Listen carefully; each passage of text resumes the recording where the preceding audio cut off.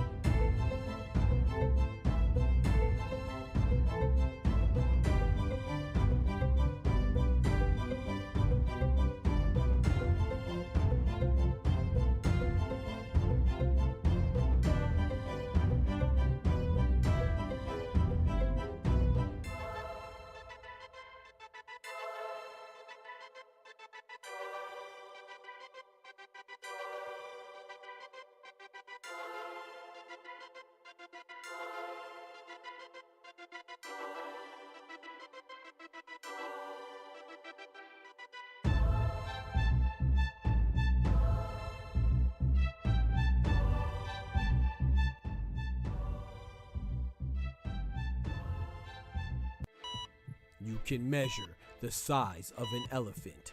You can clock the speed of a cheetah, but you can't quantify the heart of a kings, queens, and in-betweens. Welcome to Dr. Boxing Talk. Stream starts now. The champ is here! The champ is here! The champ is here! The champ is here! The champ is here! The champ is here! The champ is here! The champ is here! If I tell you I'm good, probably you will say I'm boasting. But if I tell you I'm no good, you know one line.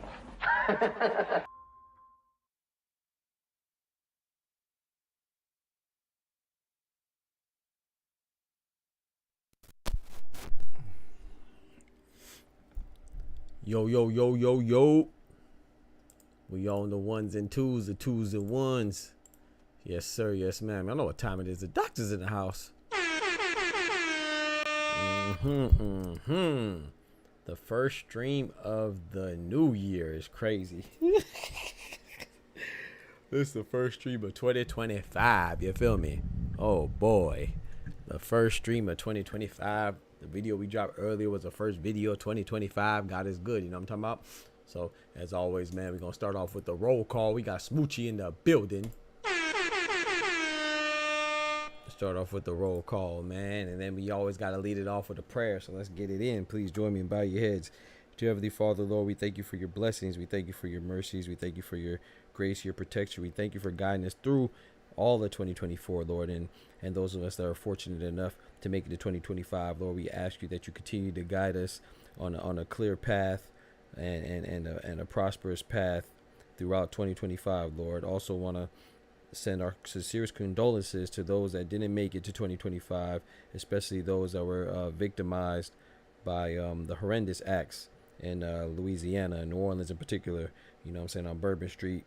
Lord, we send our sincerest condolences to those families and everybody else that suffered tragedies, you know, already in 2025, Lord. But we want to thank you for the blessings and ask you for your strength and the courage and the wisdom to keep going through 2025 and put you first. And, you know, and also let's be wise enough to thank you for the hard times as well, because that builds character. And a lot of times they are tests, you know, and they may not be tests that we have answers to, but it's tests to, you know, to model us and shape us and mold us into the person that's able to successfully carry the burden of the success that we all ask and strive for. So Lord, we thank you for the hard times, thank you for the good times, thank you for the bad times, the tough times, the low times, the high times. Lord, we just want to be very, very thankful for this year 2025. We ask for peace, progression, and prosperity. In Jesus' name, amen. All right, let's get it, man. We got we got some more on the roll call, man. We got my boy Average Someone in the building. Happy New Year, Holmes. Yes, sir. Happy New Year's to you too, homie. I appreciate it. We got Defiant Irony in the building. The champ is here. Amen. God bless. God bless you too, brother.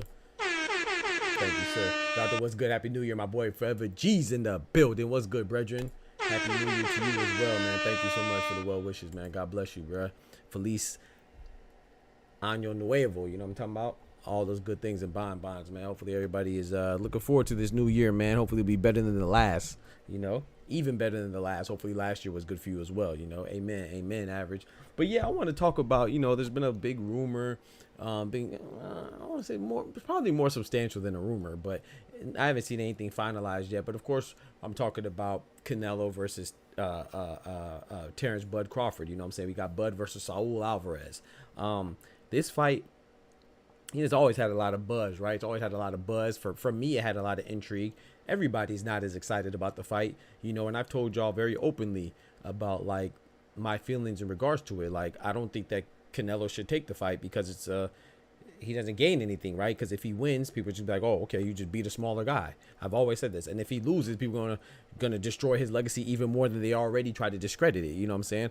And I think that outside of the lucrative deal that he could sign for it and get a enormous amount of money, then it doesn't really make sense as far as his legacy goes for Canelo. But if you just want the money, there's nothing wrong with that. We shouldn't demonize that. Everybody works for money, no matter what capacity you work for, whether you're a scientist, school teacher, athlete, musician, doctor, whatever. You know what I'm saying? You do work for money. You want to make the most bang out of your buck, you know. But sometimes, a lot of times, it's more than money. That passion for whatever you're doing, it surpasses money, right?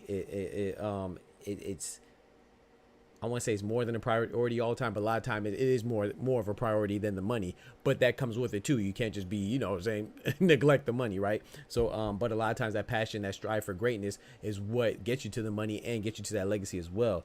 So I think that Canelo, you know, not that I think, I know Canelo's an all-time great, and he's a living legend. You know what I'm saying? He was the face of boxing. He inherited that from Floyd Mayweather, who was also a legend and an all-time great, right? So he's in a position to where everybody wants to be in that position, right? You want to be able to control your own destiny, and that's the position he's in. So if he doesn't fight Terence Crawford, would I be mad? No. Like I said, I don't think he should take the fight, but I am intrigued by it. I think the fight is going to be a good fight if it happens, and I think Terence Crawford does have a chance to win. Now, I think Cinnamon's going to win. I think Saul Canelo Alvarez is just too big, and not just too big. It's not just as simple as that. He's also too good, right? He's too good and too big. Now, when I say too good, don't jump the gun and be impulsive. I'm not saying that Terence Crawford isn't good. I think Terence Crawford is also a phenomenal fighter. He's two-time undisputed.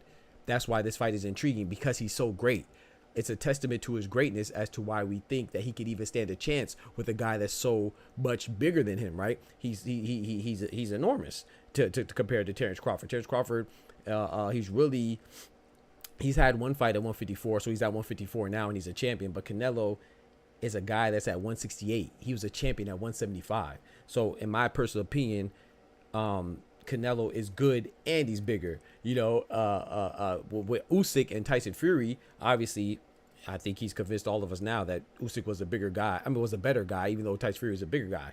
This case, I think that the skills are somewhat even. I would even edge it to Terence Crawford being slightly more skillful, but that slight differential in skill is not enough to supplant or overcome the massive difference in size, in my personal opinion, right? So I think that I think this fight is intriguing though, because if Bud could beat Canelo, oh man, that is all-time great status right there. You know what I'm saying? I mean, he's already all-time great, but that's all-time. That's like GOAT. You know what I'm saying? That's like conversation of 1, 2, or 3, or 4 or 5. You know what I'm saying? He's definitely up there if he could beat Canelo. You know, and I think that not to mention the money that he gets with it too, because he will be fighting the face of boxing, and he's no slouch in the revenue generation department either. You know what I'm saying? A lot of people want to see him because he's top 3 pound for pound, and Canelo is top 5 pound for pound. Whatever order you have in 1, 2, or 3, whether it's Bud, Usyk, or Inoue, they're interchangeable, and then 4 and 5, whether it's Beterbiev and Canelo, they're interchangeable. But it has to be those 5 as far as the personnel in top 5, in my opinion. So if this fight would also be not just 2 of the biggest people in the sport, but also 2 people in the top 5 pound for pound right now. You know what I'm saying? Not to mention all that they accomplished, Canelo being the first ever undisputed at 168, not to mention all the Hall of Famers that he fought, whether he came up short or he won, between Floyd Mayweather, Miguel Cotto, Dimitri Bivol, Triple G 3 times, you know what I'm saying, Sugar Shane Mosley, I can keep going, and then Terence Bud Crawford being undisputed at 140, then undisputed at 147, beating guys like the undefeated champion Victor Postal, the undefeated monster in Yoriokas Gamboa, Sean Porter, former champion, Errol Spence was pound for pound at the time. So they are the pinnacle, at the pinnacle of the sport, you know what I'm saying? So I think this notion of people saying that like, oh, Terence Crawford should fight, I don't know, some guy like Caleb Plant. That's one of my favorite fighters as well. But he should fight Caleb Plant to see how he would do at 168. He should fight Munguia or Berlanga to get his feet wet. Fuck, what are you talking about? This guy is already proven. You know what I'm saying? He's a great fighter. A testament to that is him being undisputed twice. Him having 40-something fights where he's undefeated, hasn't lost yet. That's where he proved himself. There's no proving yourselves for Terence Bud Crawford. The proving is done. It's either Canelo wants to fight him, which is cool, or he doesn't, which is also cool. I don't think that if Canelo doesn't want to fight him, he's ducking. And I don't think that if Terence Crawford gets to fight, he has to prove himself. He's already proven himself. I don't understand all these extra hoops that people are talking about that these great fighters need to go through. Like, he's a great. Stop disrespecting the man. Now, I think he'll come up short, but I think the fight would be great. I personally believe that Canelo will stop him in the later rounds. I'll say about 8 or 9. But can Terence Crawford win? Yeah, he could potentially outpoint him, right? If he could potentially use his mobility, his agility to his advantage, and his precision in his punches. And Canelo has been looking very I don't want to say lackluster in his performances, but he hasn't had as much spark and spunk as he usually does, right? He's pretty content with coasting to victories once he has it under control. But I think he can go into another gear. You know what I'm saying? Canelo is younger as far as years on God's green earth, but he's older as far as ring mileage, right? He has 60-something fights. Terence Crawford has 40-something, right? I think 40 exactly. So I think Canelo has 66 fights, so it's 26 fight differential. And plus Canelo started when he was way younger. So I think that this fight is great, but I don't think that it has to happen. If Terence Crawford doesn't fight Canelo, then I would like for him to go for undisputed at 154 if possible. And if Canelo doesn't fight Terence Crawford, there's other fights that he could fight too. So I just think it's a good fight. I think it'll be interesting. I don't think it's easy by any means. I think that Canelo would have to work to beat Terence Crawford. But I think that I think he wins. Like, I don't really see. I think Terence Bud Crawford is so good that he could make it interesting until the point is not, because Terence Crawford's fighting style, typically what we've seen, right, what he's demonstrated and exhibited, is that he likes to fight and he likes to engage. And if he does that with a guy that's been all the way up to 175, and we never seen him hurt, we only seen him hurt once, right? And that was like a 19-year-old or 21-year-old Canelo against not Miguel Cotto, but Jose Cotto, Miguel Cotto's brother. You know what I'm saying? So that's the only time we ever seen him hurt. We're talking about one of the most durable boxers ever. And Terence Crawford is tough too. So that's why it's intriguing. But it's this notion that you have to, he has to prove himself. Bitch, you stupid. No, that's stupid. Okay, we got AP the Great said Bud B. Canelo puts him in the GOAT discussion. Absolutely. What? Of course. I heard Bud versus Canelo for May. Sign me up. I'm telling you, Irony. Facts, color that thumbs up. Hey, please hit that thumbs up. Be nice. Wait, what happened? What is the massive difference in size you keep talking about? TBE said, what is the massive difference in size? I mean, I don't know. If you don't understand what the difference in size that I'm talking about, then you just don't know boxing. So you gotta figure that out yourself, brother. Cito dropping that bread, that cheese, that butter.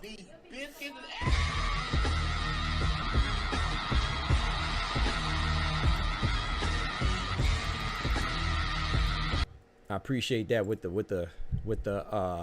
I appreciate that, man. Let's go with the super chat, dropping that graffiti on the chat walls. My guy says, what's one animal you'll always find at a baseball game? A bat. That's a good one. I ain't gonna lie. That's a good one. That's a good one. Oh, who getting tossed out the chat? Oh, Lord, somebody getting tossed out the chat already? Hold on, let me get you right.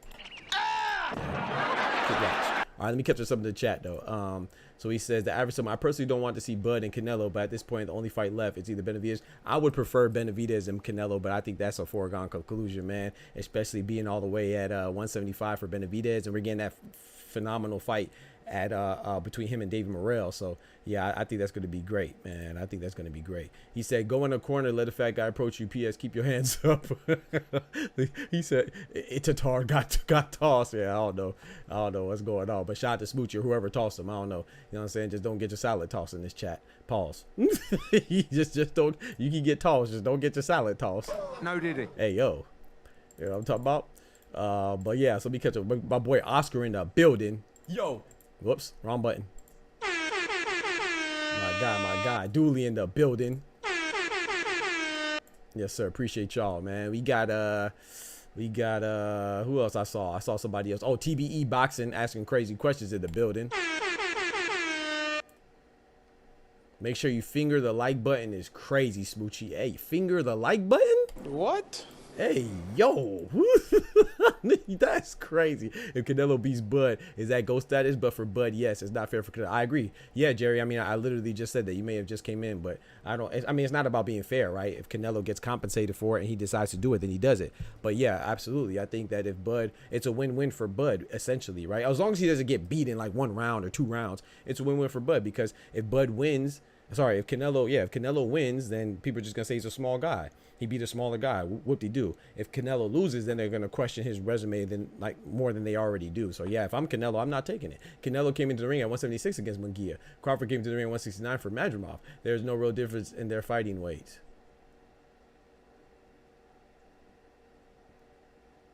TBE Boxing, bro. Like you can't really be like, you're not serious, right? Is he serious? Are you serious? Like.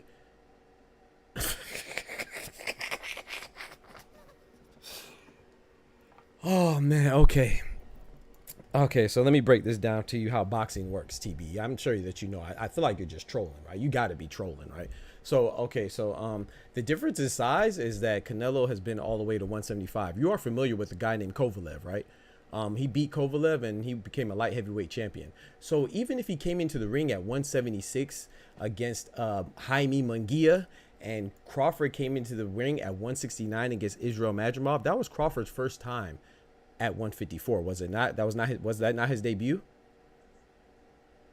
Was that not his debut? Number one. Number two, Canelo, you conveniently picked Munguia. How heavy was Canelo when he went into the ring against Kovalev? Or forget Kovalev, what about his last fight against Berlanga? How heavy was Munguia? Was Canelo then? Since you want to conveniently pick Munguia, so let's play your game. How heavy was he when he came in against Berlanga? You didn't want to use his last fight, right? You wanted to use a fight before his last fight. And even if Bud did come in at 169, don't you think he was probably trying to overcompensate because that was his first time going at such a large weight? This guy is undisputed at 140 and 147. If I told you that Mario Barrios was going to fight Canelo, what would you say? You would say that's crazy, right? If I told you, that's a guy at 147. If I told you, who's a guy at 154? If I told you Israel Madrimov was going to fight Canelo, you would say that's crazy, right?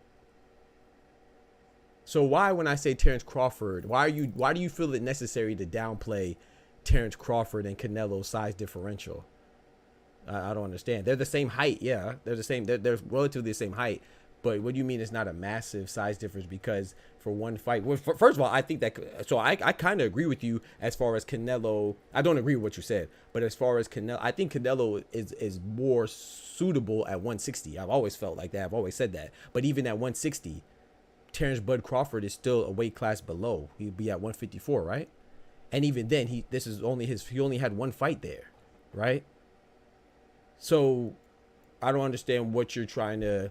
So you're saying that this is an even fight? Is that what you're? So let's play your game. It's not a massive difference. So it's an even fight. That's what you're saying.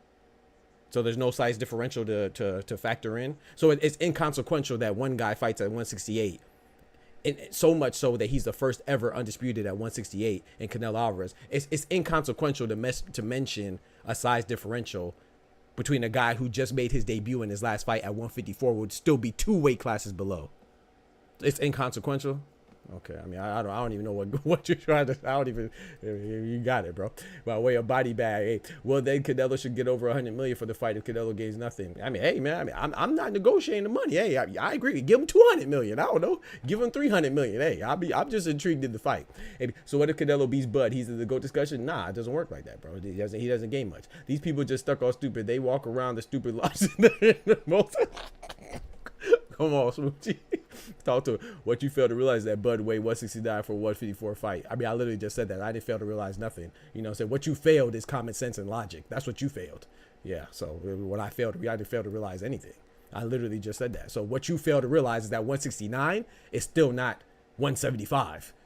So if you want to talk about the highest that Canelo, that Bud has ever been, because that's the only reason why you're bringing it up. So that's the highest he's ever been. You're making it sound like the Bud always comes in at 169. That's the point that I was getting to. So what you failed to realize is your ignorance and your lack of ability to understand what somebody else is saying because you're so stuck on what you're trying to say, what you're failing at, bro.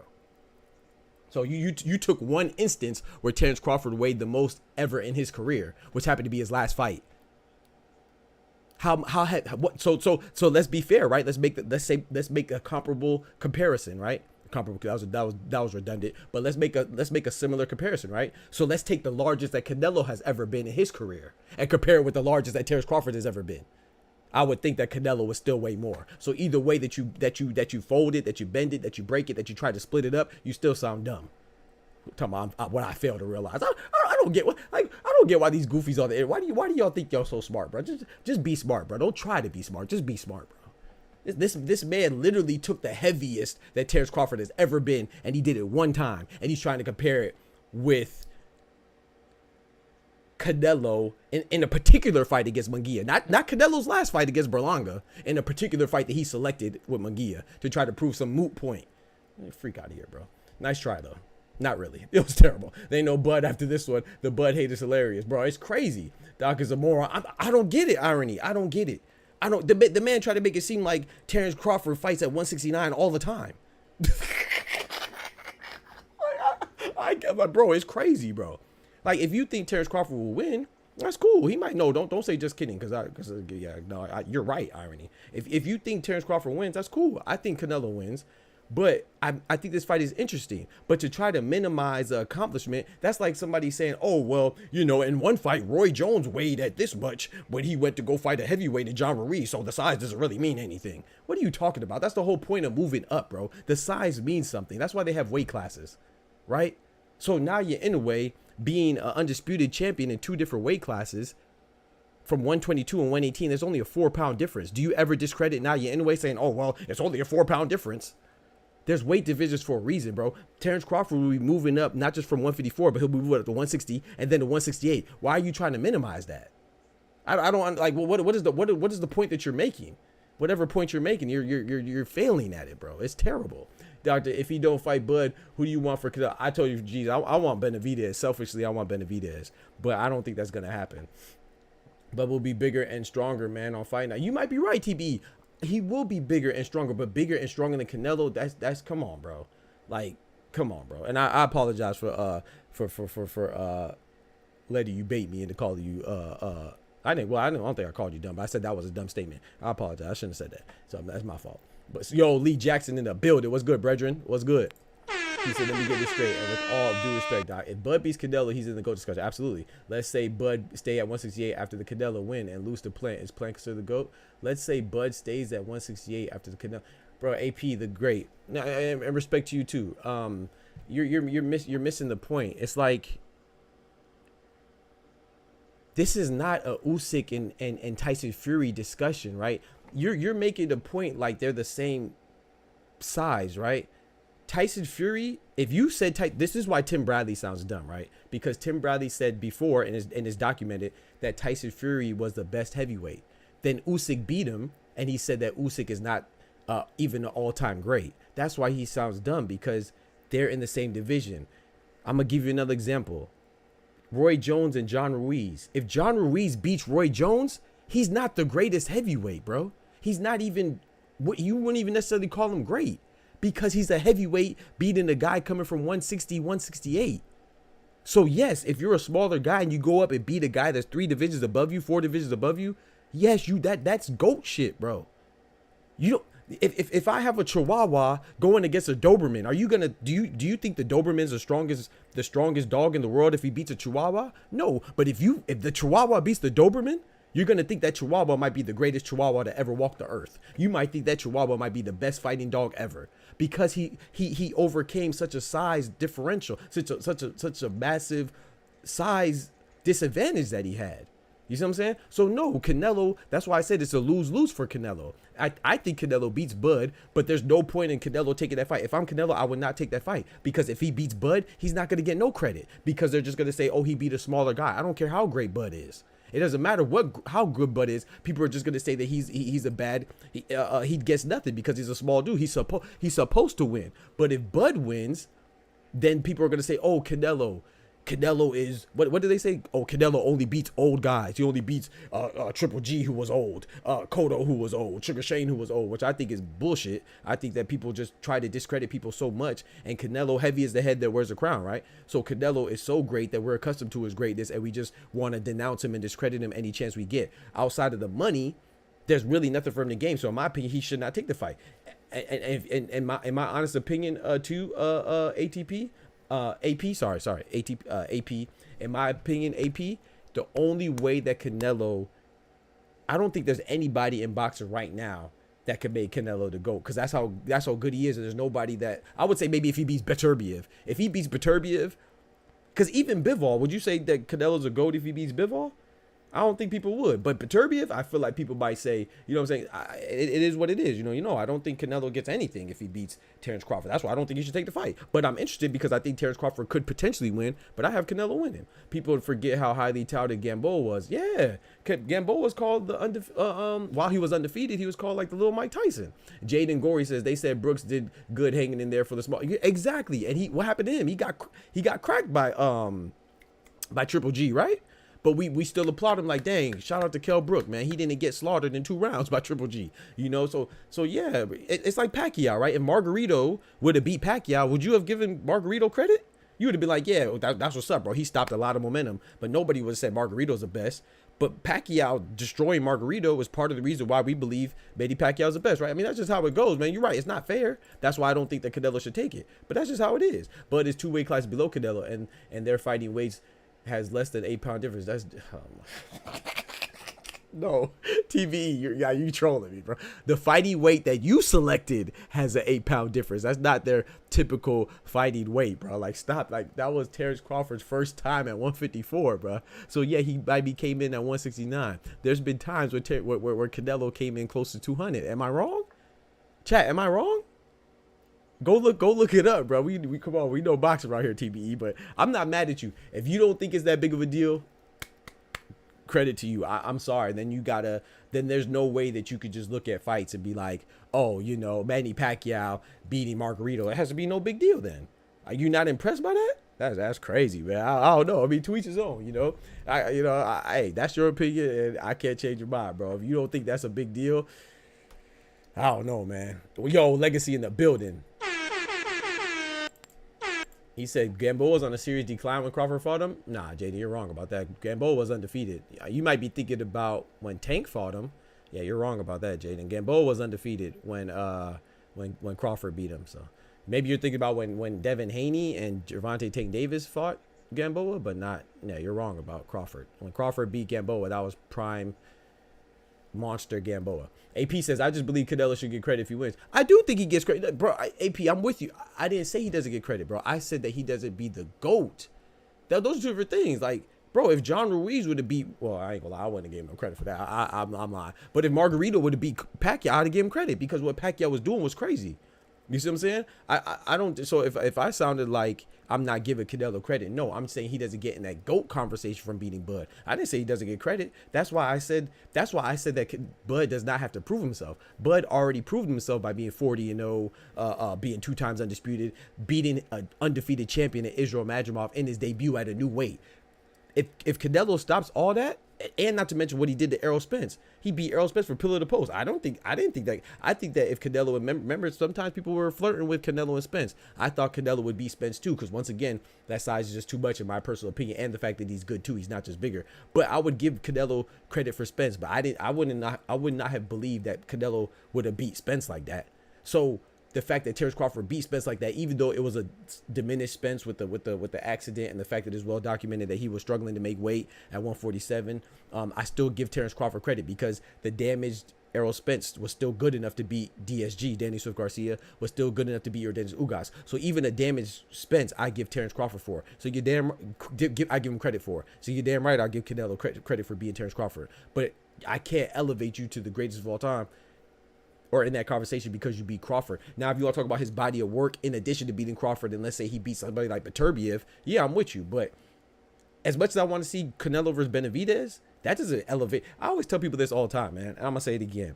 Canelo does not need Benavidez for his legacy. I hate when people say that. Benavidez, no disrespect, I like Dave Benavidez, but his best win is Caleb Plant. Canelo stopped Caleb Plant. His second best win is who? I don't know, probably Alexander Vosdick at 175, you know what I'm saying? But before that, probably Boo Boo Andre, maybe. These are good wins, but Canelo fought Triple G 3 times. That's a Hall of Famer. He fought Floyd Mayweather, Hall of Famer. He fought Miguel Cotto, Hall of Famer. Sugar Shea Mosley, Hall of Famer. Like, I could keep going, you know? Canelo's already an all-time great. So there's very few things that could elevate him higher. The reason why I particularly said Beterbiev is because Beterbiev is light heavyweight undisputed. If Canelo beats him, he will be undisputed at light heavyweight. That's why he'll be a GOAT, not just for beating Beterbiev, but beating a guy who is the guy at a higher weight division. So I'm giving, bro, Canelo is my favorite fighter, bro. So you know I'm gonna give him his credit, but I am objective as well, and I got to be realistic. I can't give Canelo the same amount of credit that I would give Bud for beating Canelo. You know what I'm saying? It just don't work like that. It just doesn't work like that. Crawford is great, but with all due respect, he lacks a resume for the GOAT discussion. Yeah, I think you just don't like Crawford. I mean, like I said, I mean, I don't think he's a GOAT either, but I think he's an all-time great. I think that Jaden, I mean, you just said that Gamboa was on a decline when Crawford fought him, and he was undefeated. So I don't think that you really pay attention to Crawford. I think maybe you just know a little bit about Crawford and you don't like it. That's cool. You know what I'm saying? I'm not telling you who you should like, but I don't think he's in the GOAT conversation, but he's definitely in the all-time great. I mean, he's undefeated and he's a 2-time undisputed. I've never seen so many people question, like, I don't see these same questions for Inoue. Inoue shouldn't be questioned either because he's 2-time undisputed, but I guarantee you know more people that Terence Crawford beat than you do of Naoya Inoue. Do you also question his status as a great? No. But when it comes to Terence Crawford, he hasn't fought anybody. You realize that Errol Spence was on the pound for pound list. They were both on the pound for pound list, top 10 when they fought, when Terence Crawford dismantled him. You do realize that Victor Postal was an undefeated champion at 140 when Terence Crawford beat him. You realize Gamboa, like I just said, well, you didn't realize Gamboa because you said Gamboa was on a decline, which is absolutely wrong. When Terence Crawford fought Gamboa was an undefeated monster. And he gave him his first L. He also beat Sean Porter, who's a former champion. He beat Kell Brook, who's a former champion. He beat Amir Khan. I mean, like I said, I can keep going.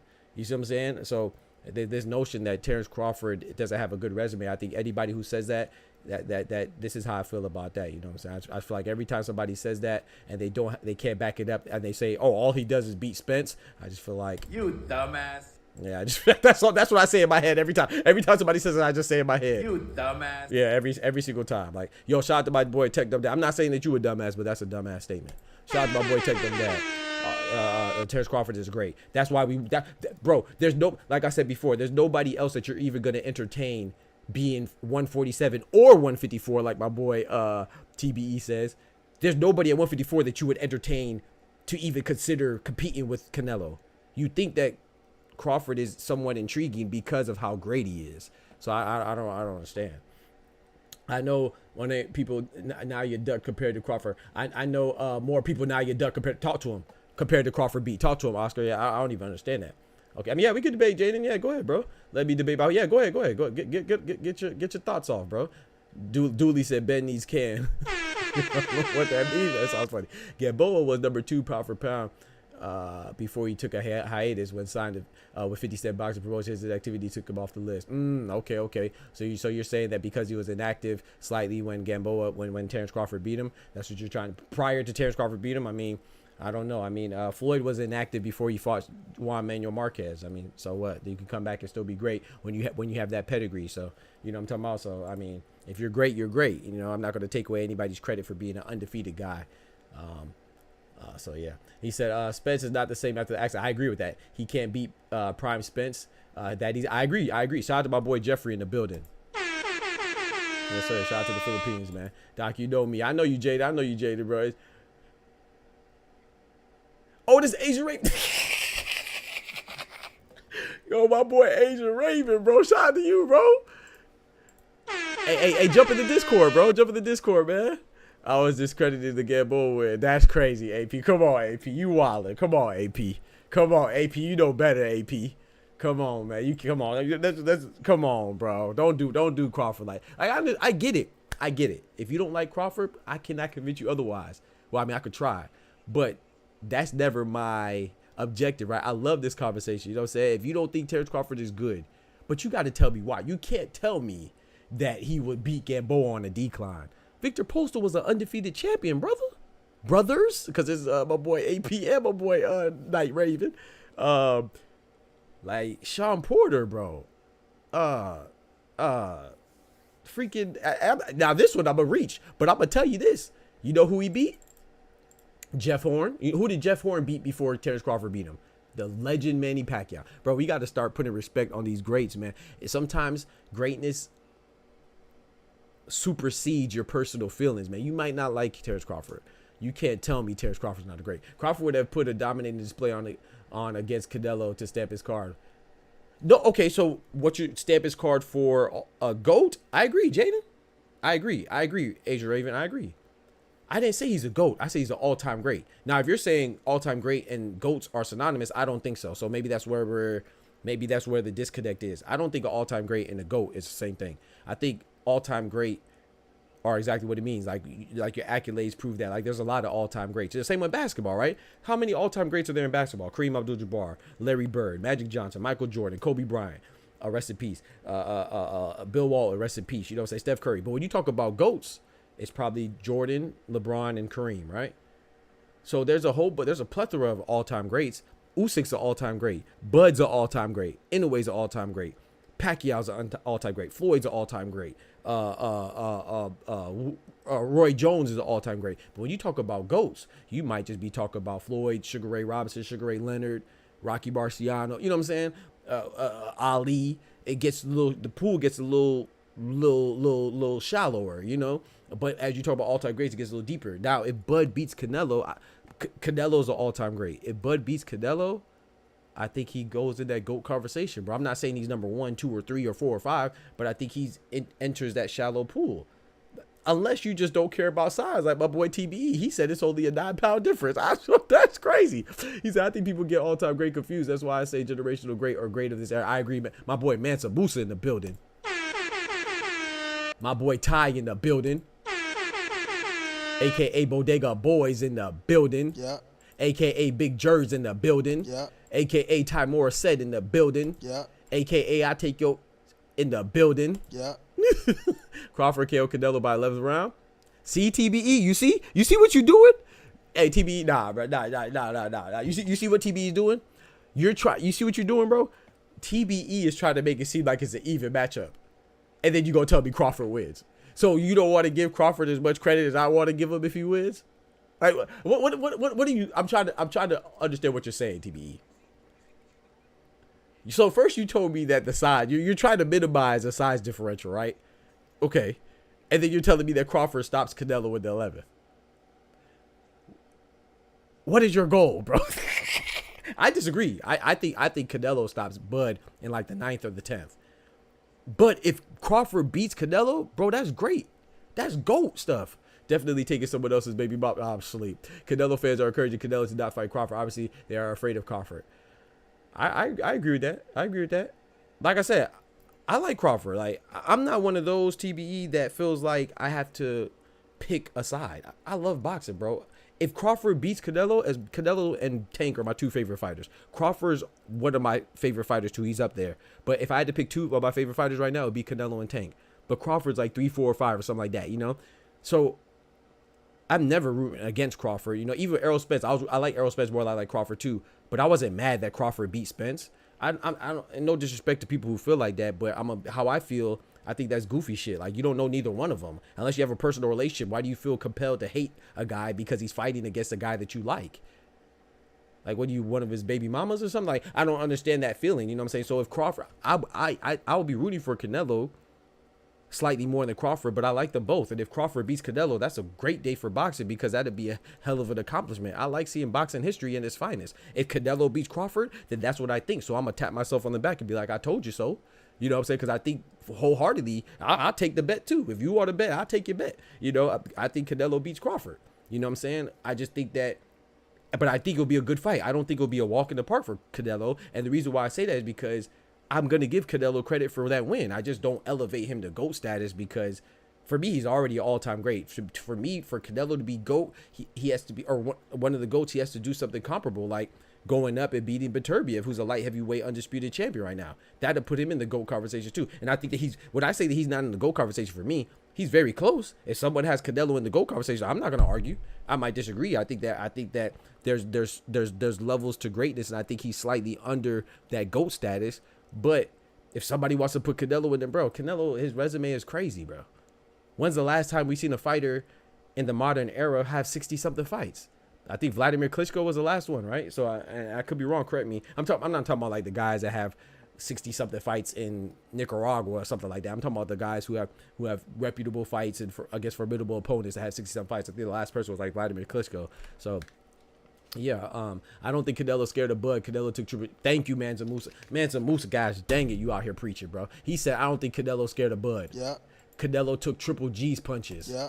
He took Kovalev's punches. Yeah. He took Bivol's punches. Yeah. He took Munguia's punches. Yeah. He took Berlanga's punches. Yeah. He took Sugar Shea Mosley's punches. Yeah. Come on, bro. Austin Trout's punches. Yeah. I could just keep going. All these guys that I named are bigger than Crawford. Now, bigger doesn't equate to being more powerful, but it does mean something. Most likely the bigger guy is going to be stronger. So I'm not saying that he's scared to take his power, but I do think that he acknowledges the risk, that the risk outweighs the reward. It does, because if you lose to a smaller guy who's great, then, I mean, people are going to trash your resume, you know what I'm saying? But he also went in there with Jermell Charlo. I think Jermell Charlo is probably stronger than Bud Crawford. Yeah.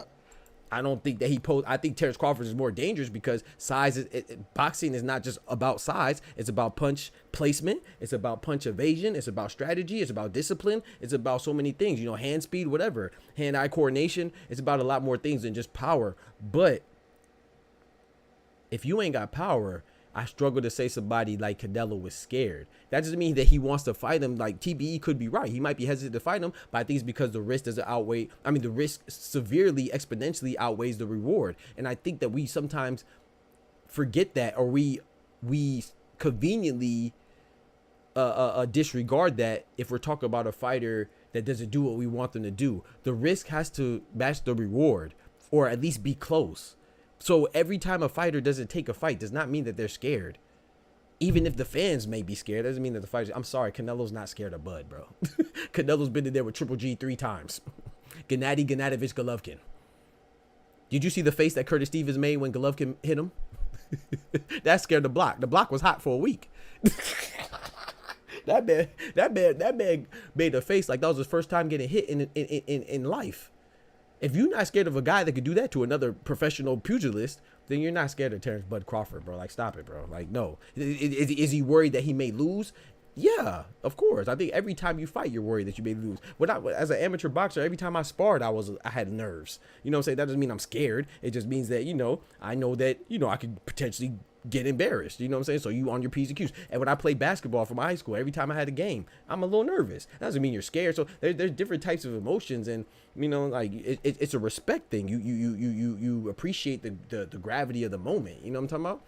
Honestly, I'm taking Triple G, and Bivol says a lot because they turn their hips. I think Crawford will win, and this is why this fight should happen. Fans are in doubt. Yeah, I think it should happen, Dooley. I'm not mad at anybody that thinks Crawford will win. You do realize you're talking about Jermell Pussy. See, now you being disrespectful. But we talk about power, TBE. I wasn't saying that he's. I think Terence Crawford beats Jermell Charlo, so I'm with you. I mean, I don't think a pussycat. I like Jermell Charlo, but I was just emphasizing that he's been in there with guys that are more dangerous as far as him being scared. You know, like if I'm not saying that he's not worried that he could potentially lose. Those are two different things. You know what I'm saying? Like I said. But him not fighting him does not mean he's scared. We got to chill out with that. Check your DMs. Okay. Right now, or Canelo scared that Bud's no good for his legacy. Exactly, Jay. Shout out to James. Exactly. 1,000%. I think that Canelo is worried that. I mean, he told you. He said, "What do I gain from fighting him?" He doesn't gain anything, bro. If you're a real boxer fan, no disrespect, but if you are an honest boxing fan, I'm not gonna say a real because you could be legit. We could disagree, but if you're honest though, come on, bro. Like. I'm gonna give you another example. Tank fighting Naya Inoue. Tank gains. I don't care how as great as Naya Inoue is. Tank beating Naya Inoue means nothing, because we're just gonna say, oh, Tank beat a smaller guy. That's the position that Canelo is in. So who do you like, TBE? I think you like. Okay, Terence Crawford. You said you think Terence Crawford beats Canelo. Terence Crawford fighting Gervonta Tank Davis. Terence Crawford gains nothing, bro. You see what I'm saying? That's the position Canelo's in. So if Terence Crawford doesn't fight Tank, that doesn't mean that he's scared. If Tank's something, Teofimo, boom. Teofimo's a little bit closer because Teofimo is at 140 and Crawford just left 147, so that's a little bit more realistic. But let's stick with Tank. Even with Teofimo, if Crawford doesn't want to fight Teofimo, it's not because he's scared. It's just people are gonna say, "Oh, you beat a smaller Teofimo." We gotta understand that, bro. That's a dynamic that exists. All right, Ben, I'm gonna pull you up after we're done with this. Check your deal. I think Jermell versus Crawford is very intriguing. I think it's very intriguing. I got Bud, but I think it's very intriguing. I agree with you, AP, all day. I agree with you. I think that's a very intriguing fight.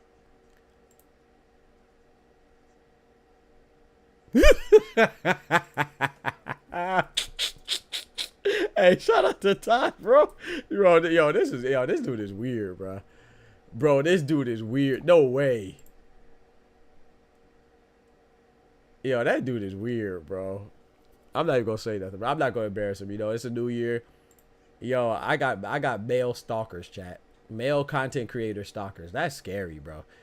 Yeah, yo, that's crazy, bro. When you talk about them special, him special. I think Jermell versus Crawford is very intriguing. I think it's very intriguing too. Crawford said he would fight Tank. Tank said he was just joking about fighting Bud.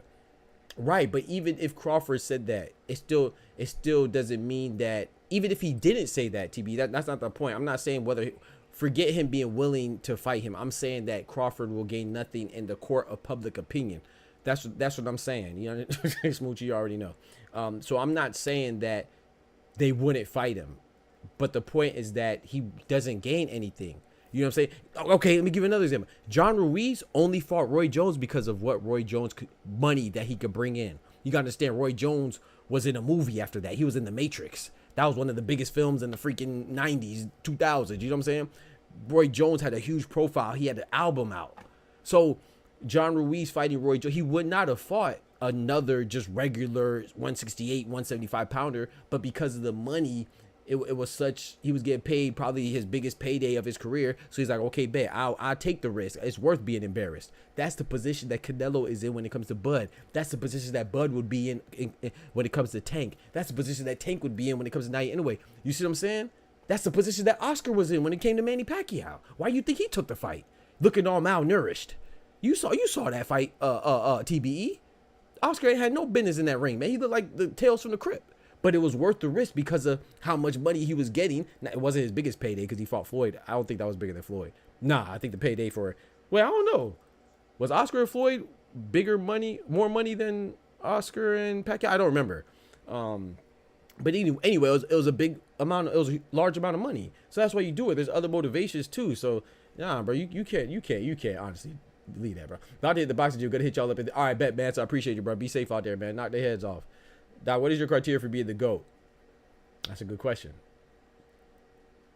That's a good question. I don't have any set concrete criteria, to be honest, AP. I'm curious to know your criteria, but to me, it's looking at your body of work and looking at who you fought and how you performed and the accolades that you achieved. Were you a champion? How did you get the championship? Were you unified? Did you get undisputed? Did you get undisputed across certain divisions. Like, for example, to me, Floyd Mayweather's in the GOAT conversation, and he was never undisputed. Nadia Inoue, Alexander Usyk, and Terence Crawford, they're undisputed in 2 weight divisions, and they can be in the GOAT conversation too. So there's no concrete criteria. It's just me looking at your body of work and analyzing what you did and what you accomplished. Same with Manny Pacquiao. I think Manny Pacquiao could be in the GOAT conversation. He's not undefeated or undisputed. But the way that run that he went on is arguably one of the best runs in boxing history. When he beat Miguel Cotto, Ricky Hatton, Margarito, you know what I'm saying, fought Floyd Mayweather, had wars with Juan Manuel Marquez, beat Marco Antonio Babyface Assassin Barrera, beat Eric Morales, you know what I'm saying? So you have to look at their body of work. Joshua Clottey, we forget about him. He wasn't a Hall of Fame fighter, but he's a great fighter. So I don't think there's any set criteria. It's like with basketball, right? You could look at records and that helps, but that's not just records, right? It's not just your finals record either. You know, Jordan was undefeated in the finals. LeBron got to the finals more times. He lost more, but he got there more times. So it's stuff that you factor in by watching and observing and taking everything into account. I can't give you like a set concrete criteria. But I honestly believe that Crawford honestly does not think anybody in this era is on his level. I agree, and I think he's right. I think he's right to think that he's supposed to. Manny was an 8 division world champ. Facts. Talk to him. Some say 6. I say 8, but my boy Ty, he'll say 6. You know what I'm saying? And you know, when you talk about world champions and legitimate champions like super champs and interim champs, regular champs, you know. But yeah, I consider him an 8 division champ too. Manny's a beast, but he was never undisputed. So my point is that you can't, in my opinion, there's no definitive answer on how to be the GOAT, but you look at somebody's body of work and that's how you make the comparison. That's why it's always hard and it's always interesting conversations. George, the last Patriot in the building. Good to see you, brother. Happy New Year. Tech Dumb Dad in the building. Happy New Year. My brother, Tech Dumb Dad from Oklahoma in the building. Oscar looked like he been on that booger sugar. Oscar looked like he was on that booger sugar diet. Yeah. For the Manny fight. He even said his legs were gone. Yeah. For the last 3 weeks of camp. And he just wanted Manny to KO him. Yeah. And get it over. You know why you know that, Tech? Same reason why I know that. Because we watch boxing and we watch interviews and we pay attention. Maybe too much. But that's true. Oscar said it himself, bro. He said, hey, man, I ain't had no business in the ring with Manny Pacquiao. But that money looked good. That money looked good. You know what I'm talking about? Like this right here. It looked good. That money looked good.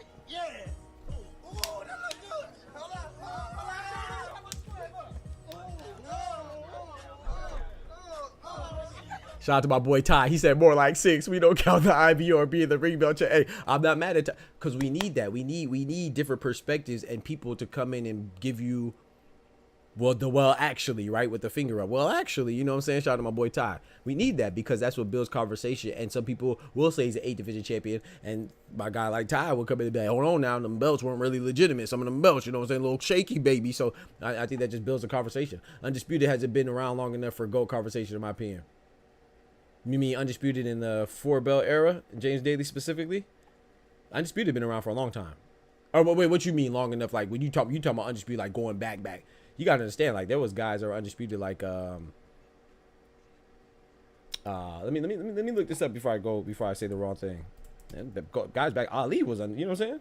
So what you mean? You talking about like the 4-belt era? That's what you mean? Yeah, the 4-belt era undisputed is recent, but there's been undisputed since back in the day. You know what I'm talking about?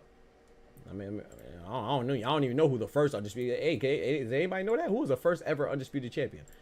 You know, because undisputed just means it's not questioned. You know what I'm saying? So that's probably way before the sanctioned bodies and all that stuff. But if you talk about in the 4-belt era, then yeah, because 4 is harder to obtain than 3 and stuff like that. So yeah, I agree with you on that. But undisputed been around for a while. Doc, do you think the GOAT of boxing should be undefeated? No, I don't think so. I think that helps. It definitely doesn't hurt, right? Yeah, the first, hell, Jack Dempsey was considered undisputed. You know? Do I think you have to be undisputed? No. I mean, undefeated? No. You don't have to be undefeated, but it helps. So it's not a knock to be, like, I see some people say like, oh, it's oh, you shouldn't be undefeated means that you didn't fight anybody. No, bro. Some people are just that damn good. So no, I don't think you have to be. That's why I said I think that you heard me say, Jeffrey. I said that I think Manny Pacquiao is in my GOAT conversation. You know, he's not undefeated, right? So nah, I don't think undefeated has to be. I mean, it helps. It doesn't hurt, but nah, you don't have to be undefeated to be in the GOAT conversation. Not for my opinion. Henry Armstrong was defending his 126, 135, 147 belt simultaneously. That's GOAT stuff. Facts. AP. Facts. There used to only be one champion in each division, so he would be under. Exactly, TB. Thank you. Exactly. Doc, do you think I read that Oscar needed that Booger Sugar debate before? Yeah, he probably did. He probably did. All right, so let me hop in this Discord, man. Oh no, I want to talk about this too. So back in the Crawford conversation, we can't sit here and say Tank ain't a 4-weight champion because he's had a regular belt, but at the same time give credit Triple G's title defense and credit Pac-Man as an 8-weight champion. That's a good point. We got to keep it consistent. I agree with that. I love consistency. Night Raven says, Asian Raven says, being undefeated is good, but I think what really tests who and what you are as a boxer are those losses and how you bounce back from that. I agree, but so I'm glad you said that because it's a perfect segue to my next point. Lennox Lewis, right? He's one of my favorite fighters. To me, he's the best heavyweight. You know, no disrespect to Muhammad Ali right here, but Lennox the Lion Lewis, right? What was he famous for? He's famous for not being undefeated, but in my opinion, he's the next best thing, right? Which is not being undefeated, but beating everybody you ever shared the ring with. So that means if he got a draw with you, he spun the block and got a win back. If he lost to you, he spun the block and beat you back. Ask Hasim Rahman, ask Evander Holyfield, and so on and so forth, right? So I think that's the next best thing. I don't think that's better than. I heard some people say that's better than being undefeated. I disagree wholeheartedly because you wouldn't have to spin the block if you handled business the first time. However, that is something to be applauded too. You know what I'm saying? Juan Francisco Estrada, El Gallo, was also like that until he ran into Bam Rodriguez. Everybody he lost to, he spun the block and beat again. He just didn't do that, and rightfully so, and very wisely of him, if I may add. He didn't spin the block on Bam Rodriguez, and I don't think he should. I think he'll get slaughtered again. He's just a little older, you know. But yeah, I think it's great, and it does show merit. But I can't say that it's better because Floyd was let's say somebody like Floyd, you know. He was always prepared. You know, he always took it seriously. He was very disciplined in and outside the ring, famously, right? Or somebody like I don't know, like Ricardo Lopez, right? He was undefeated 51-0. Now his knock is that it was smaller division, so people didn't really know him. But he was like 51-0, right? I don't put him in the GOAT conversation, but he's still an all-time great in my opinion. But that's not enough to get him in the GOAT conversation. He's undefeated, right? So to Jeffrey's question, Joe Calzaghe's 46-0. Nobody on God's green earth except for my boy Irony. No disrespect. Nobody except Irony says Joe Calzaghe's in the GOAT conversation. You feel me? So I feel like if you say Joe Calzaghe's in the GOAT conversation because he's 46-0, I call bullshit. So yeah, no, it's not just about being undefeated. It's also about your body of work. You know what I'm saying? Floyd is undefeated while fighting a lot of other champions, you know. So that's why he's great. Manny Pacquiao may not be undefeated, but he fought a lot of Hall of Famers. That's why he's in the GOAT conversation, in my personal opinion. Ali's not undefeated, but he fought a lot of beasts. That's why he's in the GOAT conversation, you know. So nah, you don't have. That's not a criteria to be undefeated, but I mean, it doesn't hurt you. Y'all don't count the ring belt. It's not that we don't count it. AP is just that. How do you get the ring belt, right? You get the ring belt by beating. It's primarily predicated off of beating the lineal champion, which is the guy that beat the guy. So it comes with another belt essentially. So it's not, you can't go and fight for the ring belt unless you're fighting for another belt. You understand what I'm saying? So the ring belt is dope. It's a distinction, but it's more like okay, you're the man in that division. You got the ring belt. It's not like, oh, me and Ty about to fight for the ring belt. Nah, you don't fight for the ring belt like you fight for the WBO, WBA, IBF, WBC, right? It accompanies something. You know what I'm saying? So yeah, it's not a sanctioning body, so no, it's not counted. You know, it's more of like a trophy. You know, he's also infamous for ducking the Klitschko rematch. That's crazy. You talking about Lennox Lewis, the Vitaly Klitschko rematch? Get out of here, George. Hey, get out of here, George. Nah, someone talk. Hey, he disrespected my boy Lennox, man. Get him out of here, man. Get him out of here, man. Vitaly should have won the first time. That was a good fight though. I ain't gonna lie. Okay, guys, appreciate it. AP, yeah. So it's not that I don't count it. It's dope. Like for example, I'll give you an example. Like Ja Pataya, right? He's the ring champion. He has a Ring Magazine belt in the cruiserweight. But Zerto has 2 belts, right? Ja Pataya has the IBF and the ring belt. But Zerto has the WBC and the WBO because he beat who did he just beat? Chris William Smith, right? WBA and the WBO, excuse me. WBC champion at cruiserweight is Badu Jack right now. He just got out of champion to recess, right? It was Noel McCain before that. So he is a 2 belt holder out of the 4 sanctioned bodies. Ja Pataya has 1, the IBF. Badu Jack has 1, the WBC. and Zerto has 2. He has a WBA and the WBO. So the Ring Magazine's not included in that. But of course, if he beats Apataya, then he'll have the Ring Magazine belt, right? So, but yeah, it like comes with. Unfortunately for y'all, no, he didn't lose the big fights. Unfortunately for y'all, no, he didn't lose the big fights. That's crazy. Ty, that is true. That's all we look at. Yeah. Billy Joe Kawasaki Saunders, talk to him. It's not the belts that's a problem. It's the promoters and how Americans view belts. I agree. What big fight, bro? I don't know, Ty. Please don't get this man started. All right, but yeah, I also want to talk about this too because y'all got me. Y'all. I appreciate the conversation, but I want to get to this too about Canelo before we change topics. And I'm gonna open up the Discord. Please be patient. I see people say this kind of like my boy AP. No, I mean not like my boy AP. Sorry, like TBE, right? They say it's not what TBE said. I'm not putting words in TBE. I'm just saying similar to like how we were saying, oh, the size isn't that big. Okay, it might not be. Okay, I disagree. But people say, what if the power doesn't translate? What the fuck are we talking about? What if the power doesn't translate? The power from Canelo to Terence Bud Crawford? Like, to me, that you might as well just say, what if he has no arms? like I'm no disrespect to anybody, but I'm so tired of hearing that. To me, that's like the laziest, most nonsensical, disrespectful assessment ever. What do you mean if the power doesn't translate? You talk about Canelo, the power from a guy that's been all the way to 175 doesn't translate to a guy that just made it to 154. Now, if you want, the more appropriate thing to say, what if he cannot land the power shot? What if he cannot touch him? What if he cannot hit him flush? What if he cannot deliver the power? But don't ask, what if the power doesn't, what if his power is not effective? What kind of question is that, bro? We talk about Canelo Alvarez, bro. Bivol essentially beat him up. He didn't say that Canelo's power was inconsequential. What do you mean if the power doesn't? Now he may not land flush, but if he lands, Terence Crawford's gonna feel that. And if he doesn't feel that, he needs to be checked for something. he needs to be checked with for. I'm not talking about no PEDs. I'm talking about like some gamma rays, some super soldier, Steve Rogers, Captain America serum. He got to be checked for something. Canelo's power won't translate. Stop it, bro. Like I said, if you want to say like this is, we're not talking about. That conversation is only applicable when you talk about a guy moving up. You never say, oh, John Ruiz, what if his power doesn't translate to Roy Jones? He's a heavyweight. The power translation is never questioned from the bigger guy going down. It's always questioned from the smaller guy going up. Like, sometimes people just try, I feel like people reach too much. And I'm not saying that the people saying this aren't credible or intelligent. I'm not disrespecting them. I'm just saying that shit is dumb. Like, every time I hear somebody say, oh, what if Canelo's power doesn't translate? I just want to say, shut up, bitch.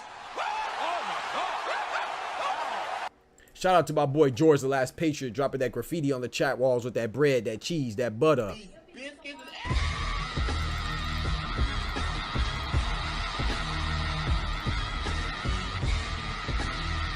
He said Fury got away with the same cut.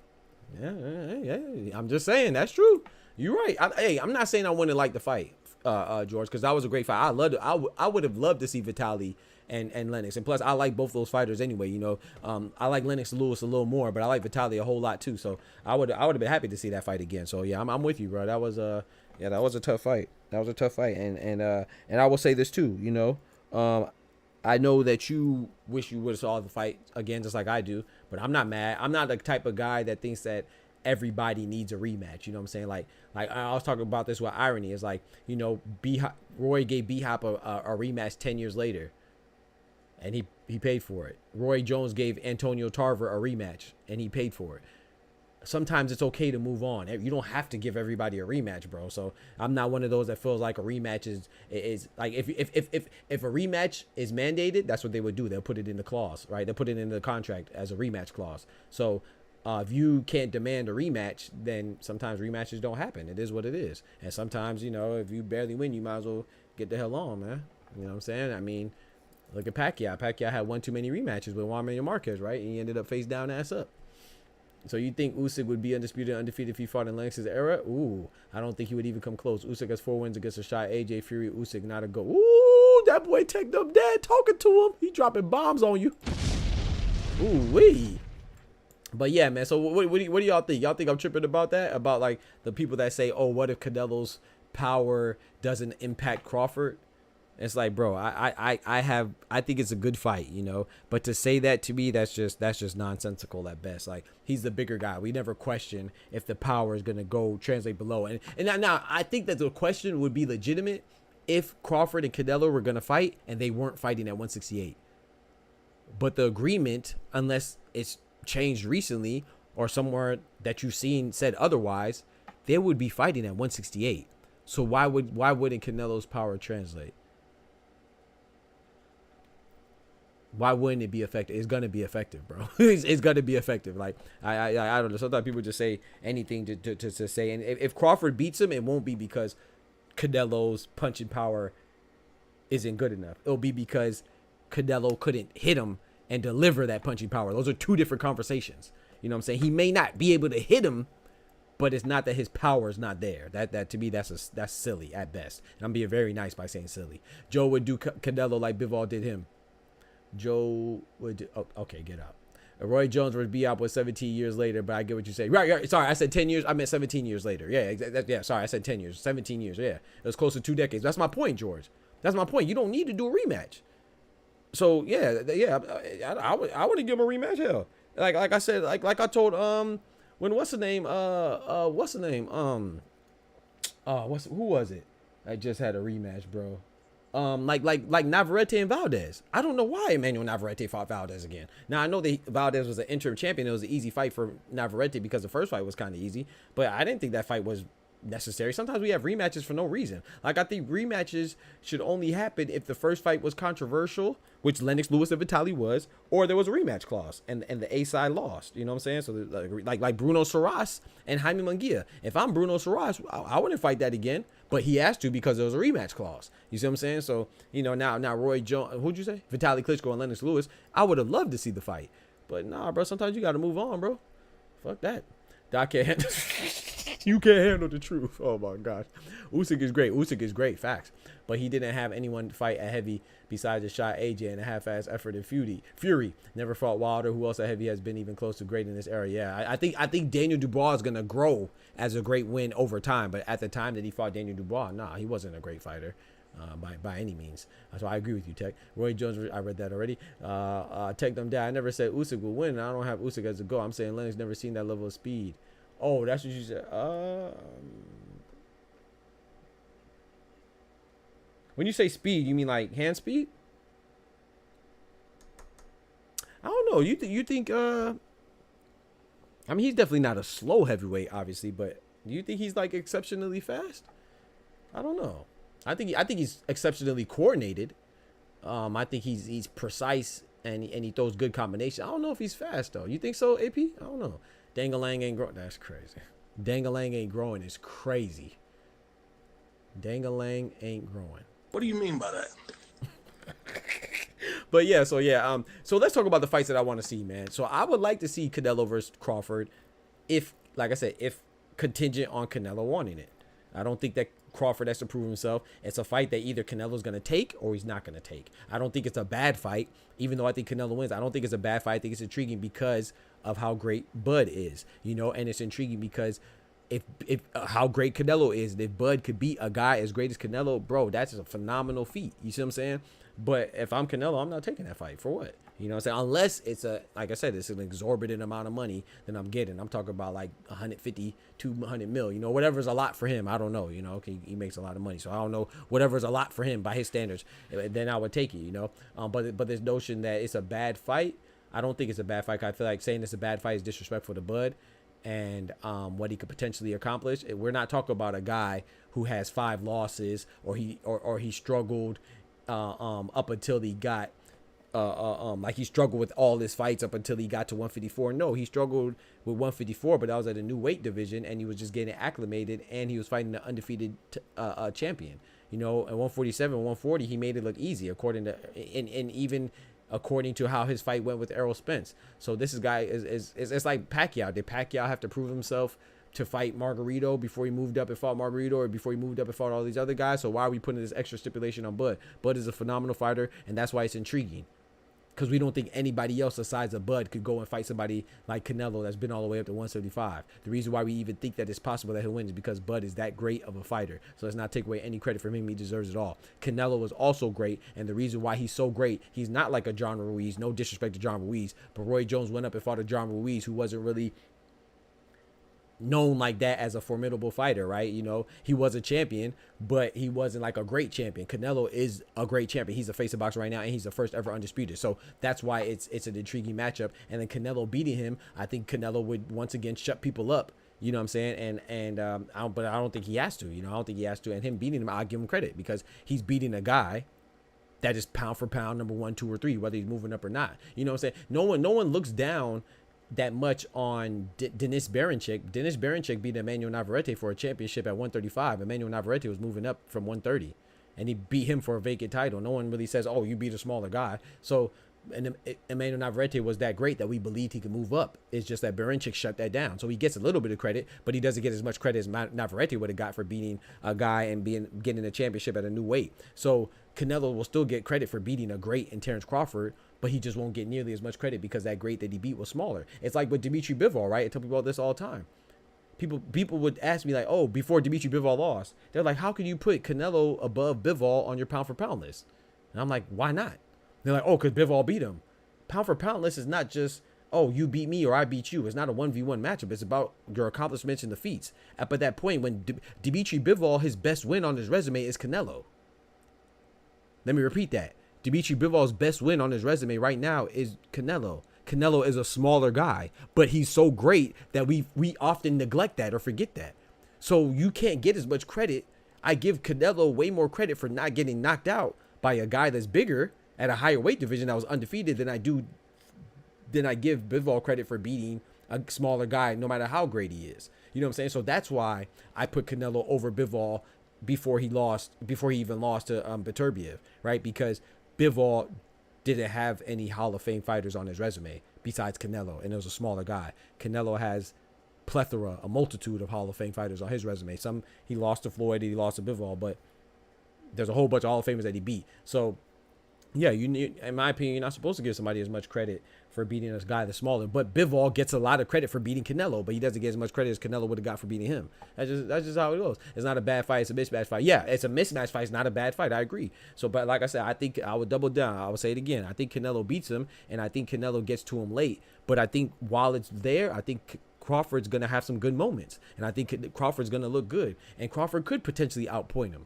I just don't think he will because stylistically, like I said, just because this is what he's shown us, it doesn't mean that's all he's capable of. So I'm not saying he's only capable of engaging and fighting.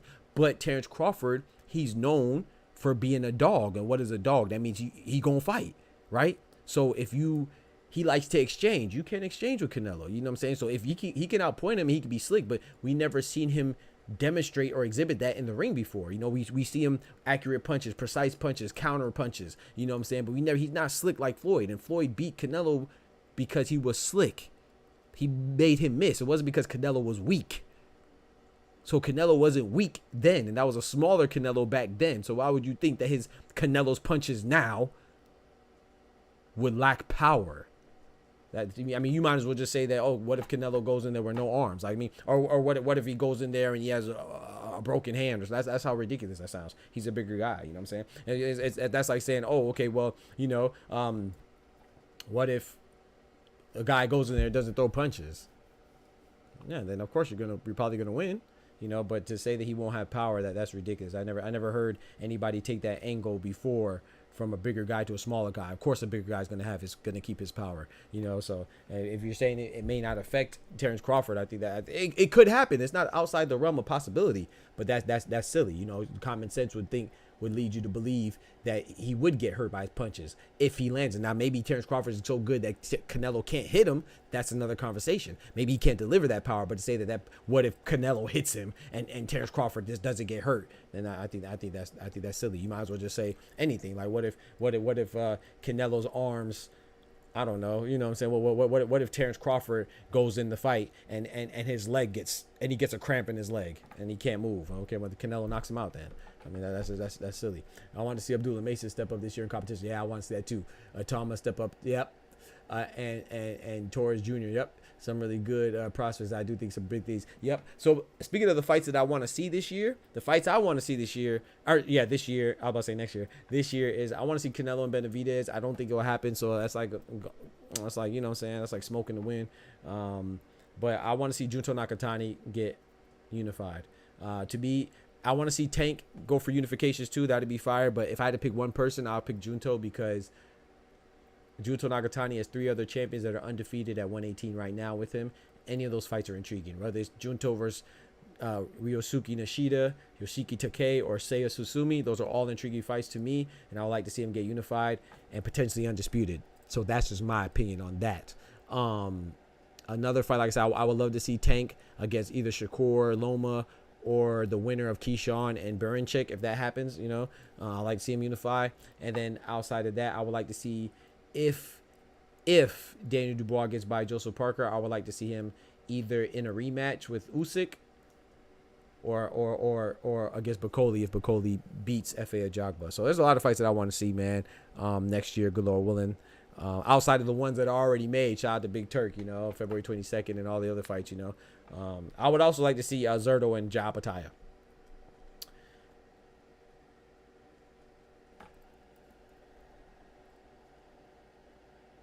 I don't know if he ever faced a southpaw. That's a good question. I would have to go look. You know, that's I don't quite remember that.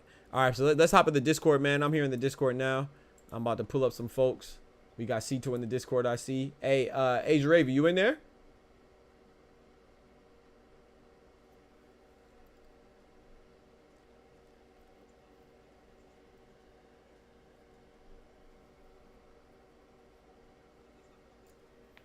Wait, who shot my boy Asia Raven? Wait, Itachi is Asia Raven? Why y'all shot my boy Itachi Uchi, man? What he do? Y'all gotta let people talk trash. Now, if they be like I said, if they be racist or something like that, or prejudice against someone's, you know, religion or gender, or discriminatory in any shape, fashion, you know, then get them out of there. But if they just talking trash, let them talk they trash. They can let Dubois might as well pack it. That's crazy.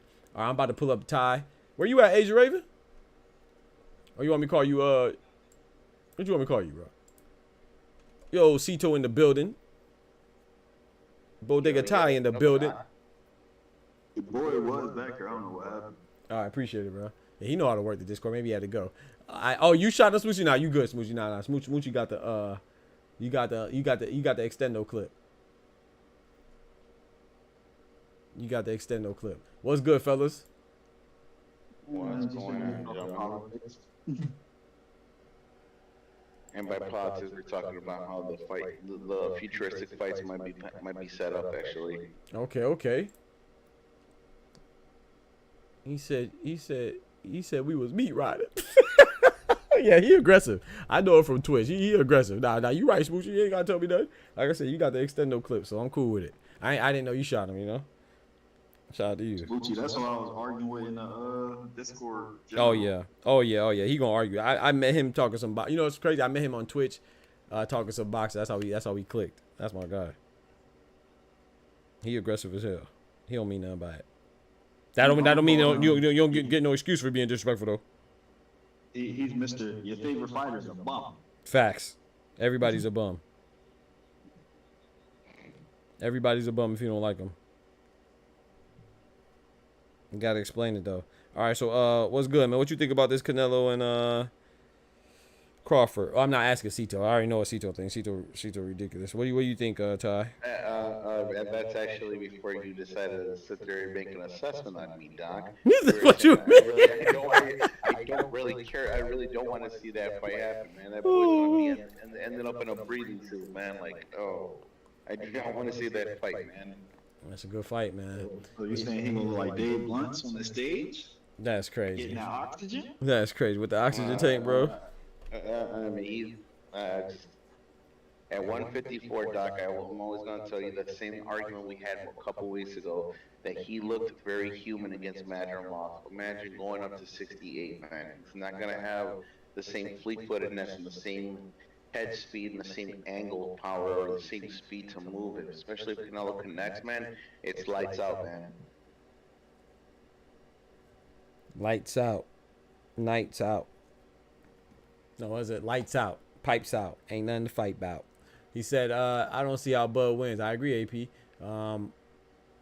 Yes, sir, Dooley in the building. Yeah, I don't think that, like I said, like I said, I got Canelo winning. I could see a way that he wins, but not from his fighting style. He has to do something that I haven't seen him demonstrate. You know what I'm saying? And in my opinion now, but I think that people being dismissive of him is crazy. I think that's crazy. Yeah, I'm not gonna go that far and saying like, oh, it's gonna be a complete blowout, like when I was trying to troll and mess with you and stuff. Yeah. But I mean, it's also not gonna be. I don't know, man. I just don't see how somebody jumping up 3 weight classes. I agree. And I mean, carrying that power, the same precision, same footwork, the same hand speed, and an actual heavier weight class can pull it. Is it possible? Hey, anything's possible in this That's world, why we you know what watch. I mean? That's why we watch. Yeah, but personally, if I'm gonna see another Canelo fight, I'd rather like how you are. I'd rather see Benavidez than Canelo. Yes. You know what I mean? Oh man, me too. Me too. I am dying for that fight, or at least a Canelo Morel fight. That would be awesome too. Yep.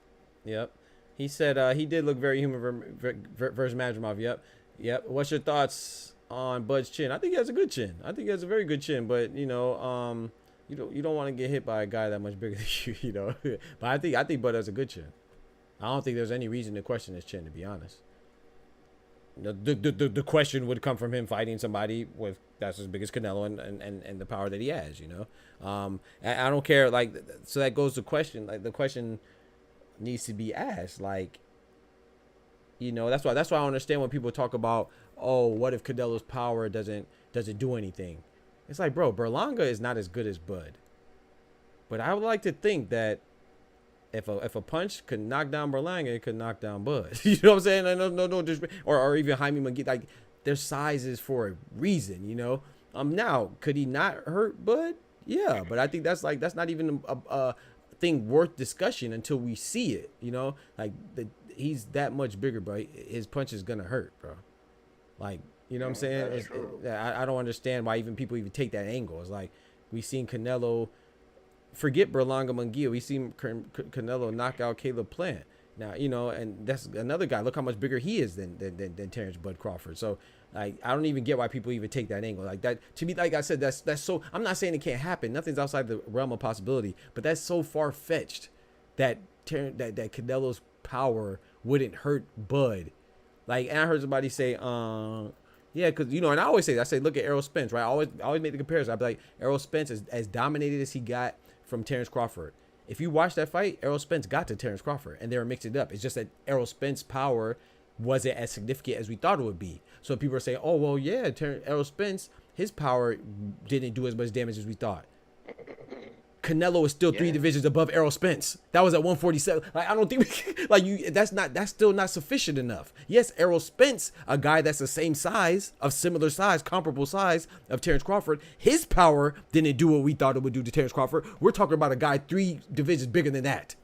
Stop it, bro. That's like that. It doesn't make it easy. Like, to me, that angle is so silly. Like, I don't even understand even discussing that. Now, the appropriate conversation, worthwhile discussion would be, what if Canelo can't deliver his power effectively? What if he can't land flush? That's a good conversation. But to say the bigger guy, what if his power doesn't do anything? That's just such a reach. It doesn't even make sense entertaining, in my personal opinion. Let me pull up my boy Cito, man. He got that camera on. Hold on, chat. My guy Cito. Yeah, I just think that's crazy. Of course, anything can happen, but that's like anything. That's not even like, what? Okay, Cito got the cat in the lap. Okay, I see you, bro. Yeah, that's our new kitten. Oh yeah, that's what's up. Yeah. Bringing in the new year, man, with a new cat. That's what I'm talking about. Yeah, she's definitely attached. I even got the wife with us. Hello, that's what's up, Mrs. Cito in the building. What's good? Tell her thank you for joining. Tell her I said hello and Happy New Year. Hold on real quick. And God bless. Can you hear me? Yes, sir. What's up? So what's up? Happy New Year. Nothing much. Thank you for joining us. You're long and just supporting him. That's so. what I'm talking about. That's what I'm talking about. We need the support. That's what I'm talking about. Yeah, and I got an overly attached kitten over here just falling asleep. That's what I'm talking about, man. That's dope. Yeah. Family time, man. That's good. I feel like I'm intruding. I'm sorry. Till I said sorry. No, you're all good, brother. You're all good. You know, she deals with me with my dad jokes.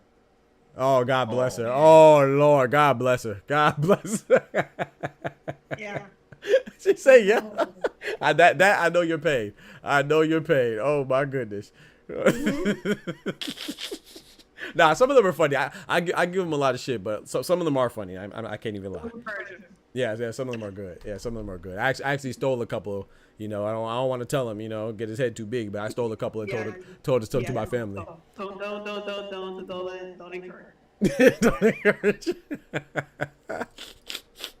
Yo, Kendrick in the building. What's good, Kendrick? Hey, man, I'm gonna let Oscar and Kendrick jump on the forum. Okay. I'm gonna take care of this kid. But Okay, before bro. I leave, man, hey, Oh, Lord. guys, did you know that diarrhea is hereditary? It runs in your genes. Okay. See, God bless you, sister. God bless you, sister. Happy New Year. Shout out to my boy Cito in the building. God bless you too, bro. Yes, sir. Shout out to my boy Cito for joining, man. Oh, we got Irony in the building. Oh my goodness, man. It's a beautiful family, man. Shout out to Cito, man. Boxing Talk family growing, man. We got Irony in the building. Ty still in the building. Mr. God bless you. Yes. What you say, bro? Sorry. How you doing, fellas? Man, I'm doing good, man. How are you, bro? I'm good. I appreciate it. I'm good now. Oh, Lord. No, I'm talking about the power outage. Oh, right. Yeah, that's a blessing, man. Shout out to my Puerto Rican brethren and sister out there, man, surviving that power outage, man. That's tough. I'm no stranger to losing power, but that's a long time. I appreciate it, bro. God bless. Yes, sir. Yes, sir, man. You Let me say too. one thing at open disclosure.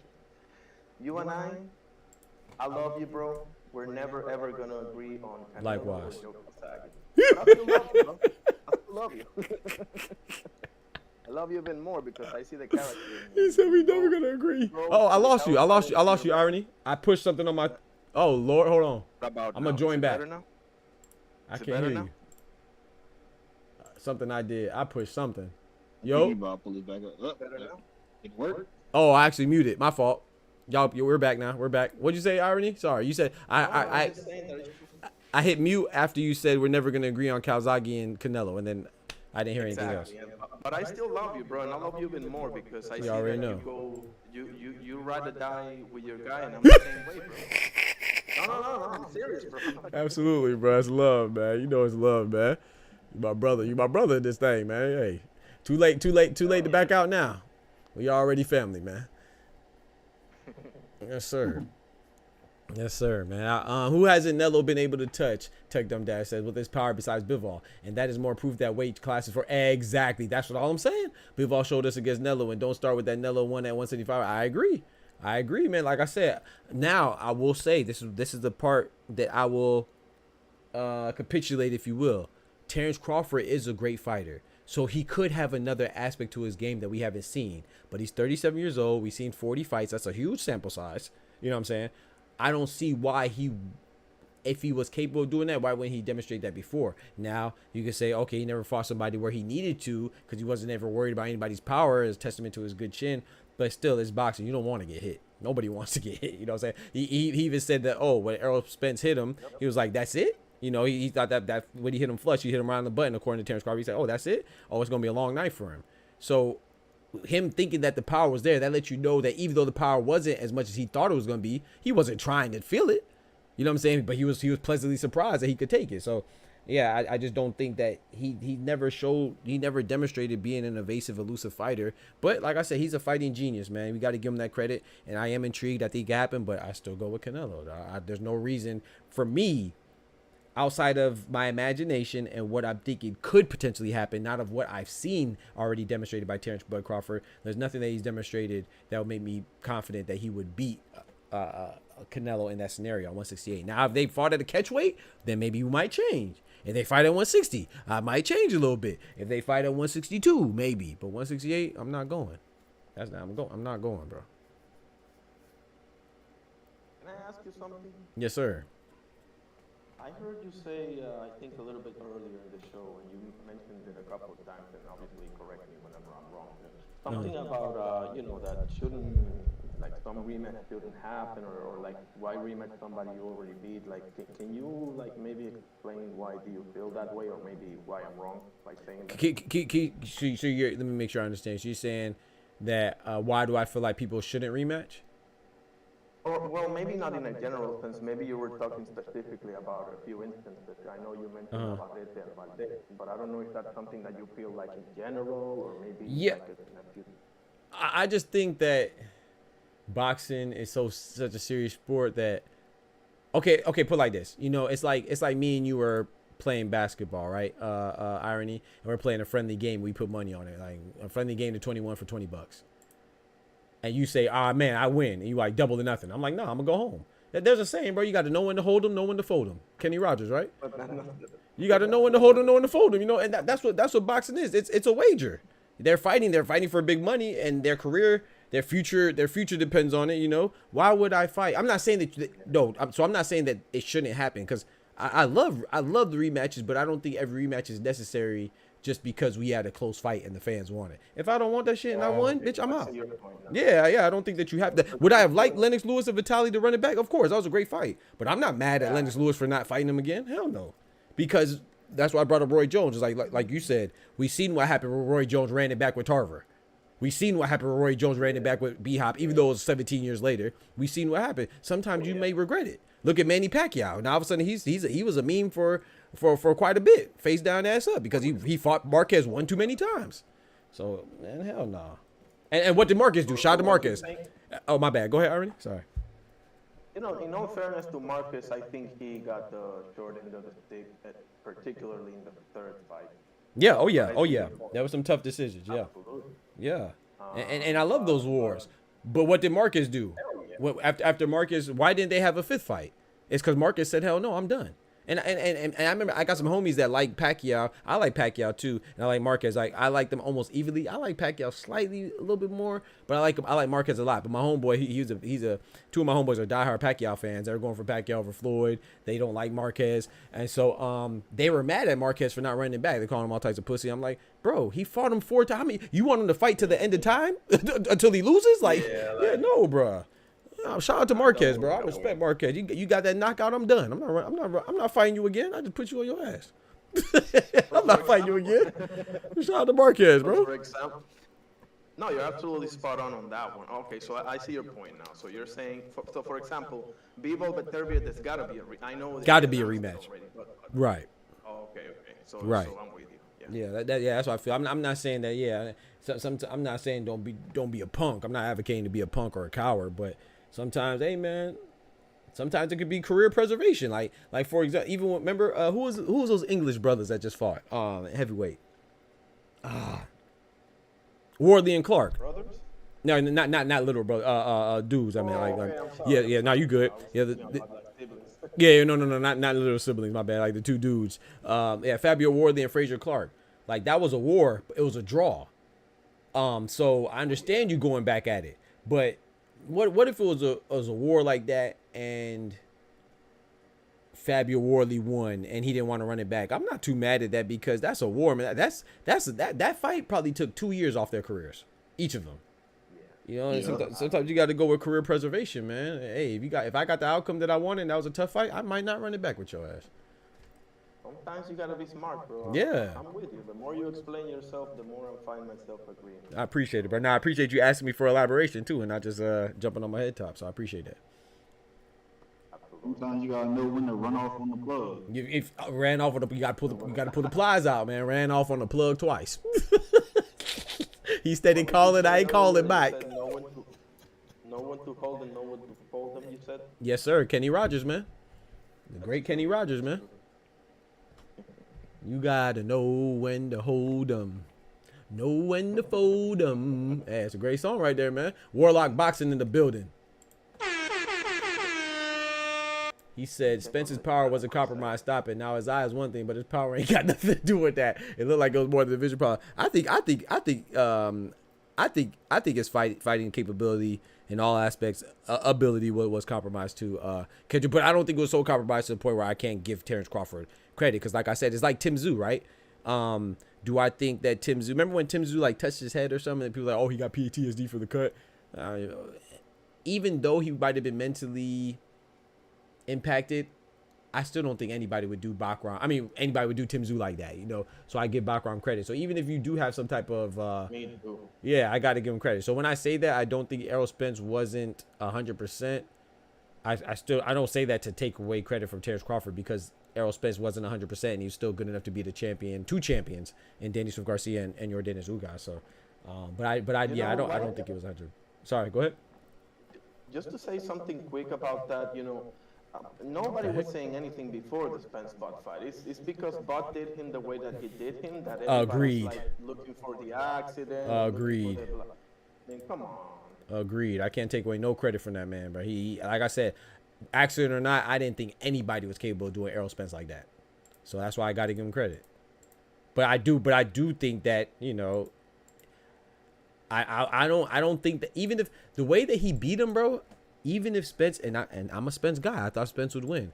Even if Spence was 100%, I cannot say that I think he would have beat him. That beat down was crazy, bro. I didn't think anybody would beat Spence like that. You know, I don't, you know what I'm saying? But at the same time, I'm still capable. I don't think these things are mutually exclusive. Like, I still feel like I could honestly say, and I do feel like Errol Spence would have did better if he was 100%, but I don't think he would have won, because that beat down was crazy. That was crazy. It was so thorough that it doesn't warrant for you saying that if it's a little bit better, it's gonna nope. Yep. That wide is the word I'm looking for. Wide. Yep. Yep. Kendrick said, only thing documented is his eye. I'm not going. I'm not going. What you mean, bro? Did you see the flip? You ain't see the whip? Nah, bro. That man elbow probably busted up, shoulder, knee, big toe. Come on, bro. You see that car, bro. That's amazing. He was able to walk again, but let's fight again. A Bud versus Madrimov isn't needed, even though it's close. Exactly, AP. Thank you. Yeah, I don't need to see that again. Now, if Madrimov puts himself in a position, and I'm so glad you brought that up, because that's a fight that I agree with you 1,000%. I don't need to see a rematch in that. But if Madrimov makes it necessary or justified by being a champion himself, and that's unification, boom.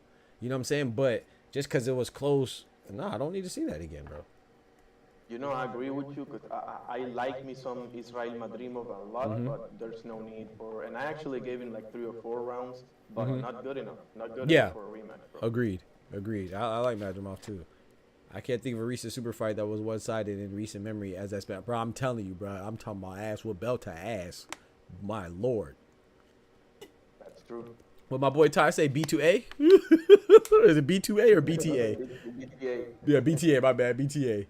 Oh my lord, that was crazy, bro. That was like, I'm not gonna lie, I'm gonna be honest too. Of course, I don't want to put too much. Never mind, I'm not gonna say it. Well, I'm gonna say it because it's on my mind. I gotta share it. But mind you, I take it back. I was going to say before I thought about it that I was kind of mad at Derek James for not stopping it, but at the same time, I'm sure Errol Spence probably would have got mad. I mean, they're already not in a good relationship anyway, but I'm sure Errol Spence, because he was undefeated at the time, never lost, and he was upset at the referee for stopping it, so, you know, he probably didn't want to stop it. That's absolutely true. Errol Spence was in that state of mind, right, where he didn't really care if he died that Facts. He wasn't gonna, like Facts. Apollo, when he told Rocky, no matter what, when he got killed by Drago. Yep. When he said to Rocky, don't stop this fight no matter. That's the state of Spence in that fight, and that's dangerous. But I understand. It's dangerous, yep. But that's why they have a team, right? That's why you have your trainer, you have the doctor at the ringside, you have, you know what I'm saying, other people on your team. Sometimes you have to protect the fighter from themselves. You know what I'm saying? Same with Tim Tszyu. I think Tim Tszyu and Errol Spence, I think they would die in that ring. You know what I'm saying? And that's what we want to see demonstrated. Like, it sounds good to say it, you know, oh yeah, we want you to go out on your shield, but man, that's real life, man. This ain't no joke. So but yeah, we gotta applaud. That's why I always like Errol Spence, man. And I say Errol Spence, Tim Tszyu, they demonstrate, guys like of that pedigree, man. They demonstrate everything we want to see out of a fighter. So that's why I can never like abandon a guy just because he loses. Like, Errol Spence is a beast. Like, even though he lost and got destroyed, I could still take positives out of that fight. Even, let's say Even with Tim Tszyu didn't. He got up every time too. He got his ass whooped, but he got up every time. He got up, and even AJ, he didn't get up that last time, but he tried. That's He ain't get up that last.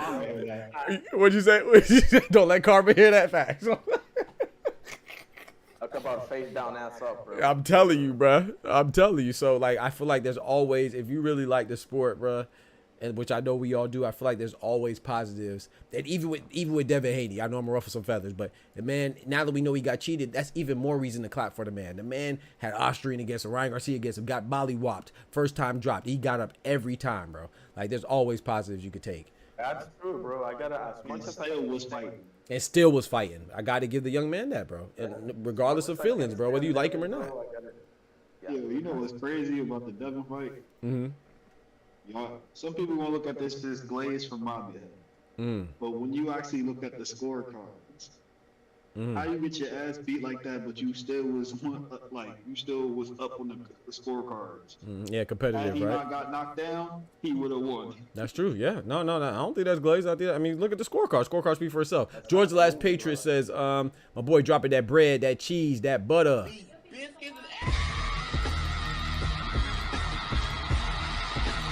Second to hit the super chat real quick. Shout out to my boy George. My boy George said MJ moment. Crawford took it personally. And I took that personally. Facts. Yeah. I ain't lying. Yeah. You know, it's only one other fight we seen like that recently. Mm-hmm. What fight was that? The fight that they said Chris Colbert robbed El Rayo. Yeah, he knocked him down, but he was still competitive enough to win rounds. Yep. That's a good one. But got slept in the next fight. Yeah. Yep. Oh man, he got decapitated, bro. Yeah. He said he got decapitated. In fact, AP says that Spencer's Mikey was a one-side super fight. You think? I don't think that was a super fight. I think, remember, Mikey was smaller. I'm gonna be honest. I like Mikey Garcia and I like Errol Spence. Those are, at that time, Mikey Garcia was one of my favorite fighters. And I like Spence, but I like Mike Garcia more at that time. I hated that fight, bro. I thought that Mikey was just too small, and I was like, man, this is, to me, it felt like he was just looking for a last hurrah. So I wasn't surprised when he retired shortly after that, because I was like, why the hell would you take this fight? I was mad at Robert Garcia. I was like, man, why did y'all even let this man protect your fight? Why would you let this man take that fight? Same with Kell Brook. I didn't understand why they let Kell Brook fight Triple G. I was like, why did you do it? But anyway, yeah, I don't think that was I think that's a popular fight. I don't think that's a super fight. You know what I'm saying? I think a super fight is like, was valid at that time. say it again, Ty? I said that Mikey fight was valid at that time. For Errol Spence? Yeah. Why you say that? I mean, people make it seem like Mikey was too small. He was going to come up one weight class. He did. That's true. At that time, he was holding belts at 35 and 40 simultaneously. That's true. One of the last few to do that. So what he was doing, he was, going for greatness. Yeah, right. I agree with you. I just didn't like. I thought that Errol Spence was the wrong one to you know. But do you think that that's, yeah. Do you think that that's because, you make a great point, Ty, but do you think that that's because maybe Mikey was small, not only that, Errol was big also? For the Errol wasn't big. Remember, he was holding the IBF belt, so what could he really do? Okay. Now maybe Not like he was coming there super big, even though I think he should have fought maybe Mikey or Sean. Okay. I mean, not Mike, Danny or Sean. Danny or Sean, yeah. See, I'd been better with Mikey fighting. Yeah, Danny. I agree with that. Not Sean Porter either. I think Sean Porter I think it's just like, it's not necessarily that he's, like you said, there's only one division. Huh? He'd beat Sean. You think Mike Garcia would beat Sean Porter? Yeah. Ooh, I think he has the skills, but I think Sean Porter rough him up, bro. I think he makes it too rough. Yeah, I He don't would have know. tried to make it rough, but I don't know about that one. Mikey was savvy enough to deal with him. See, I don't know, man. Porter was able to make it rough on everybody. That's what, yeah. Away with it, yeah. all the time. But And he he's was able to make it rough against Spence, against right. He just didn't get away with it. Right, It's yeah. the coaching battle that I like. Yeah, man, I like to see it. Versus Kenny Porter. Let's just say Robert never lost. Yeah, I mean, no, you make a good point. I just think that with Sean Porter being, even if it's one division bigger, him being able to impose his will is gonna get ugly. But you could be right though, man. But yeah, I didn't like that fight at that time. But I was still watching it. I was so happy to see it because I like both guys, I don't even remember what point I was getting to. Very high. I remember. Yeah, I like Mike Garcia a lot, man. I like Mikey Garcia. I remember at that time I wanted Mikey Garcia and Terence Crawford. I thought that was gonna happen. Coming up the AB win, right? I believe. Say it again. Was that later? He was coming out of the AB win. Mikey. I think, I don't know. I'm not sure. But when he fought EJ, Was it up? No. Yeah, when he fought Spence. Yeah, EJ. Yep. I don't remember. What was he just? Was he fresh off the Broner win? I'm not sure. Okay. Remember, that's when he was having problems with Top Rank. He fought some random dude, I think at 40. No, Okay. he went back to 35, fought somebody. Okay. Got shelved. Okay. Then he Okay. got out of his Top Rank contract, went over to cross the street and fought Arrow. Yep. Yep. He said AP super fight is two elite generation. Yeah, I would say like a 1 and 2 top guy. That's what I would say. Like I shout out to Triple D and AJ. I think that's a super fight from a popularity standpoint. I agree with you, but I didn't think that was like a super fight like from a competitive standpoint. Like I wouldn't compare that to like a super fight like Spence and Bud. But yeah, I mean shoot, 96,000 in Wembley, right? Sorry, go ahead, Tech. Go ahead, Tech. I mean, not Tech. Sorry, I'm gonna say Irony. Sorry. I was reading text. That's why I said I was reading his message. Your point with that is that it's not a super fight at the level, for example, of like an AJ Fury. Is what you're saying? Yeah. Something like that. Exactly. For especially for Britain, you know what I'm saying? For England, AJ and Fury, that's a super fight. I mean, it was pretty good, bro. When you look at it, bro, that stadium, what is it, Wembley? Wembley. Yeah, it broke a record. Right? Yeah, they had to add extra seats. Yeah, so it's definitely a super fight from like popularity, viewership. You know what I'm saying? I mean, it's AJ. You know what I'm saying? So, but I'm talking about like a super fight like. In the U.S., I'm just saying. Right. AT&T Stadium, same. Hey, well, I'm talking about like a super fight like a Floyd and Pacquiao or Oscar and Floyd or Pacquiao Marquez. Like those are like, you know. Yeah, I see your point. Yeah, it's a little lower. Yeah. That's like a like a popularity fight. Like, I have a question though. Speaking of that, what fights do y'all want to see this year? Today's the first, y'all. Let's kick it off. What you want to see, AP? What you want to see, Tech? What you want to see, Irony? Smoochie, Ty? Oh, man, yesterday. I added one more. I added Naoya Inoue and I don't know, MJ Matali. I don't know. I like that. I need to see that. We have to. I feel like we have to see. If he stays at 122, we have to see that. Yeah. Yes, sir. Unless he moves up. If he doesn't move up, that's what I said. You know, Petaya Zurdo, but Canelo and Loma Tank. That's my like top 3. You know. Okay. Yep. Yeah, that's right. You did tell me that already. Yeah. A dream fight, anything, AP. Dream fight or a fight that you think is more likely to happen. Any fight that you want to see next year or this year. Excuse me. It's first. Let me get T.O. Dub. Fuck it. I like that. A big Turk to give senior that 20 million so he can shut up. I like that. But then he might yell out 30. Tio and Devin. Ooh, 30. He gonna say, "I need 30 million." Cut that check. Yeah. Cut that check. AP says Tank versus Corey. Yep, me too, of course. Boots and Norman. Ooh, I like that. Tank versus Corey. Peter Gray beat me to it. Facts. I like that. I'm going to be honest, though. 135, I'm cool with any unification, whether it's Tank and Shakur and Loma and I was going to say the winner of Baranchik and Keyshawn, but it has to be Keyshawn because he's not going to fight Baranchik, right? Both from Ukraine. Yep. So, yeah. So, or Keyshawn I really like and that Boots Tank. Ennis and who said that? Boots Ennis and Brian Norman. Whoever said that, I'm 100% with you. Yeah, AP said that. I like that too. I would like that too. Devin versus Ryan too. I'm not mad at that either. I'm gonna say if Devin wants it, I don't feel like that fight. I ain't putting no pressure on Devin, man. I feel like both the fighters want it. It seemed like Ryan ain't too keen on getting back in the ring, regardless for that anyway. Yeah, I feel like it has to be. I like to see it, like I said, if Devin wants it, because I think it's up to him. Hopefully he wants it though, because I would like to see him try to get it back. But no, man, that's tough. If 150 is so easy, a Bam, I want Bam or unification as well. Definitely. Kendrick says Benavidez. Ooh, Benavidez. So you want Beterbiev to beat? Wait, do you want Beterbiev to beat Bivol? or you think he's gonna beat He Bivol? wants Benavidez to beat Morel as well.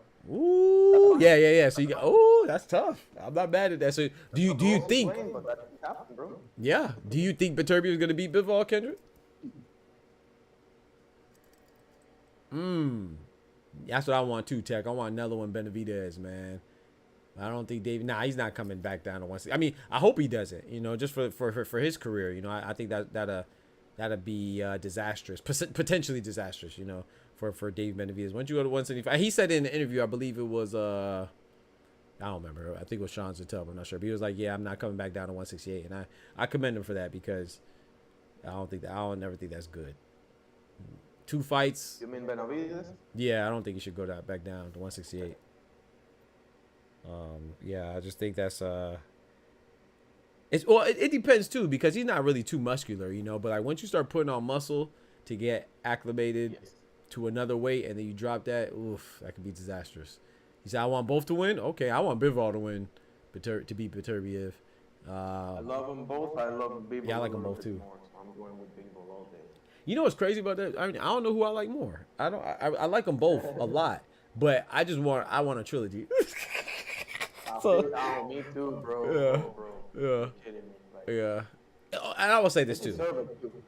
Yeah, they get facts. And I will say this too, because I like them both. I would like to see Bivol get it back. It's because I like them both. I want them to both say, hey, man, at least they beat each other. And hell yeah, I just want that fight, but I don't mind if Bivol wins because I thought he could have won the first one. Yeah, I thought he won the first one. But I'm not mad at the result. I had him 7-5. That's one of the examples, you know, like Devin Loma, like it was close enough where you're like, nah, ain't no way this is a robbery. I didn't like it. Yep. I had Loma. My guy. Right. I had Loma beating Devin as well. Lara versus Janibek. Ooh. You know? I like that. Go ahead. I like that. You how much did you have? Do you remember your score for that fight? Already? It had to be 7-5. Me too. Me too, bro. And to be fair, Bivol took some rounds off, bro. Oh no, I was talking about Haney and Loma.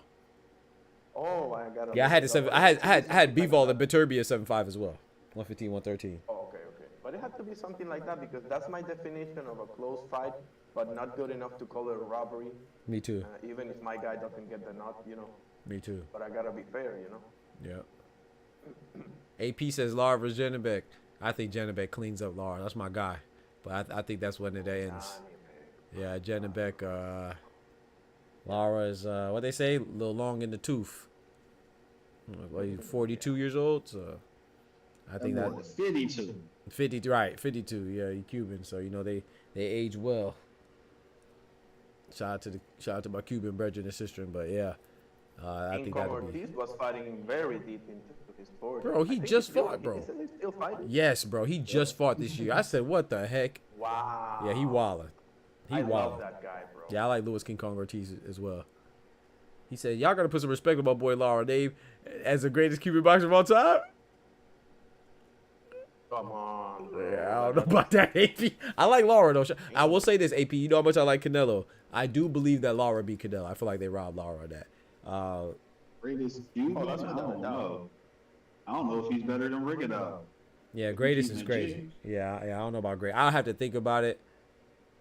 But nah, I can't call. I don't think the greatest. I think in this era, Rigondeaux, like Guillermo, got a better case than Lara. Guillermo Rigondeaux. Yep. I would agree with you, Ty. El Pitchy says salute, big dog. Salute, bro. What's good, brethren? I want to see Blair. Huh? Didn't Guillermo just 1 round? Yeah, he just beat Danny Aguero in Miami.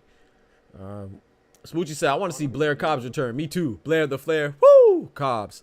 What'd you say? Who? She just said, I want to see him return.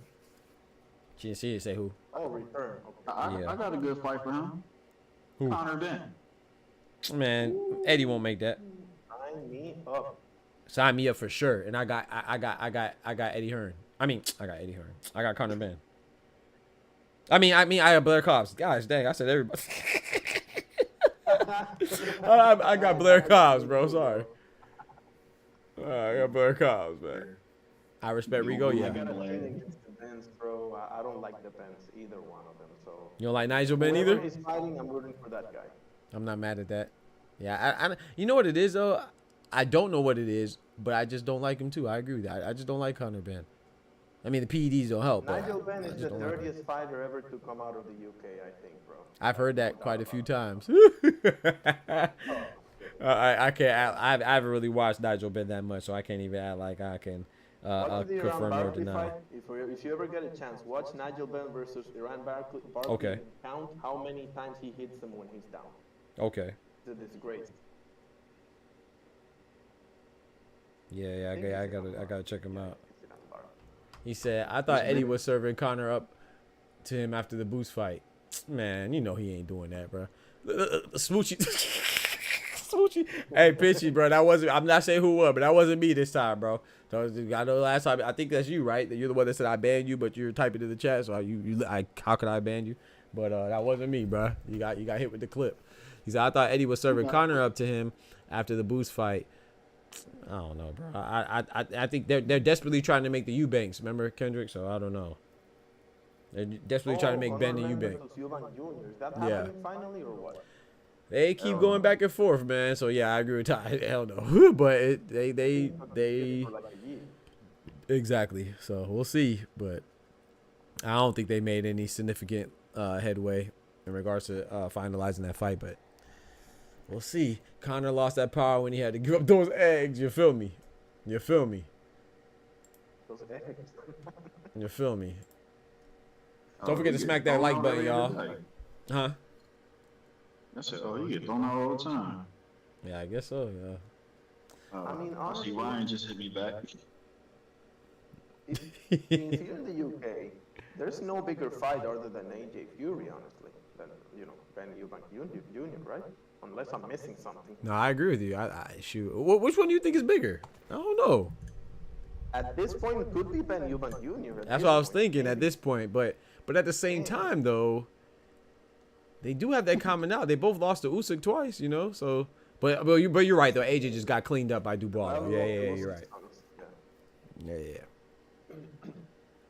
Remember he came back with the fake accounts. Yeah, I remember. Like I say, it don't be bothering me. Like I say, so as long as they like I said, I try my best not to hold grudges, man. Unless you say something crazy, then that's when I just ban you. But I really don't mind. But yeah, like I said, it's up to. I made you a mod because I trust your discretion. So it's whatever y'all think. I'm definitely not gonna stick up for somebody who was talking shit. But I don't mind people talking shit. You know, I don't really care as long as you don't get like discriminatory with your insults. I really don't care. Yeah, there's brush it off my shoulders. Right. No more no more omelets. No more power. Conor's not and never will be as good as Nigel was.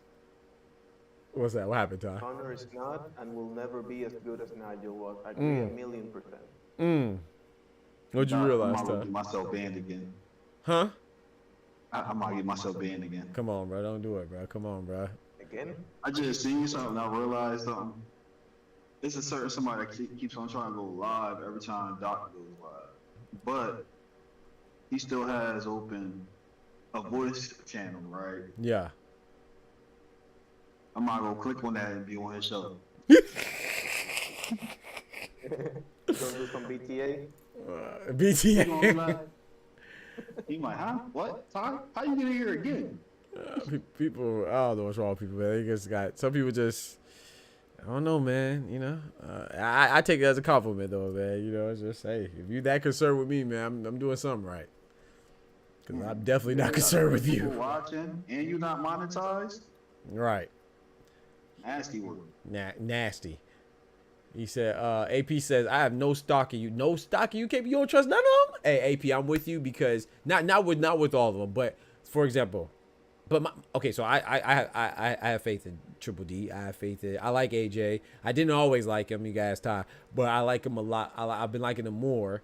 I like Tyson Fury, of course. That was one of my favorite heavyweights of this modern era, this current iteration of heavyweights.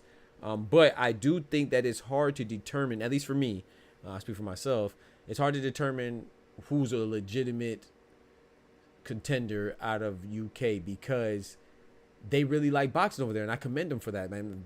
England really loves UK in general, particularly England really loves boxing. So you could be a star over there and not really fight anybody, never really been tested. Like, look at Dalton Smith, right? Dalton Smith, I thought he looked good against Jorge Zepeda. He fought Jorge Zepeda, and he stopped him, and then he calls out Adam Azim. I'm like, what? And then even Eddie Hearn was mad. Eddie Hearn in the ring, he's like, no, there's levels. He said there's levels. You know, Adam Azim wants to fight, then we can go back down to levels and fight him, but we're looking for a world title. And it's like, bro, like sometimes I think it's easier, and there's no disrespect to the UK brethren, but it's easier. I like to know Irony and Ty's opinion. I think it's, after my assessment, I think it's easier to become a star in England than a lot of other places, bro. Like, you know, it's like you couldn't, I don't know, like Moses Atama, the man's 19 years old. They're already calling him the next Mike Tyson because he knocked out Dempsey McKean. I guarantee the people that are saying that can't name me 2 people that Dempsey McKean beat. But he's a Mike Tyson because he beat. Maybe, you know, maybe they're going a little bit overboard with that. They're going over the top, bro. Overboard, bro. But what exactly? I'm sorry. What was your question? I'm sorry. So AP says he doesn't have any stock in UK boxers. So I'm saying that it's hard for me. I do think that there's some great UK boxers, of course. Like one of my favorite heavyweights of all time is from the UK. Well, I mean Jamaican, but by way of England, Lennox Lewis. Yeah. I think that it's hard for me to tell. Like for example, like Johnny Fisher, right? Look what he did with Dave. Look what Dave Allen did with him, and that was a robbery, not Johnny Fisher's fault. But you know, it's like the Rumford Bull. They were talking about the Rumford Bull Fisher.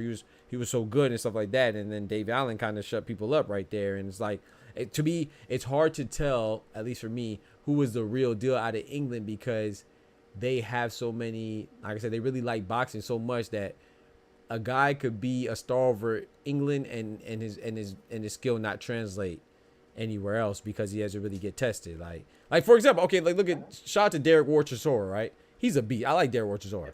But the fact is he has 13 losses. If Derek Warchisora was from America, he'd be nobody. No disrespect. It's just the fact. Like, you see what I'm saying? Like, they call him Derek Warchisora, not because he wins, but because he goes to wars and he loses. He's been in the ring with literally everybody. Exactly. Exactly. And he loses to almost everybody. You know, everybody worth, you know what I'm saying? That's a formidable fighter. Right. So it's like, yeah, I think that UK is a special example, isn't it? Because it's a lot of what you're saying, right? Because UK guys, I think, in the majority of them, or maybe let's put a percentage of it, like 75% of them, have been like right there. Like for example, Carl Froch looking to Andre Ward in the final, or Nassim Hamed looking to Barrera. That's a good one, Ahmed. Yeah. However, and Carl Froch too. We need to understand that there are some exceptions, like Lennox and others.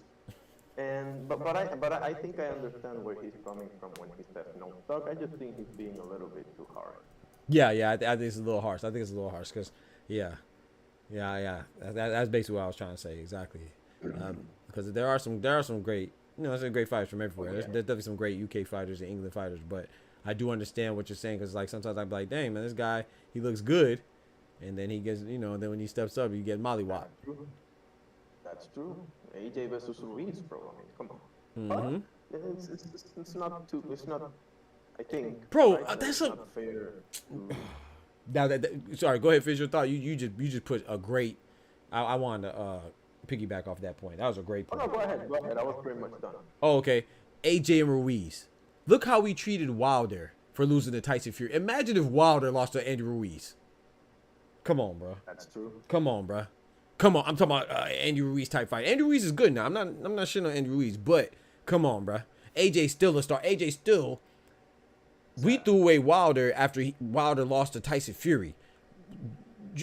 Joshua got 4 losses, and he's still the biggest, and he should be. You know what I'm saying? I'm not knocking him, but he's still arguably. I don't even think it's argument, right? He's legitimately the biggest star in heavyweight division, period. Much less in England.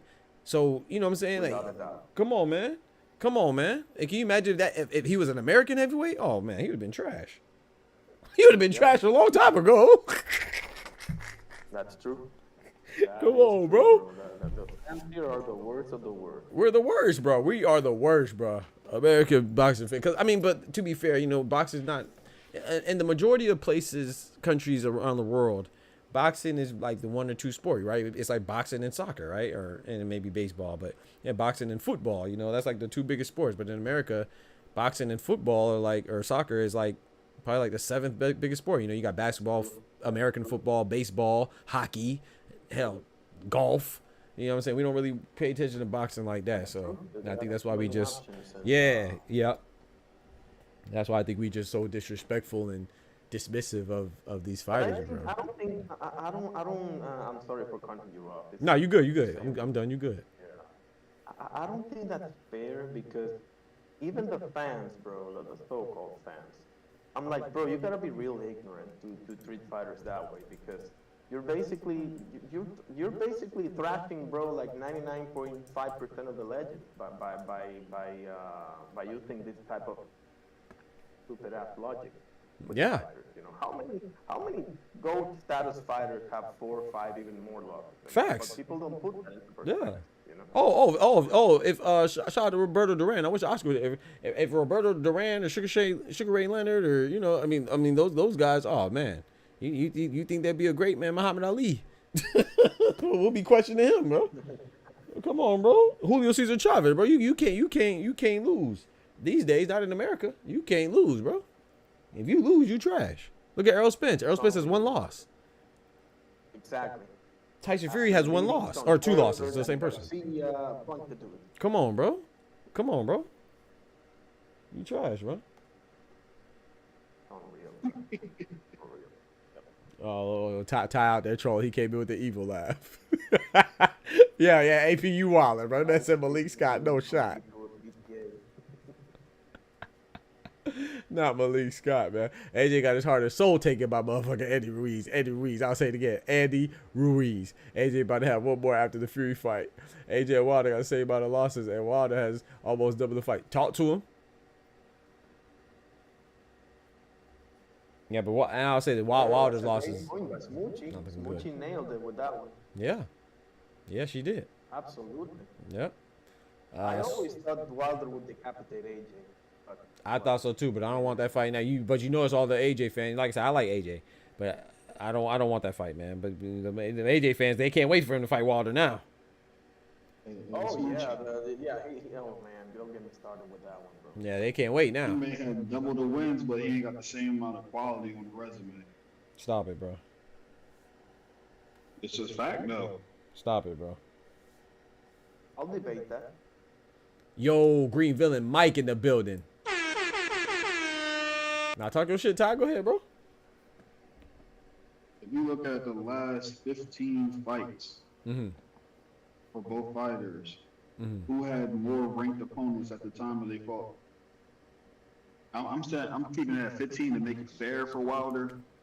Because if I say the last 20, or let's say 25, it's not fair. Okay. That I can't. I have to go look at their resume. I can't think of. I mean, I'm assuming Anthony Joshua. That's why you brought it, like you said. So I don't know. I have to go look and do my research on that. He was like, "Hey, Carlos Takam. Who the fuck is that?" Oh, Carlos Takam. I know you're talking about. At least Carlos Takam is ranked. I know who that is. If you look at who Wilder was fighting at that time, you be like, bum bum bum bum bum. Hey, I know that guy. Bum bum bum bum bum. Hey man, you put some respect on Arthur Spilska, man, and Dominique Brazil, man. You put some respect on them, man. They both those guys are legit. But when you look at the other names around it, you be like, who the fuck is that guy? But to be fair, let me ask you something. Who did AJ fight and beat? Well, other than maybe Joe Parker, I'll give you that one. And I mean, he got him pretty young. You give him Joe Parker now, not before. We give him now. Joe Parker was valid then. He had a belt. Stop it, bro. Oh, I see what you mean. Joe Parker ass, man. I'll give you that. No, he did have a belt. You're right. But Joe Parker ass. Joe had a belt. He got knocked out by Joe Joyce too. No, I get it. He ass. I get it, but And he lost to Dylan White. Stop it. But he did have a belt though. You're right, Ty. Did AJ fight that is as dangerous as King Kong Ortiz? Talk to him, Irony.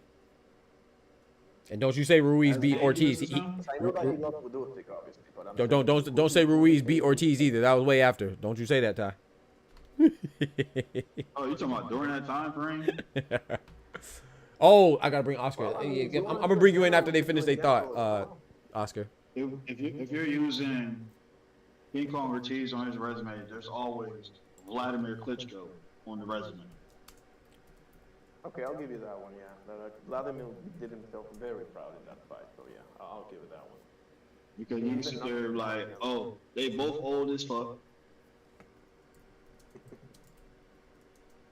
And the one thing you can say is, at least one of them wasn't on the PEDs. Okay, I see. I'm sorry to say that King Kong Ortiz was on that stuff. That's the reason why that fight was put off at first with Wilder. And Wilder still fought him. Yeah, he did. Shout out to Wilder. He definitely did. I guess you have, yeah, I think you got a point. So far it's 2-2 in the names, but when you bring that up, yeah, I think, yeah, you might be right. Yeah. Like, if we was to do a cross-examination, quality over quantity is going to be on the favor of Joshua.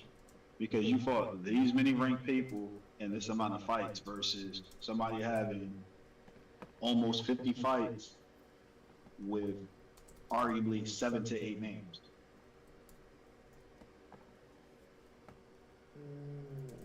Okay. And I'm being generous when I say 7 to 8. That are like legit threats and everything? No, like legitimately ranked.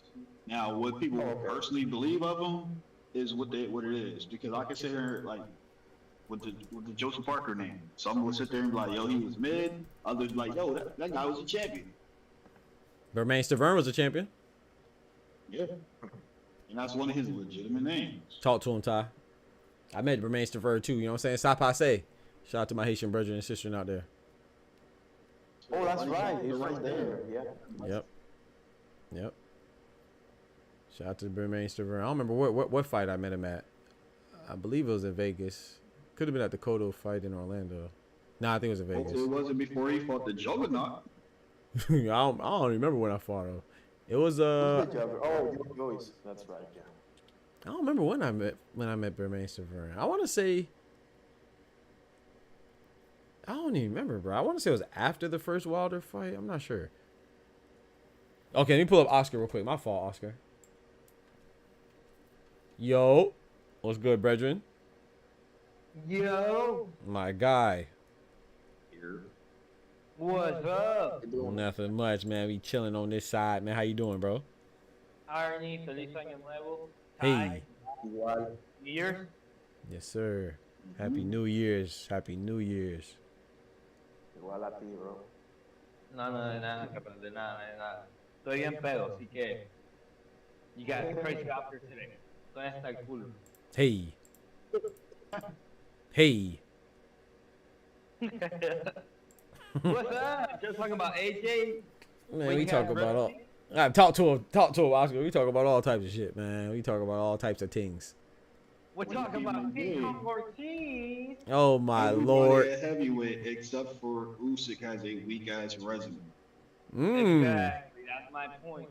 So if you compare AJ to anybody else other than Usyk, let's just keep it G. We talking about mid and ass. AJ got a mid resume. Shit. Got the middle. This shit is ass. They got the middle booty. That's tough.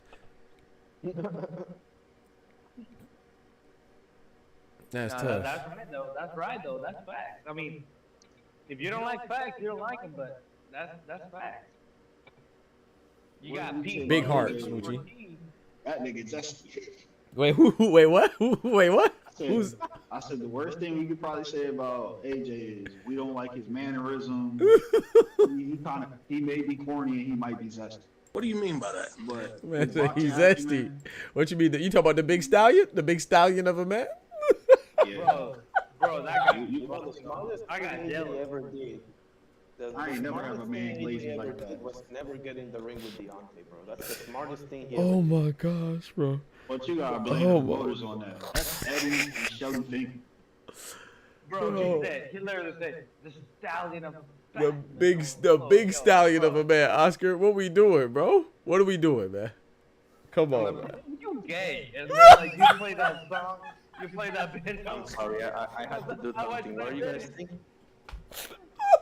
You play that Oscar video, said. and I love that video. I'll replay that video. That's one of my favorite videos. Appreciate it, bro. Thank you, bro. But he's like, bro, you gay. I was like, yeah.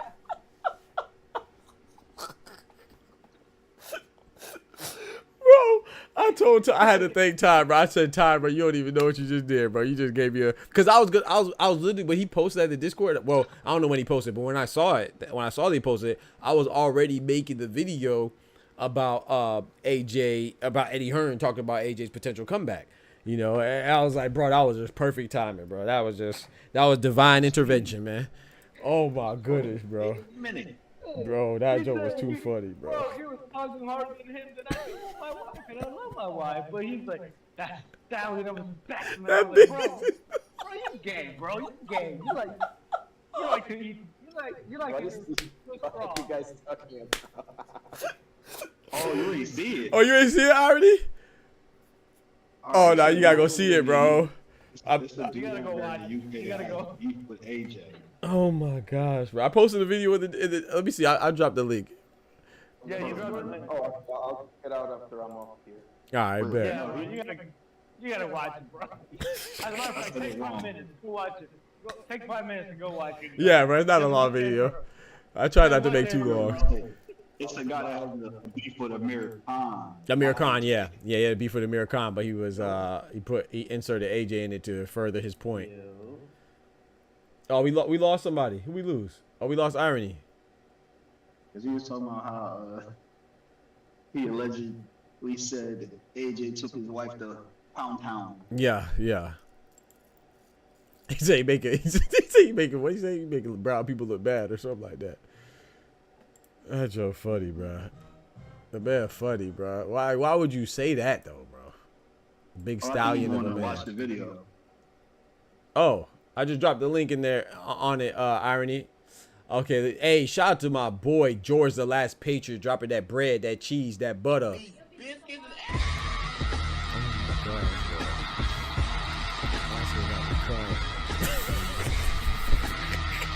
He said, to be fair, Parker mental toughness problem early in his career, yeah, which he seems to be overcoming now thanks to Andy Lee for finding Parker's dog. Yeah, I agree with you, George. I agree. Shout out to Joseph Parker. I said it when I dropped the awards. I was like, man, you know, Joseph Parker, he's having a resurgence, but I still didn't put him as comeback of the year or anything like that. But I think Daniel Dubois' comeback is better.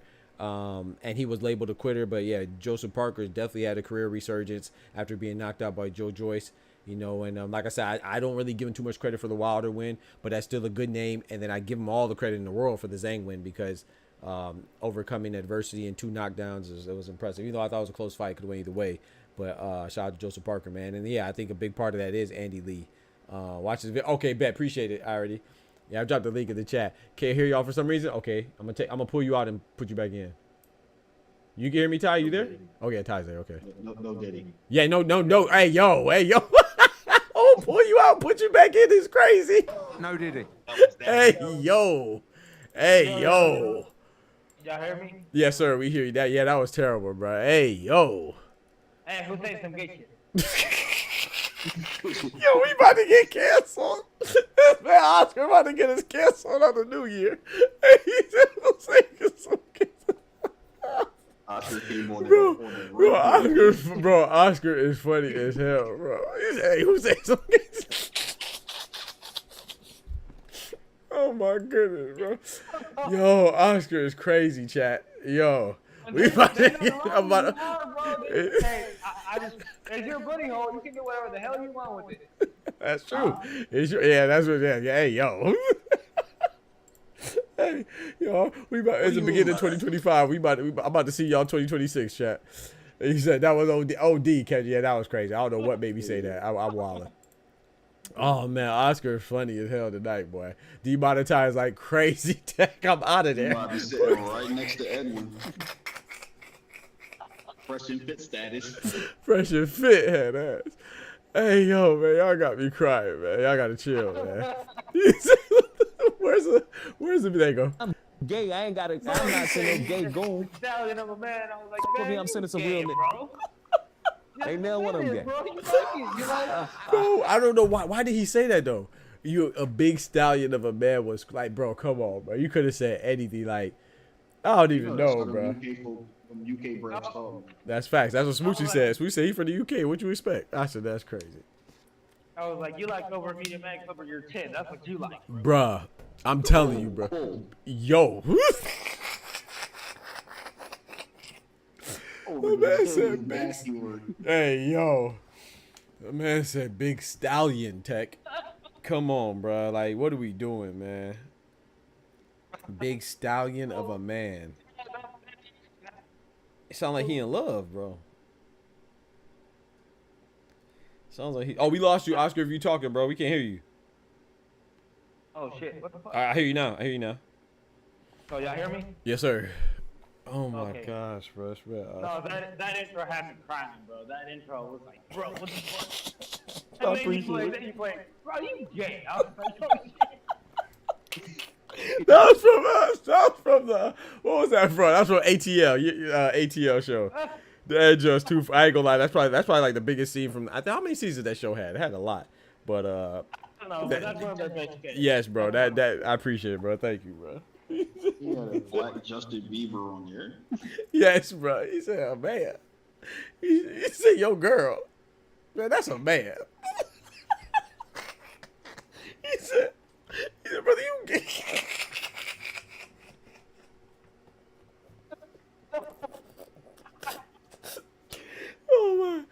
Oh man, bro. Yo, hey man, you can't stop laughing. You just gotta laugh, bro. Like laughing is a cure, man. That the booty primer. I'm telling you, booty primer. I'm a warrior. I'm a warrior, Chris. I'm a warrior. You want it the easy way or the hard way? He said, bro, what you looking at? You think I'm gay? No, bro. Bro, check, man. Yo, man. Shout. Hey, man. Shout out to everybody in the chat, man. You know what I'm saying? No judgment here, man. We just laugh at his references to shows, bro. That's all. We not condemning anybody, man. You gotta go check it out, man. That's just hilarious. I appreciate it, bro. Shout out to Oscar. Thank you, bro. Thank you, bro. Oh my goodness, bro. I'm glad that you enjoy it. Somebody enjoy it, because I'm not gonna lie. Sometimes I'm gonna be honest, bro. For me, that's the part of the process. Like, I love doing lives because I get to talk with the homies and stuff. I don't like editing, bro. Like, and making a video because, you know, sometimes it takes takes or it takes long to edit or whatever. But I'm not gonna lie. Sometimes when I am, thank you, bro. I appreciate it, Ty. I was gonna say, sometimes when I be making the video though, I do find parts that I enjoy, and I like making the intros because I be crying. I just be like, man, I hope these people don't think I'm corny, because I hope they think it's as funny as I do. Because sometimes I be crying, bro. I be making myself laugh, bro. Oh man, I got tears right now, bro. He said, "No judgment, just like no judgment, just lies, man. You do your thing, man. Don't be just." It's just stuff from shows and from videos. We reference it, man. He said, my ribs hurt and my jaw. I got tears. Oh, my goodness, bro. Bro, people are just naturally funny, man. He wasn't even trying to, like, be funny. He was like Ty said, he was talking trash to Amir Khan. But that part right there, bro, you gave me a laugh while you was trying to talk trash. That shit had me crying, bro. It was like that other boy. He was talking trash on himself. I'm like, what are we doing, bro? Yes. George said. Boy, AJ? Yes. The stallion, bro. The big stallion. The big stallion of a man, excuse me. Also, I think Parker was always scared of being knocked out.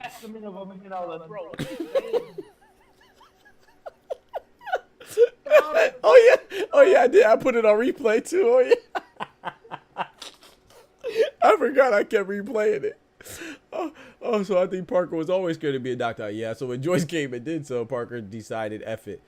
True. Like I said, hey, I think Parker has a legitimate chance to beat Dubois. I think if Dubois wins, this is a great victory. If Parker wins, obviously it's a great victory because he'll be a champion too. And the momentum that Dubois has had so far is ridiculous. But I do think that Parker, I still got to see more to be fully convinced. You know, even with the Dubois win, I'll be very impressed. But I still got to see just a little more. But I definitely think it's a good fight. But I have Dubois winning. I have Dubois beating him, but I think it's a good fight. So if Parker beats Dubois, would you like to see an AJ rematch, the Stallion rematch? Yeah, I would like. Yeah, I would like that. It don't even have to be anybody crazy, like a Guido Vianello win, Efe Ajagba win. You know, it doesn't have to be a top guy like a Bacoli or a Zhang or something like that. Or he already beat Zhang, but you know what I'm saying. It doesn't have to be a top guy like a Caballel or Bacoli. Even if it's just like somebody's like a Hergovich or like you said, AJ. You know, AJ rematch would be good. You know, or even if he it doesn't have to be AJ. It could be Dylan White. Dylan White washed up, but at least I'll be like, dang, okay, you know, he got it back because like was it George just said? You know, sometimes when you, I think we forget about the mental warfare, man, or we just discredit that, or you know, don't appreciate the mental warfare, man. Somebody could beat you mentally just because you have doubts, especially if somebody beat you already. You going in there, in my opinion, you're going in there handicapped. Maybe not a lot, but I'm always impressed. Yeah, I'm always impressed when somebody gets a win back. You know, shout out to Lance Lewis and you know all the people that or shout out to even Subaru Matias getting that win back on Petros and Anyan. You know, I always think that's impressive because I feel like you're going in there like, dang man, I got to face this guy that already beat me. You already kind of like handicapped mentally. Yeah. It takes a strong mind. Look at Frank Martin and Tank, man. Yeah. Tank won that from the press conference. He definitely. You won that from the press conference. Y'all gotta chill on my boy Frank, man. Y'all talking about that flip. I know Kendrick about to go in with the flinch. Y'all chill on my boy, man. My boy reacted like a fighter's supposed to, man. No. He ain't Kobe, man. He ain't give him the Kobe stare, bro. Come on, man. He said DDD got to go. Huh? At least he ain't react like Hector up there. You feel me? Come on, man. Y'all chill, man. Bro, it's like you're. I don't know, man. I just got disappointed in that fight. Nah, I feel you. Yeah, I'm not. Yeah. PYST, what's good? What's up, my brother? What's good with you, man? Happy New Year, man. Happy New Year to you, bro. Nella with the bap at the Berlanga presser, bro. Yeah, facts. Yeah. Shout out to my boy Cinnamon. Came through with that bam, boom. Where's it at? I can't find it. There you go. I ain't gonna lie, bro. That's why I watch press conferences, man. I know sometimes be like how you watch it. Some people be like how you watch it is boring, bro. Sometimes they gonna give you something, bro. They gonna give you one, man. Something that's gonna be just enough to make you laugh, bro. I'd be liking to laugh, bro. We got irony back in the building. Go ahead, Oscar. Sorry. The more I look at that press conference where it's like a bang, bang, boom, the more I see Berlanga saying, bro, I'm gonna suck your dick. Yeah, facts. Yeah, that's basically what he said. I was like, bro, what the fuck are you saying? Yeah. I told you, they was having his dusty off. Nah, ain't no day. That was Berlanga, man. My boy Cinnamon was keeping the G, bro. Come on, man. Nello was telling how he was gonna spank his shit. He was gonna spank him. All they needed. Hey, yo, he did say I was gonna spank you. I'm gonna spank you like my son. What did he say? He said you hit like my son. Come on, bro. Yo, come on, bro. My boy Saul was talking to him, man. Stop it, bro. That man Edgar Berlanga, he was talking about wet dreams and stuff. Berlanga, repeat after me. Canelo's my dad. Facts. Canelo was talking that talk, man. Hey, Irony, you see that video? So you hit like my son. Get out of here, bro. The AJ one? Big stallion of a man. And he said it in an outfit, bro, and in a way that's like, I saw your face afterwards, bro. I had to stop.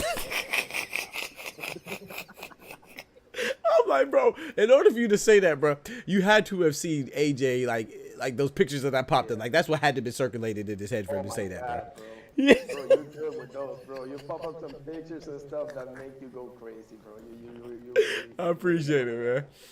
I appreciate it, bro. Are you gay, bro? What? Exactly. Oh man, nah. Oh my gosh, bro. Hey, yo, they using the wrong big word, bro. Dooley. Jordan, bro, stop. Get some help, bro. Gotta get, stop it. Get some help. Oh my lord, what was he thinking, bro? Like Like Ty said, bro. It's, hey, they be on different type of timing, man. Bro, he went from talking trash to glossing on somebody. Yes, like, bro. Yes, bro. What you doing? Hey, shout out to AJ, man. He that dude, I guess. He that dude. I mean, hey, didn't Canelo? Remember somebody in the in the crowd? What was that? Was that during the Munguia fight? They asked him if he could impregnate his wife. Oh yeah. No, that was Caleb. That was Caleb Plant. That was in the Caleb Plant. Okay, that was in the Caleb Plant fight. Yeah, bro, they wildin', bro. Oh man, yeah, that's a bad cause they impregnated. Bro, this crazy part. People be serious, bro. They don't be joking. They be serious, bro. Totally serious. Totally serious, bro. No, look, he made him laugh. I'm like, yo. Bro, like, people are crazy, dog. People are funny though. In Mexico. I'm telling you, man. He said, "Hey, man, hey, and hey, if the kid could come out boxing like Canelo, that's some people will say that's a good investment." Yo, what? I think that's crazy, but some people think like that, bro. Some people think like that, bro. I remember I was watching this. It was something on. I can't remember what it was on Tiger Woods, but he was saying like, "Yeah, man." It was a movie, of course, I think. But they were talking. It was about Tiger Woods, and they're like, "Yeah, man, I'll let Tiger Woods bang my wife." I said, "What?" What? Bro, people are crazy, bro. Like they just, bro. It's I don't know, man. Popularity is like people. I don't know, when you're popular, it's like, I don't know, man. People just worship you. Like, I'm not saying that you know, of course, you know, you can praise them and stuff like that, but come on, man. You gotta, come on, man. They're still people, bro. Yep. Yeah, you're doing too much, bro.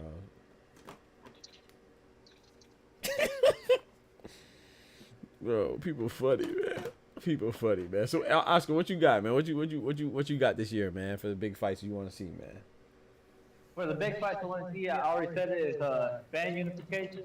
Yep, I want to see that's right. unified. Yep. I want to see 135 finally unified. Yep. I want to see Zerto Apataya. 140 unified. I want to see 147 unification. I want to see 154 unification. Well, I don't really care about 154. 154 is good. Yeah, it's a hot division But, anyway. Yeah, true. That's a hot division. I don't really care for it right now. Yeah. Like, whoever fights, fight. That's true. From 1 to 10 on each section and body is a good fight. I don't care. Facts. Yeah, no, it's deep. It's deep. 160, I want to see unification. 168, I want to see Canelo go. 175, I want to see unification. Well, it's an undisputed matchup, but I still want to see somebody unify at least. Cruiserweight, I want to see finally an undisputed this year. Undisputed, I want to see unification. I want to see undisputed. And heavyweight, I want to see what happens with it. I like that. I like that. Zerto versus Apataya, right? The one that you're saying a cruiserweight? I don't know, because like Ty said, Apataya on fraud. Yeah, on fraud watch. You've been keeping up with Aussie boxing, but they've all been losing lately. I want to take a moment, man, and salute Oscar, man. Did y'all realize he just went through every division from freaking 112, 115 to heavyweight? How many? Come on, bro. That's why I rock with Ty, Irony. You know what I'm saying? Oscar, Tech. Everybody. We really watch boxing around here, bro. Like he just casually went through all the divisions, bro. Like, you know what I'm saying? So shout out to no disrespect to minimum weight and stuff like that, but you know what I'm saying? Essentially all the divisions, man. And come on, bro. Yeah, that's my kid's finest. Yeah, that's facts. Yeah. 112 is crazy. But shout out to Galil Yafai and Sonny Edwards and them. You know, I think their last fight was at 112. But my turn weighs more than them, honestly. I'm not gonna lie. I'm telling you. Oscar, let me ask you something. What do you think? I asked this to Doctor the other day, but I don't think you were here. What do you think about the Buatsi and Callum Smith fight?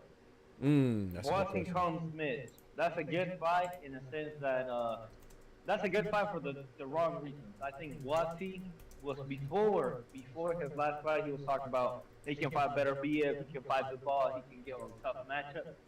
After his last fight, even I said it. I was like, I don't think that guy can beat any of those guys. But Callum Smith is on the downward, and Buatsi don't look that good. I think Callum Smith's gonna beat him. That's my assessment. Because it don't seem like he got the gas tank to let the whole, let alone 12 rounds. He don't seem to have the gas tank for 3 minutes. It really looked weird against Willie Hutchinson. Bro. And I got calm myself. But, Yeah. But, I don't know. We'll see, bro. Why he ain't stop him, bro? He had the opportunity. He had the best. Bro, he had to stop him, bro. Like, yeah, I don't know why he didn't stop him, Irony. I ain't gonna lie. I'm like, you're not be tired, but you're gonna be tired on the 12th round anyway. Yeah, bro. Yep, and that might be like maybe being too hard, but nah, bro, you gotta stop him, bro. I feel like for me to have confidence, bro, like he's in position to fight Beterbiev and Bivol, bro. You gotta stop a guy like Willie Hutchinson, bro. Especially when you drop him twice. Like, nah, you gotta end that, bro. Because there's no reason for me to think that he belongs in the same ring with Beterbiev and Bivol. Absolutely not. Winner or loser, it don't matter. I don't think Watts is there yet, even if he been scouted. Yet? I think he needs one, at least. But that's the thing. Irony, when he gonna be? If he's not there, that's what I'm talking about. English. Shout out to him. I think he's. Correct me if I'm wrong. I think he's Ghanaian too, right? But Ghanaian by way of England, right? You know, he fights out of England and stuff. I believe so. Yeah. I think you're spot on. Yeah. Yeah, but if he's not ready now, bro, he's no spring chicken, bro. Yeah, when's he gonna be ready? But yeah, I don't know. I lost a lot of faith. Let him run it with Anthony Yard and see what happens. Okay. That's what I say. Okay. I don't know, man. That'd be a good measuring stick, but I don't know, man. He got to show me something against Colin Smith, and Colin Smith's nobody to play with, man. I like Colin Smith, man. That's true. He's got a mean left hook, but I mean, I think that if he can pull off a great performance against Anthony Yard, he can get back into the fray. I don't think this is like all or nothing for him. Not yet. I could be wrong, obviously. Nah, I mean, yeah, you could be right too, hell. Yeah, if he beats Colin Smith, then one thing is for sure, he gotta show up. Has to show up, bro. He has to. I think this is the thing. Like, Colin Smith is tougher than Willie Hutchinson, and to me, he has to look good against Colin Smith. So, because he didn't really like I said, it's hard to say somebody didn't look good if they dropped the guy twice, but he just left a lot to be desired, man. In my opinion, like against Willie Hutchinson, like no, dog. Whenever you compare to Beterbiev and Bivol, you feel me? You have to look at Simon. I agree. Those guys look at Simon every single time. Exactly. Beterbiev, we know he would have put Willie Hutchinson to sleep, and then Bivol, he probably would have put him to sleep too, but he definitely would have embarrassed him. You know what I'm saying? While doing so, Boatsy, that was too close, man. Boatsy went out the ring. He almost went out the ring. Yeah, bro. Joshua Boatsy, I don't know, man. That performance. He's jumping now into real tough competition, isn't he? Yeah, man. He was looking shaky, baby. He was looking shaky that last fight, man. Looking tired and man. I can't defend that last performance. Man.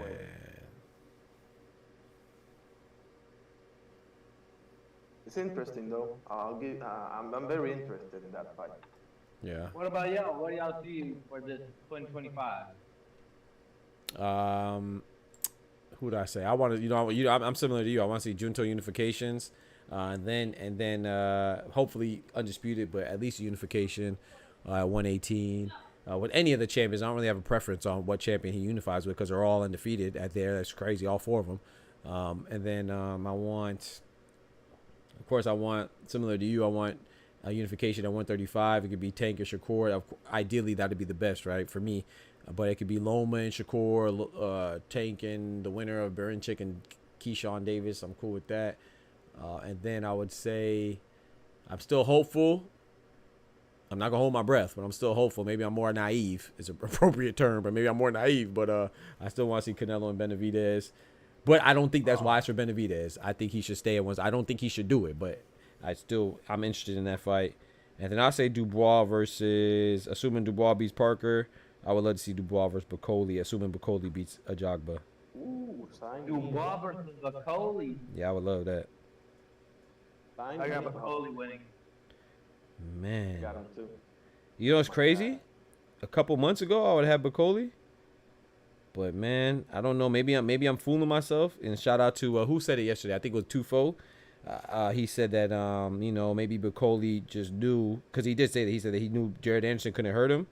But I just think, granted they're different fighters, but if Dubois can hit Bacoli like that, how Jared Anderson was hitting him, you're not surviving that, bro. I don't think anybody's surviving those punches.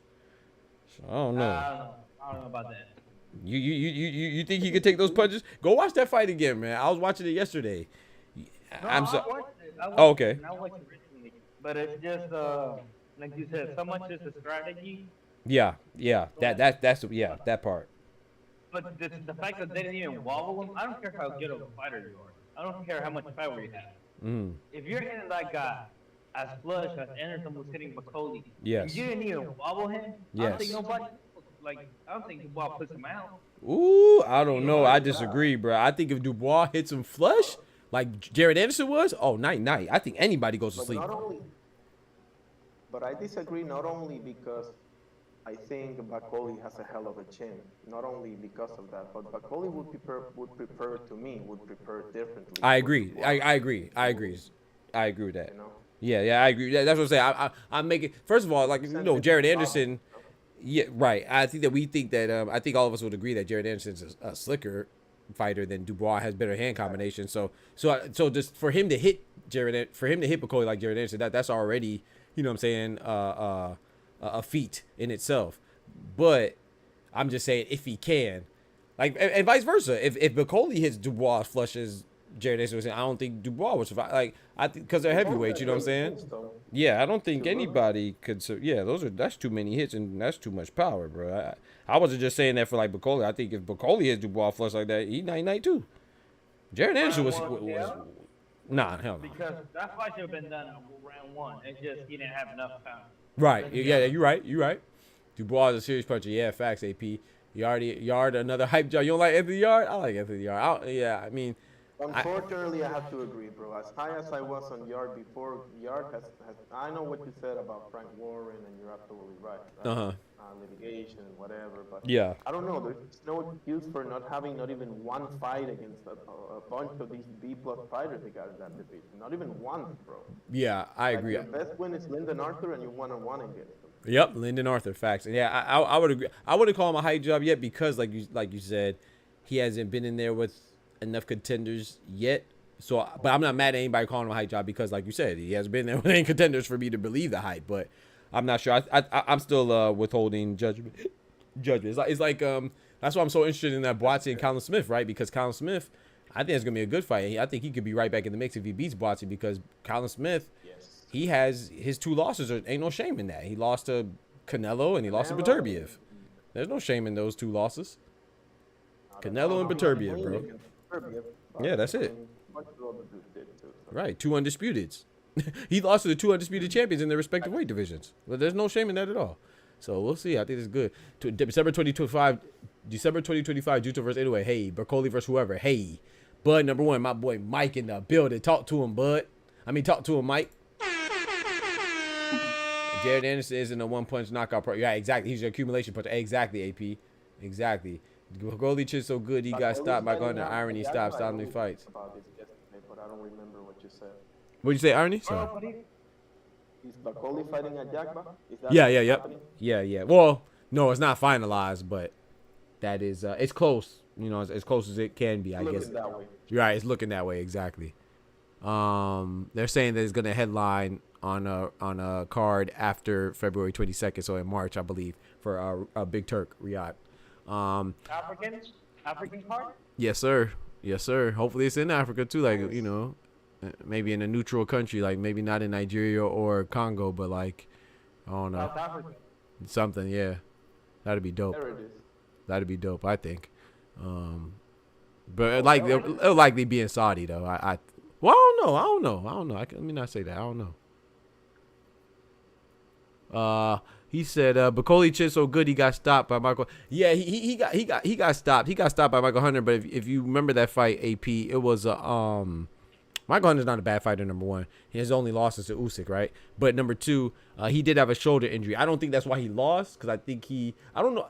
No, correct me if I'm wrong. If I'm not mistaken, he hurt his shoulder in like the 8th round. He was already losing, but he could have had it. It could have been a lingering injury that he had going into the fight, and it just really bothered him that 8th round. I don't know, but I remember it wasn't really an issue until like the 8th or something like that. But I can't take that away from Michael Hunter. But he didn't. But when I say he didn't get stopped, like he wasn't like on his back or nothing. You know, the referee stopped it because he just wasn't defending himself. It wasn't like he was. I mean, I think it was a good stoppage. It wasn't a bad stoppage. Don't get me wrong, but wouldn't hold that against him.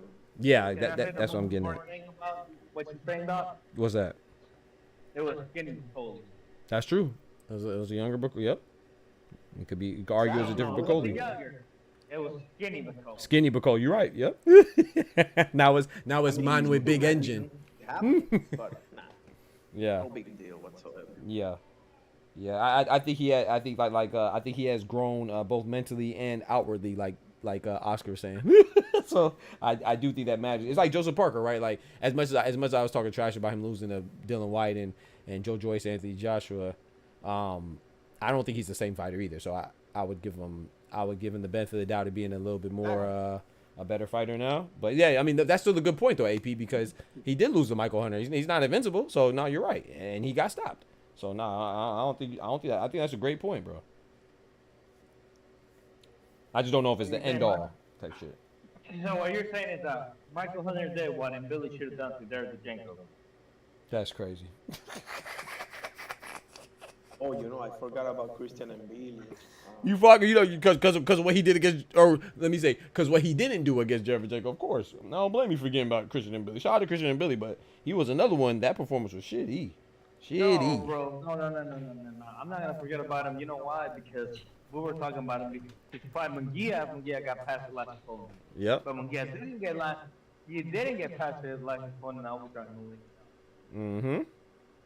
Nah, Billy good enough to beat Munguia, but I mean. I don't even know about that though. I don't know, man. I still think that's a good fight, man. I'm still interested in that fight, man. I know. And Billy got hurt too. They both, him and Derevchenko had an injury, but and Billy, that's another one, bro. He looks shitty, bro. In my opinion, like you can't. You supposed to look great against Gervonta, bro. Yeah. So now I'm with you. You think Derevchenko is not a? What do you think about Derevchenko? No, I think he's good. He's not a pushover. But I think if you're a top contender, up and coming stallion. Pun intended, right? Yeah. If you're an up and coming stallion, man, like he's supposed to be a young bull coming up. Like, you're supposed to. I think you're just supposed to look better than that, man. Especially with what did he get hurt? He got hurt in like the 3rd round, right? Derevchenko. Yeah, 3rd round. Yeah, bro. Like 3rd or 4th round. Got hurt. Bro, the most important thing is that he got hurt by one. He got hurt by a 3-piece by one hand. Yes, bro. It was like 1 + 1 + 1. And he got hit with all 3 hits. Goddamn hit, bro. Yeah, and Billy. Yeah, he didn't. Yeah. Something. I agree with that 1,000%. And Billy just like before I was like, I don't know who I have in Billy or Pacheco. Now I have Pacheco. I have Pacheco over Billy. Pacheco now? Huh? No, he's not fighting him. But I'm just saying, like, well, they were talking about that fight being ordered, but now he's Diego Pacheco. They went in a different direction. Pacheco's fighting this guy out of Terence Crawford's camp with Bomac. Damn, what's his name? Steven Nelson. Steven. Yeah, thank you, Ty. Yep. He's fighting Steven Nelson. So, but yeah, before they were talking about them fighting as a title eliminator. But yeah, they called it out. But I was like, I don't know. I thought it was a toss-up, but now I think Pacheco all day, in my opinion. I said I don't believe in chin at heavyweight for anyone. AP, that's a good point. AP, he said you wouldn't hold it against him. Irony, stop. AP said stop it. Irony, he said you got to hold that against him. That's a good point too. AP, what'd you say, Ty? Sorry. I said that's a dangerous fight for Pacheco. Yeah. You talking about Steven Nelson, right? Yeah, Steven Nelson. Yeah, that's a very dangerous fight. That's why I salute him for that, because I don't know. Can I ask my best guru, aka Ty Maurice, who you got winning on that fight? To keep it PC, I'm gonna say Pacheco, but if I talk to my people in the back room, they gonna be like, Steven Nelson gonna put that shit on him. So 50-50. We'll say. Is Pacheco still with Jose Senior? I believe. I think so. Yeah, I think so. I didn't hear anything about any movement from that. So yeah, I think so. Oh, never mind. Oh Lord. What's wrong with my boy Jose C, man? Come on, man. You know I like Benavidez Senior now. What's good, I bro? couldn't say nothing because, all right, I'm gonna break the third wall. All right, I was hoping he was gonna be with a different trainer. That means he would have different looks. But based off of the information I know, yeah, it's gonna be a tough one for him. That's all I can really say. Okay.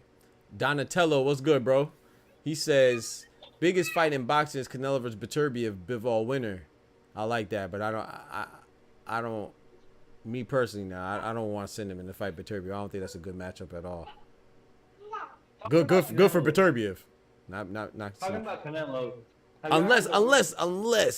Unless he could take those punches, which I don't think so. No, I don't think so either. Yeah, not the way Beterbiev delivers them. Now, talking about Canelo, y'all heard the rumors that Canelo and Crawford negotiations are starting? Yeah, I heard the rumors. Would Canelo and Crawford be like Manny and Floyd in the sense of the greatest of this era? Like Manny and Floyd? Yeah. You saying the matchup like Crawford and Canelo? Nah, I don't think so. Not the matchup. Just like the names and what they bring to the table. Yeah, nah. Oh yeah. Oh, okay. Just the name. Yeah, namesake. I would say yeah. I mean, they're two of the biggest guys in the sport right now. You know, Canelo's more so accomplishments and his stature, but Bud is more so accomplishments alone, and he's not as nearly as popular as Floyd and Manny was. But I would say they don't really get too much bigger than Canelo and Bud as far as what they've done, and you know what I'm saying. So, but not. I wouldn't say it's as big because this is more of a reach for greatness for one person. Pacquiao and Floyd was a reach for greatness on both. If Pacquiao would it beat Floyd, he's one of the GOATs. You know what I'm saying? I mean, he still is one of the GOATs even with a loss. If Floyd would have beat Pacquiao, then he's one of the GOATs. You know what I'm saying? So that was more of like an even matchup going in. You know, this is more. Canelo doesn't gain much from beating Bud. I don't think he gains anything at all, to be honest. You know, except for the fact that he stopped the momentum of a all-time great in Bud. But as far as it being, no one looks at this matchup as an even matchup. We looked at Floyd and Manny as an even matchup. So that's what I would say is a big difference. So you're saying this matchup ain't worth the fuck? Nah, like I said, I told you, I stand on that. I don't want to. It's not that I don't want to. I'm intrigued because of what it could potentially be for Bud. But I don't. If I'm Canelo, I'm not fighting him for what? If I win, they're just gonna say he was too small. I'm supposed to win. Like if you fight a fight that you're supposed to win, then what's the point? Unless you're getting paid big money, you know. So I think number one, I think Canelo beats him, but number two, I don't think it's a lose-lose. It's a catch-22. If he wins, he loses because people will say, oh, you just brought up a smaller guy. If he loses, oh, he definitely loses because people are already gonna question his resume that they already tried to question. I will openly say that I would give him full credit if he pulls it off against Bud. I'll say that to you right now. Full credit, like, can you explain? He become number one pound for pound? See, I was like, no. Hell no. So that Trump undisputed on 2 weight classes? Wait, you said does Canelo become pound for pound if he beats Bud? Yeah. No, hell no. Hell no. Not to me. You know what it does to me? This is my opinion. All it does, it doesn't move Canelo up because for me, you know, he's number 4 for me already. But so for me, it's Usyk right now at this moment. It's Usyk, Bud, Inoue, Canelo, Beterbiev. If Bud loses, I just think he's behind Inoue and Usyk now. But I still think he's in the same. You know what I'm saying? He's now. I just think he's definitively number 3. But if Canelo wins, I still think he's. I still wouldn't put him above Bud because Bud is 2-time undisputed as far as pound for pound. I think he's a greater fighter as far as I would put him as higher on all-time great, probably Canelo still. But I don't think it moves him in the pound for pound list because he's still the bigger guy, like 3 divisions bigger. So or 2 divisions literally because 154. But you know, Bud 147, man. He only had one fight at 154. What do you think about this, Arnie? That's my opinion, though. I mean, personally, I gotta be fair because I'm very high on Bud, and I think Bud can beat Canelo. So if Canelo can pull it off, I can't just turn around and go, you know, oh well, he was smaller or whatever. I love that point, Irony. From the challenge. I'm sorry. Oh, I said I love that point. Oh, I was just saying. I was saying I love that point, Irony. I appreciate you. Yeah, I love that because point. I can't. I don't. You know, right or wrong, I'm sticking by what I say. You know, and if I say that I think Bud can beat Canelo, you know, if Canelo pulls it off, I'll give him his flowers, bro. For real. Yep. Like wow. I'll be like that. Now, pound for pound, I don't know, man. A lot of things are gonna happen. You know. I don't know, maybe somebody else can maybe take over, but definitely should be mentioned because if Bud is number 1 or number 2 in pound for pound right now, then that means, you know, if Canelo can pull it off, then he should be in there for sure. Yeah, AKA Ty Maurice, what do you think about that? I don't want to. Oh, you're not. So it just depends on what happened. I do know that Turkey Al-Sheikh is planning to go meet somebody at their house. In Tijuana? Hey. He started Guadalajara. Oscar, tighten up. No, he got San Diego. Oh, he got multiple houses. My bad. He got multiple casas. My fault. I mean, Big Turk is supposed to be making an appearance in San Diego. He said I agree with Irony. Yeah, I agree with Irony. But I don't think he gets as much credit. Same way I give Bivol credit for being. Yeah, so no one said. Well, I didn't say I don't give him credit. I said he doesn't get as much credit. You can't. There's no way you could give Canelo the same amount of credit that you for beating Bud as Bud gets for beating Canelo. That's unrealistic. That means that so I'm not saying I don't give him credit, but I don't think the bigger guy beating Bud boosts him. Like I already said, he's already number 4 for me. You know what I'm saying? So the fact that he beats Crawford, who I agree with Irony 1,000%. I think that's why I think the fight's intriguing because I think Bud can beat Canelo. I just don't think he will.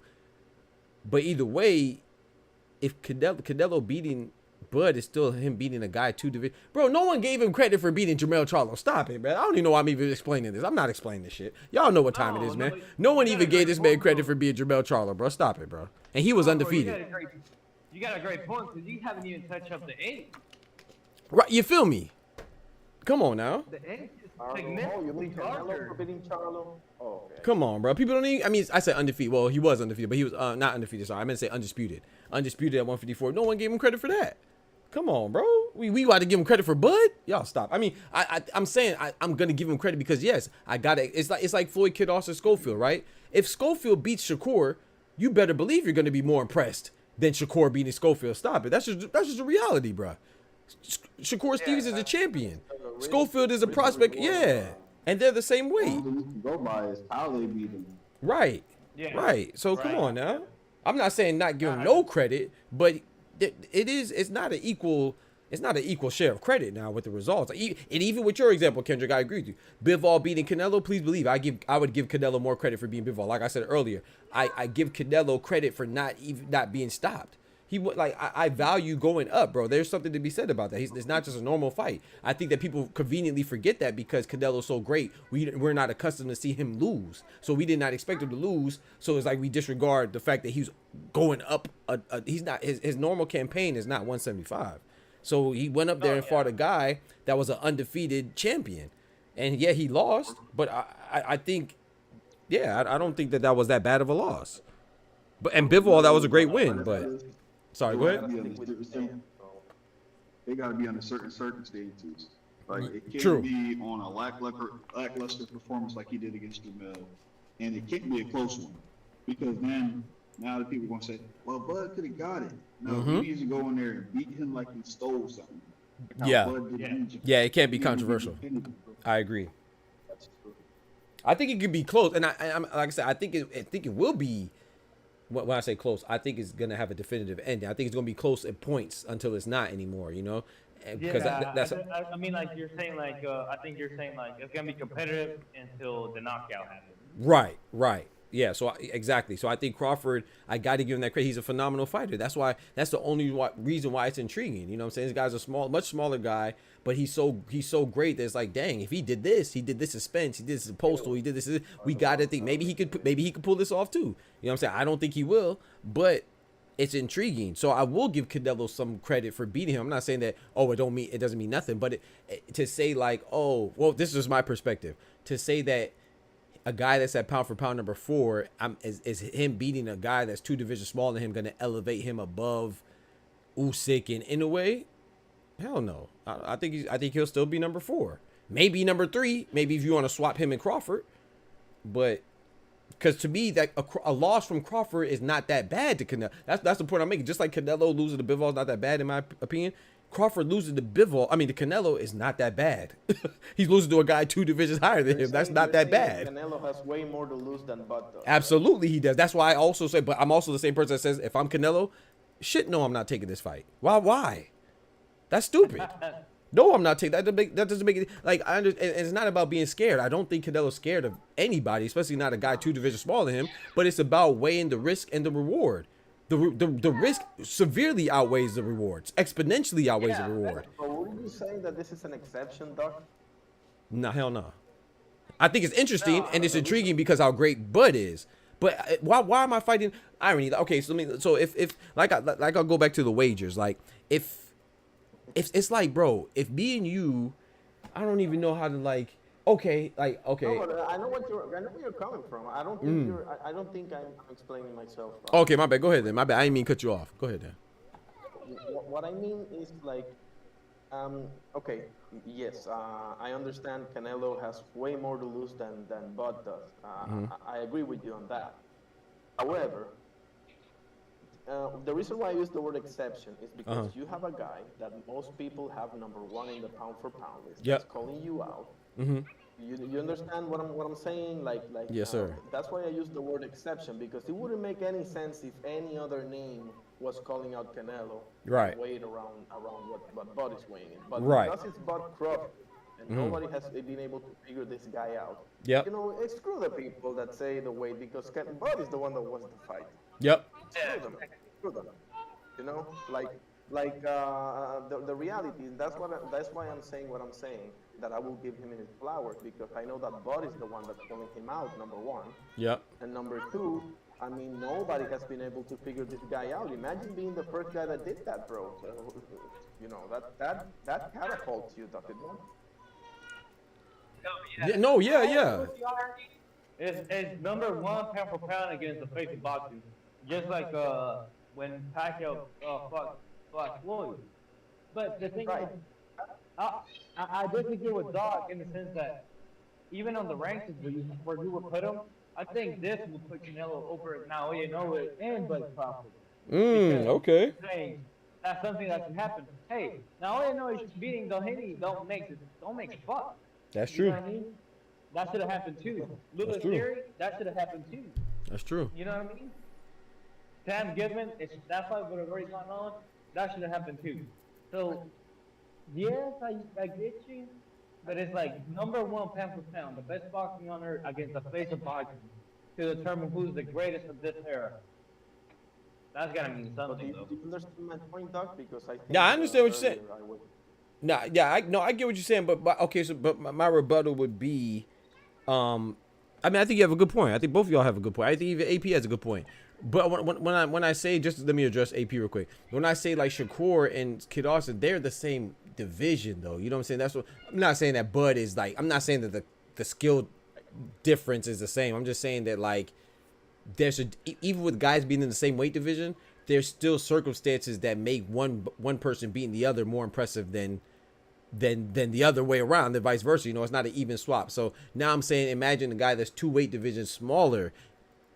No matter how great he is, because Canelo's great too. That's the thing. It's not like this is not a Roy Jones and John Ruiz situation, because Canelo is undisputed as well. He's not 2-time undisputed, but he's undisputed as well. So he's already great. That's what I'm getting at. So it's 2 great guys fighting. It's not one great guy going against an average guy. So let me. It's not one great guy going against an average big guy. No disrespect to John Ruiz, but you know what I'm saying. He's a champion, so he's good. But this is an exceptional great guy going against an exceptional great bigger guy. Exactly. Like, let's stop there. Right. Ty, attest to this. What do you say that the only reason that we're counting Bud Crawford to be Canelo is because he's that great guy? Caleb Plant got no chance. Billy Joe has no chance. Berlanga has no chance. Munguia has no chance. William Scobo has no chance. But we're giving the chance to Crawford, you know what I mean? Because he's that exceptional guy. It's not like Canelo already outgrew his weight class, although he's a smaller man. Yep. Crawford, we're giving him a chance because he's that exceptional guy. Yep. And like, let's be honest, Canelo against anybody at 168, we got Canelo winning by hands down. Mm-hmm. And Crawford is like a toss in the air. Mm-hmm. I'll take it a step further. All them other guys at 68, I get mad that they actually give Canelo some trouble. Can you say it again, Ty?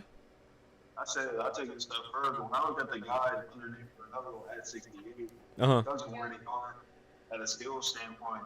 I get a little agitated when I see them actually, outside of like 3 hands. Right. I'm with you on that. Yeah. He said, I'm seeing a lot of Bud fans. Yeah, I agree with that. 1,000%. I'm seeing a lot of Bud fans dismissing Canelo like he's some bum. Yeah, I think people are crazy. Like, you don't see that over here. No matter, I mean, I don't think there's anything wrong with having Bud, but yeah, I think dismissing Canelo was crazy. Like I said, I have Canelo, but I'm not even dismissing Bud. You know what I'm saying? I think that Bud has a real chance to beat him. Yeah, anybody dismissing Canelo is crazy. Yeah, that's crazy. With Bud, the only real question is, can he take a punch? If he's able to take a punch from Canelo, yo, I might have to put the Bud chain on. Yeah, that's a different story. If he could take it, which is a big question. That's a big if. Yes, that's a big if. And then AP asked me, he said, so Doc, Canelo wouldn't have gotten full credit for the Floyd? Yeah, he would have. But that's different circumstances. Remember that's a pup Canelo. You know what I'm saying? Going against a veteran. This is more even. Like I don't think people realize how even this fight. The only thing that's uneven about this fight is the size, and that's why that's a. I mean, I'm not say only. I'm saying that's a big thing. But like with Canelo and Floyd, that wasn't an even fight. It was Floyd, who was the expert veteran, all-time great at that point, going against a young upstart in Canelo. But he was bigger. So that's why it's like, okay, bet. You know, that's why Canelo had a chance. No one gave Canelo a chance besides him being bigger in that case, because he was everything else was a disadvantage. You know, experience, everything was a disadvantage to Floyd. Right, exactly. In this case, Bud and Canelo are both experienced, both good, both undisputed, won twice, and then now one's just 2 divisions bigger. So it's like, in my opinion, if you don't think, granted, like I said, Bud is a phenomenal fighter. That's why it's intriguing. But common sense would persuade you to believe that this fight shouldn't happen, because Canelo should slaughter him. But because how great Bud is, that's why we think he has a chance. However, ain't nobody that great to the point where it's an even matchup. Like, to say that Canelo gets as much credit as for beating Bud as Bud gets as Canelo, then that means you think it's an even matchup. Shit, no, it's not an even matchup. Hell no, it's not an even matchup. Like, you know, now Bud is so great that it could possibly become that. But this is as uneven as it could potentially get. Do you know what I'm saying? Like, unless you want now you're to fight Anthony Joshua, they ain't really no more. Ain't really no more. No, I'm exact, of course, because at least they share some dimensions, right? Terence Crawford and Canelo are the same height, right? So at least that, yeah. A great point. He said Canelo is a small fighter, and it's credit to him, bro. He's absolutely going to dudes that are bigger than him without going to Kovalev and Bivol, without even going there.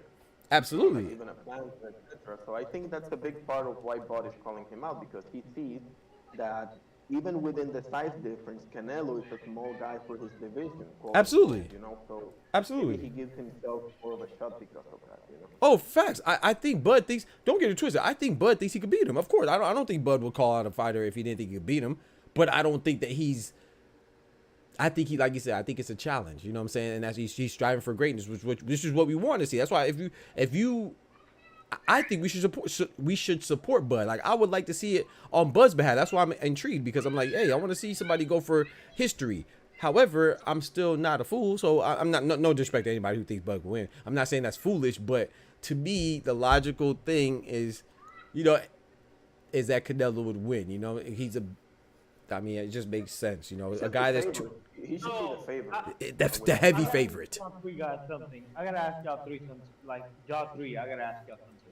So if Bud was to be Canelo, would that be like something that's meant to happen, like I don't know, Floyd beating Canelo? No. I think if Bud beats, I said this too. I think if Bud beats, beating Leonard, like Durant beating Leonard, would that be just as big? Can I take this one first? Oh, you go ahead. Yeah, go ahead. No, go ahead, Irony. You take it first. Go ahead. That's a very good example, Durant, Leonard. I think that would be the ultimate accomplishment. Yes. If Bud can pull it off. Absolutely. And that's a hell of a good example, especially the first one. Everybody remembers about the no mask crap and everything, but the first one. I would say, that would be the ultimate accomplishment. Sorry. He can ride up into the sunset, bro. I would put him right up there.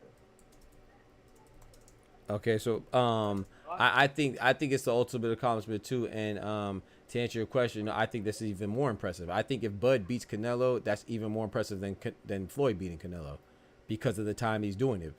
But Canelo wasn't. I didn't answer the Floyd analogy. Go ahead. You can go in. The thing is that it would be a little bit more impressive, or maybe a lot more impressive than Floyd beating Canelo. Well, it depends how he beats him, obviously. Okay, but if he beats him, he would have beaten a more polished Canelo, and he would have beaten, without a doubt, a more seasoned Canelo. So that's why I think. Let's change it to Bivol Canelo. Hold on, before you change it, let me finish my answer. I want to make an analogy too. But hold on to that thought though, Bivol Canelo. I want to say this, man. I want to give you all a comparison, because sometimes we get caught up. At least I know I do. Sometimes we get caught up in the people, because now Crawford and Canelo has been talked about so much. It's such an intriguing fight, and a lot of us want to see it. I want to say this is okay. Tank fighting Naoya Inoue. What do they say? They say Inoue is too small, right, for Tank. You know that Crawford fighting Canelo is a larger weight difference than that. I just want to put that out there. Okay, so you're telling me right now, if Tank beats Inoue, you're gonna be as impressed as if Inoue beats Tank? Fuck no, you're not. No, you're gonna be. You might be impressed with Tank beating Inoue, but you're gonna be more impressed if Inoue beats Tank. That's just how it goes, bro. So they're closer in weight than Canelo and Crawford. So you cannot tell me that Crawford beating Canelo or Canelo beating Crawford is just as impressive as Crawford beating Canelo. No way, bro. There's no way. It's definitely more impressive if Bud beats Canelo. Way more impressive. Where you're going with this? That's a pretty good point, actually. Thank you, brother. But go ahead with your other analogy with Bivol. I just want to say that. Mr. Ty, you want to say something? Is Ty still here? Yeah, he is. Or no, he's on mute right now. Yeah, he mute. I was gonna say, like, if damn, I was yapping too. Oh shit! Got him. Hey yo. That's crazy. My boy throwing left hooks, right hooks, combinations. It's funny because the difference between those two fights, one of them is clearly a big weight disadvantage. Which one? On one side, they'll sit there and say, nah, Inoue's too small, dude, because they want to see him get beat. Exactly. But on the other hand, which is probably a higher accomplishment, what Bud is trying to do. Yeah. I agree. They're not saying the same with Bud. No, they just want to see him get slaughtered. Facts. Yeah. Because and you know it's crazy, and the reason why, and correct me if I'm wrong, Ty was shadow boxing. The reason why he said it's a way bigger, because I know we're thinking of Bud as a 154, and that's rightfully so, because that's where he's at. He's a champion, but he just got there, bro. So, let's right, and exactly, Oscar. And but even let's play that game. 154, right? 154 to 168 is a 14-pound difference. I just want to make sure that everybody just knows that I'm not just speaking facetiously or just exaggerating. 122 to 135 is 13 pounds. So I'm not just bullshitting when I say that it's a bigger weight difference from Bud. Even if you go from Bud to 154 to 168, it's still 14 pounds. 122 to 135 is 13 pounds, so you take it anyway. Now, if you consider that Bud just got there and you're calling him a 147 pounder, that's even worse. It's 21 pounds now. So yes, it's way. I agree with Ty 1,000%. It's way bigger between Bud and Canelo.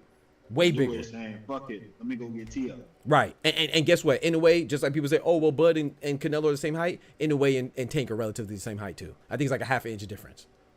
So if you really want to talk about it, then you come on. Now. It's a great. Thank you, Irony. It's a great. Thank you, bro. I appreciate it.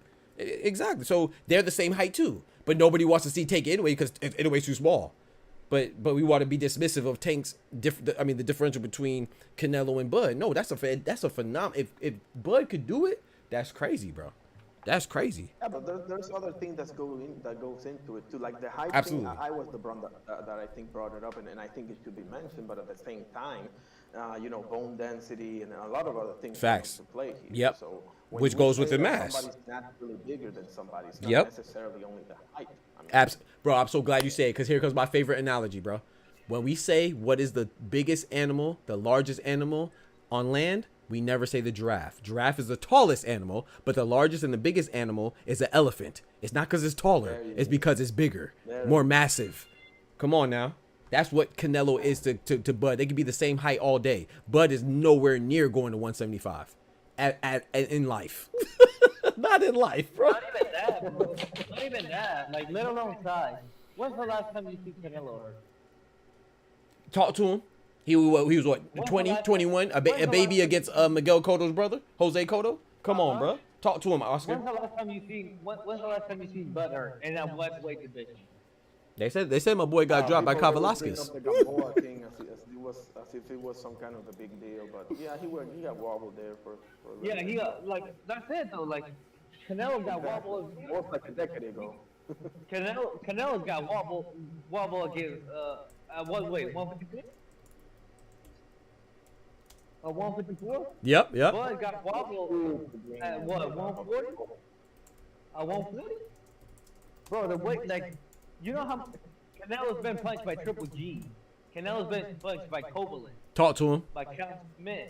Talk to him. By Bidball. Munguia. He's been Munguia. Like, these guys hit hard, bro.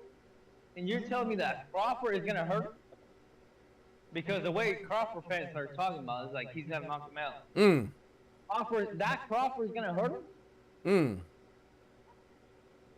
Now, like I said, if he does it, I'm impressed.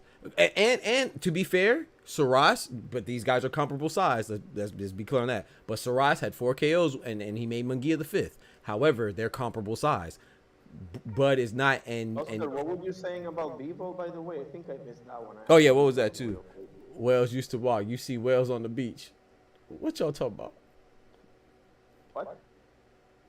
I don't know what car we're talking about. Oh, whale's the largest land animal? Yeah, okay.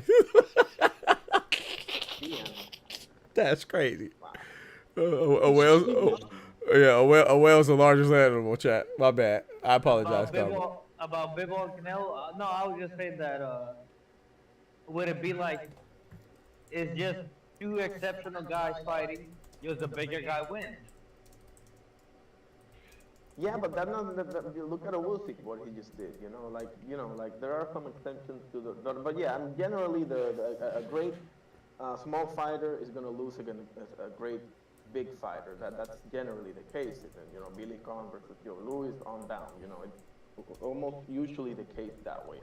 But the fact that a guy like Usyk can come along and stuff of that nature, I think it makes it a little bit more interesting. Don't you think that we have at least seen it once happen? Yeah, I I agree. mean, referring to the Bud Canelo, I'm saying, you know.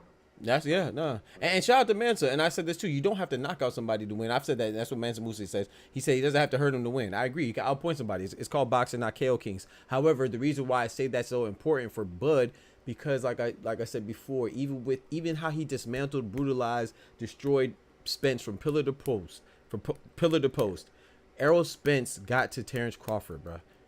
Now put Canelo where Errol Spence was in those positions that he was with Crawford. You tell me what you think happens. With Crawford's back against the ropes. What do you think happens, bro? Like, I understand he doesn't have to hurt Canelo to win, but that's Crawford. That's how Crawford fights, bro. Do you forget that he was on an 11 KO streak before he fought Israel Madrimov? Do we forget that? He fights, bro. He exchanges, bro. That's what he does. Now, I will say this, though. My bad. Let me finish this point, Aaron. I got you. You don't have to hurt somebody to win a boxing match, right? You don't have to knock them out. And you don't have that power to knock somebody out, right? That's why I brought up the Saras example. Because it's the shots that you don't see that hurt you. So, yeah, maybe Terence Crawford show him some angles and hit him in between shots. He's good at that, right? Countering, punching over the top of your jab, and he does have a longer reach. So, of course, there's some things that Crawford could do. But like I said, in my opinion, I just don't think he could do that and execute that against Canelo, because to assume that is to, I'm not gonna say you're wrong to think that, because we'll see, right? We'll see when they fight, hopefully, if they fight. But I think that we are discrediting Canelo's skills as well. Like when we say things like that, oh yeah, what if his power doesn't hit? Well, Canelo's not just power either. He does great timing as well. Ask Munguia. You see when he popped his ass in the 4th round. Pause. He that was timing, bro. He caught him with an uppercut right between his shots. Did he not? Am I tripping? Okay, so he has timing too. Onto that real quick. Yeah, go ahead. Go. I'm done now. Go ahead. You take off. Just to say real quick there, I don't you think that Errol Spence and I mean, first of all, I think Errol Spence and Canelo have two completely different styles, and what I mean by that is Spence is more like a front foot fighter, and Canelo is more like a back foot fighter, like a counter punch, head movement type fighter. Don't you think that makes it interesting? I do, but I think the fact that Canelo isn't just a front foot fighter makes it worse. I think the fact that he could do both when necessary, I think it makes it even more troublesome. But like you said, I mean, I don't know, man. Like I said, it's interesting. Like I don't want people to think I'm not saying it's interesting. Yeah, it's interesting, bro. Yeah, I'm not saying it's not interesting. You know, but I just think that for every reason that we have Bud winning, I feel like I have two. Why I have Canelo winning. No, and that's how it should be. So Canelo is the favorite of this fight. He most definitely should be. I don't mean he's gonna win now. He could lose. But I think he should be the favorite. Yeah, no, like that's what I'm saying. Like that's how you should feel. Like for every one good reason you got Bud winning, you got 3 or 4 Canelo winning. Like that's how it should be, because Canelo's a bigger guy. He's the most experienced guy. He's the one that got the best resume in boxing right now. You know, he's fought against the heaviest hitters in the sport in generations. It's like, no, that's how it should be. Like, it should be 2-1 Canelo.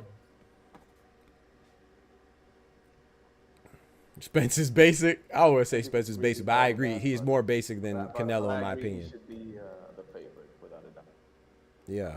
I could fall flat on my feet. Like I said, this is why fight is great, and these guys are great, right? Because they do great things, you know what I'm saying? There's a reason why Canelo was a favorite going into Bivol, who's a bigger guy. That's unheard of, too, because we expect great things. So I'm not saying anybody is wrong when they say Bud wins, because I could see Bud winning, too. I just don't see it that vividly to where I'm going to go against Canelo. Like, hell nah. Maybe I got too much faith in Bud, you know? I have made that mistake before, you know? I don't think you have too much. Like I said, I think you're coming at it from a reasonable angle, in my opinion. I'm just saying, like, people that, you know, just think, oh yeah, it's like bro, like Tim Bradley said. I was crying laughing, bro. Tim Bradley got on my nerves, but he said, this joke was funny. He said he's. You're cutting out. I'm cutting out. I don't know why when you're talking. Oh Lord. Hear something. Okay, my bad, bro. Is it better now or? Yeah, it's better now. Okay, my fault. You got that trap phone going. My bad. Hashtag the trap fold, the Obama fold. Tim Bradley said that Canelo, that Crawford beats the shit out of Canelo. That just had me crying, and he could be right too. I could be wrong, bro. I could fall flat on my face and everybody be like, "Oh yeah, you was wrong." I could be wrong, bro. Saying that Usyk is not an all-time great. Okay, thank you, irony. Thank you, irony. Thank you. I don't even need. I'm not even going. I don't need to say no more. Thank you. Because people, it's just so funny when people. It's just so funny to me how conveniently people take certain individuals at their word in certain circumstances. When they say something that you don't agree with, oh, you know. It don't mean nothing. But when they say something that you may feel too, oh, they're a genius. I don't care who you are. If you say stupid shit, I will. Thank you, bro. Thank you, bro. Beats the shit out of Canelo is crazy, but he could be right. You know, he could be right. No, but I'm more upset of him for what. Listen, I always love you for the Probotnikov fight, but you done messed up with the Usyk comment, bro. No. Yeah, fact. Say that one more time. I love you for the Probotnikov fight, Bradley. I mean. Oh yeah. Me too. That was one of my favorite fights of all time. You fucked up with the Usyk comment. Facts. It's just because Tim Bradley was one of the, lead sergeants, lead generals that was saying, oh, Tyson Fury is one of the greatest of all time. He would have beat Muhammad Ali. This guy has such an incredible talent for his size. But then Usyk beats him and he's just like, nah, he's not even in the top 5. You feel me? That's what I'm saying. People are not consistent, bro. Not consistent at all. You're talking out of both sides of your mouth, bro. Talk to him. Talk to him. Damn. Like you can talk to him to a few. Like I want to talk to Tim Bradley to their face, but I wouldn't even know which one to look at. You know what I mean? That's crazy. Cause he two-faced? That's crazy. That's a good one. That's crazy. He will keep on capping too. Oh, you know it. It looks that way. He popped up on Champ's side and was saying same nasty words he say on television. It's a little nasty. Nasty work. Y'all be having me crying with that shit. That's true. Oh man. So which doctor or all of you guys, which do you want to see more from this? Well, Keyshawn Davis got a silver ranching first, so let's forget about him for a second. But who do you want to see more? Tank Shakur, Loma Tank, or Loma Shakur? Which do you want to see more? I see Loma Shakur, but I'm not mad at people saying Loma Tank. I want Tank Loma first. Me too. And what about you two? Okay. If I could pick an order, I want to take it Loma first. Yeah, if it's up to you. Oh, if it's up to me, okay, yeah, I would want Tank Loma. Then the winner of that get the winner of Shakur, Baranchik, Keyshawn winner. Exactly. Yeah, I like that. Yeah, that's ideally that would be my preference. I say you wild. Well, I'm wildin', bro. What I do, bro? You said Tank Shakur, right, Oscar? No, I said Loma Shakur because that fight. Oh, that's right. I'm sorry. Oh, I'm not mad at that either. I'm not mad at Loma Shakur. I wouldn't mind seeing that, bro. And tell Loma old ass, go ahead, my child. I need Keyshawn and Shakur to get off that. That's my friendship. Yeah. Nah, man. No. They're countrymen. Talk to him. I was just about to say that. Shout out to Oscar, bro. We be thinking the same stuff, bro. I was just about to say that, bro. I ain't trying to hear that either. Shout out, Mr. Consistent, boy. Shout out to my boy Ty. I agree, bro. To be fair, it's up to you, so yeah, fire away, bro. Yeah, I'm not mad. I'm not mad at that, but I'm not mad with Ty said either. Shit. I'm just cool with the friends not fighting, but I'm with you. What you say? You can be a countryman all day. Shakur be like, I'm Puerto Rican. Come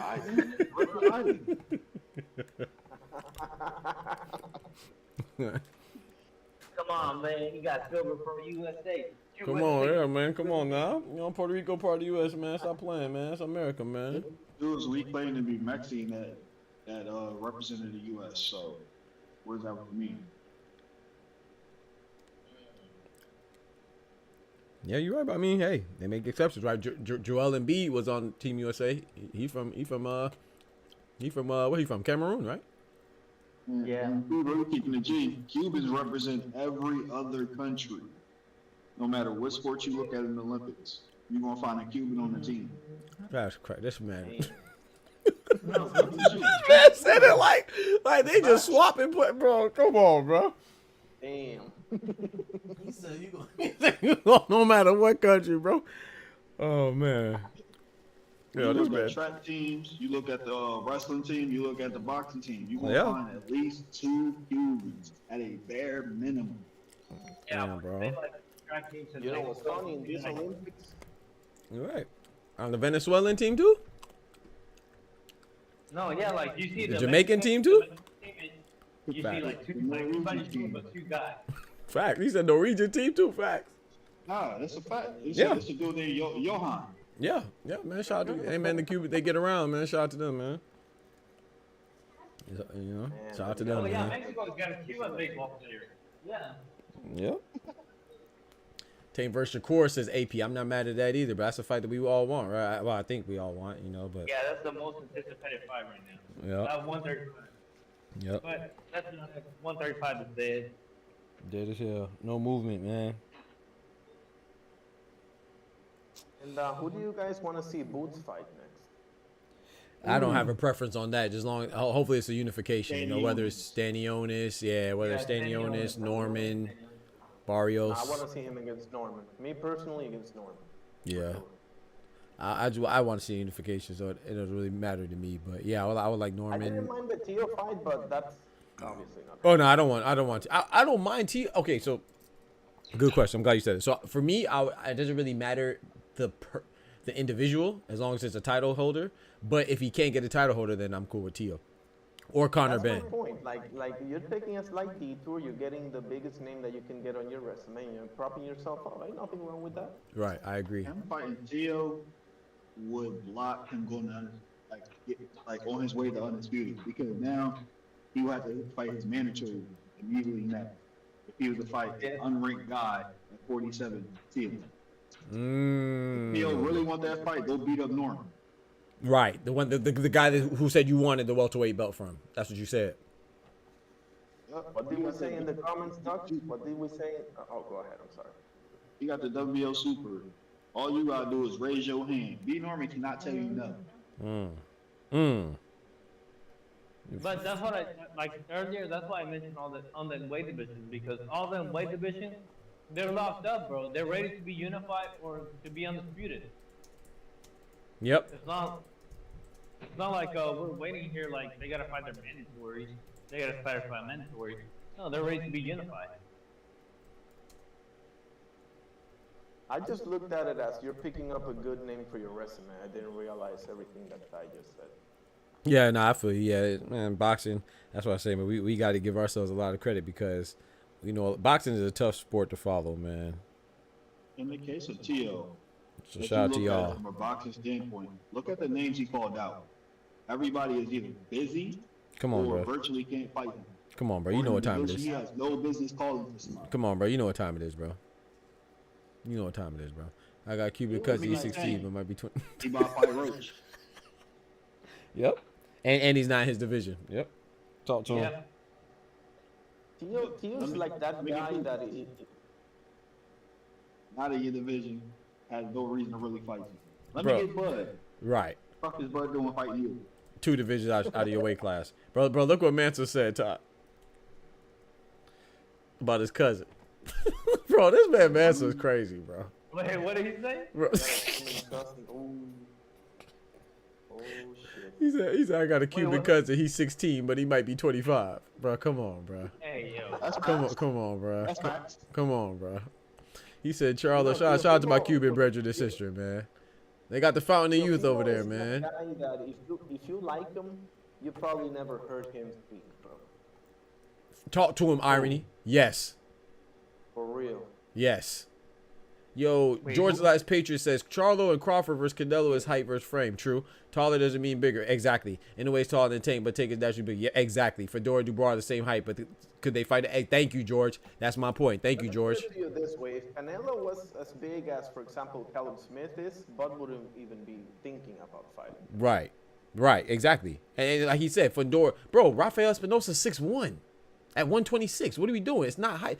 Weight divisions aren't separated by height for a reason. They're separated by weight, size. Exactly. That's the point. Or overall size. Height is not indicative of your size alone. You know. Yo, MAW in the building. What's good, brethren? He said hello, boxing fans.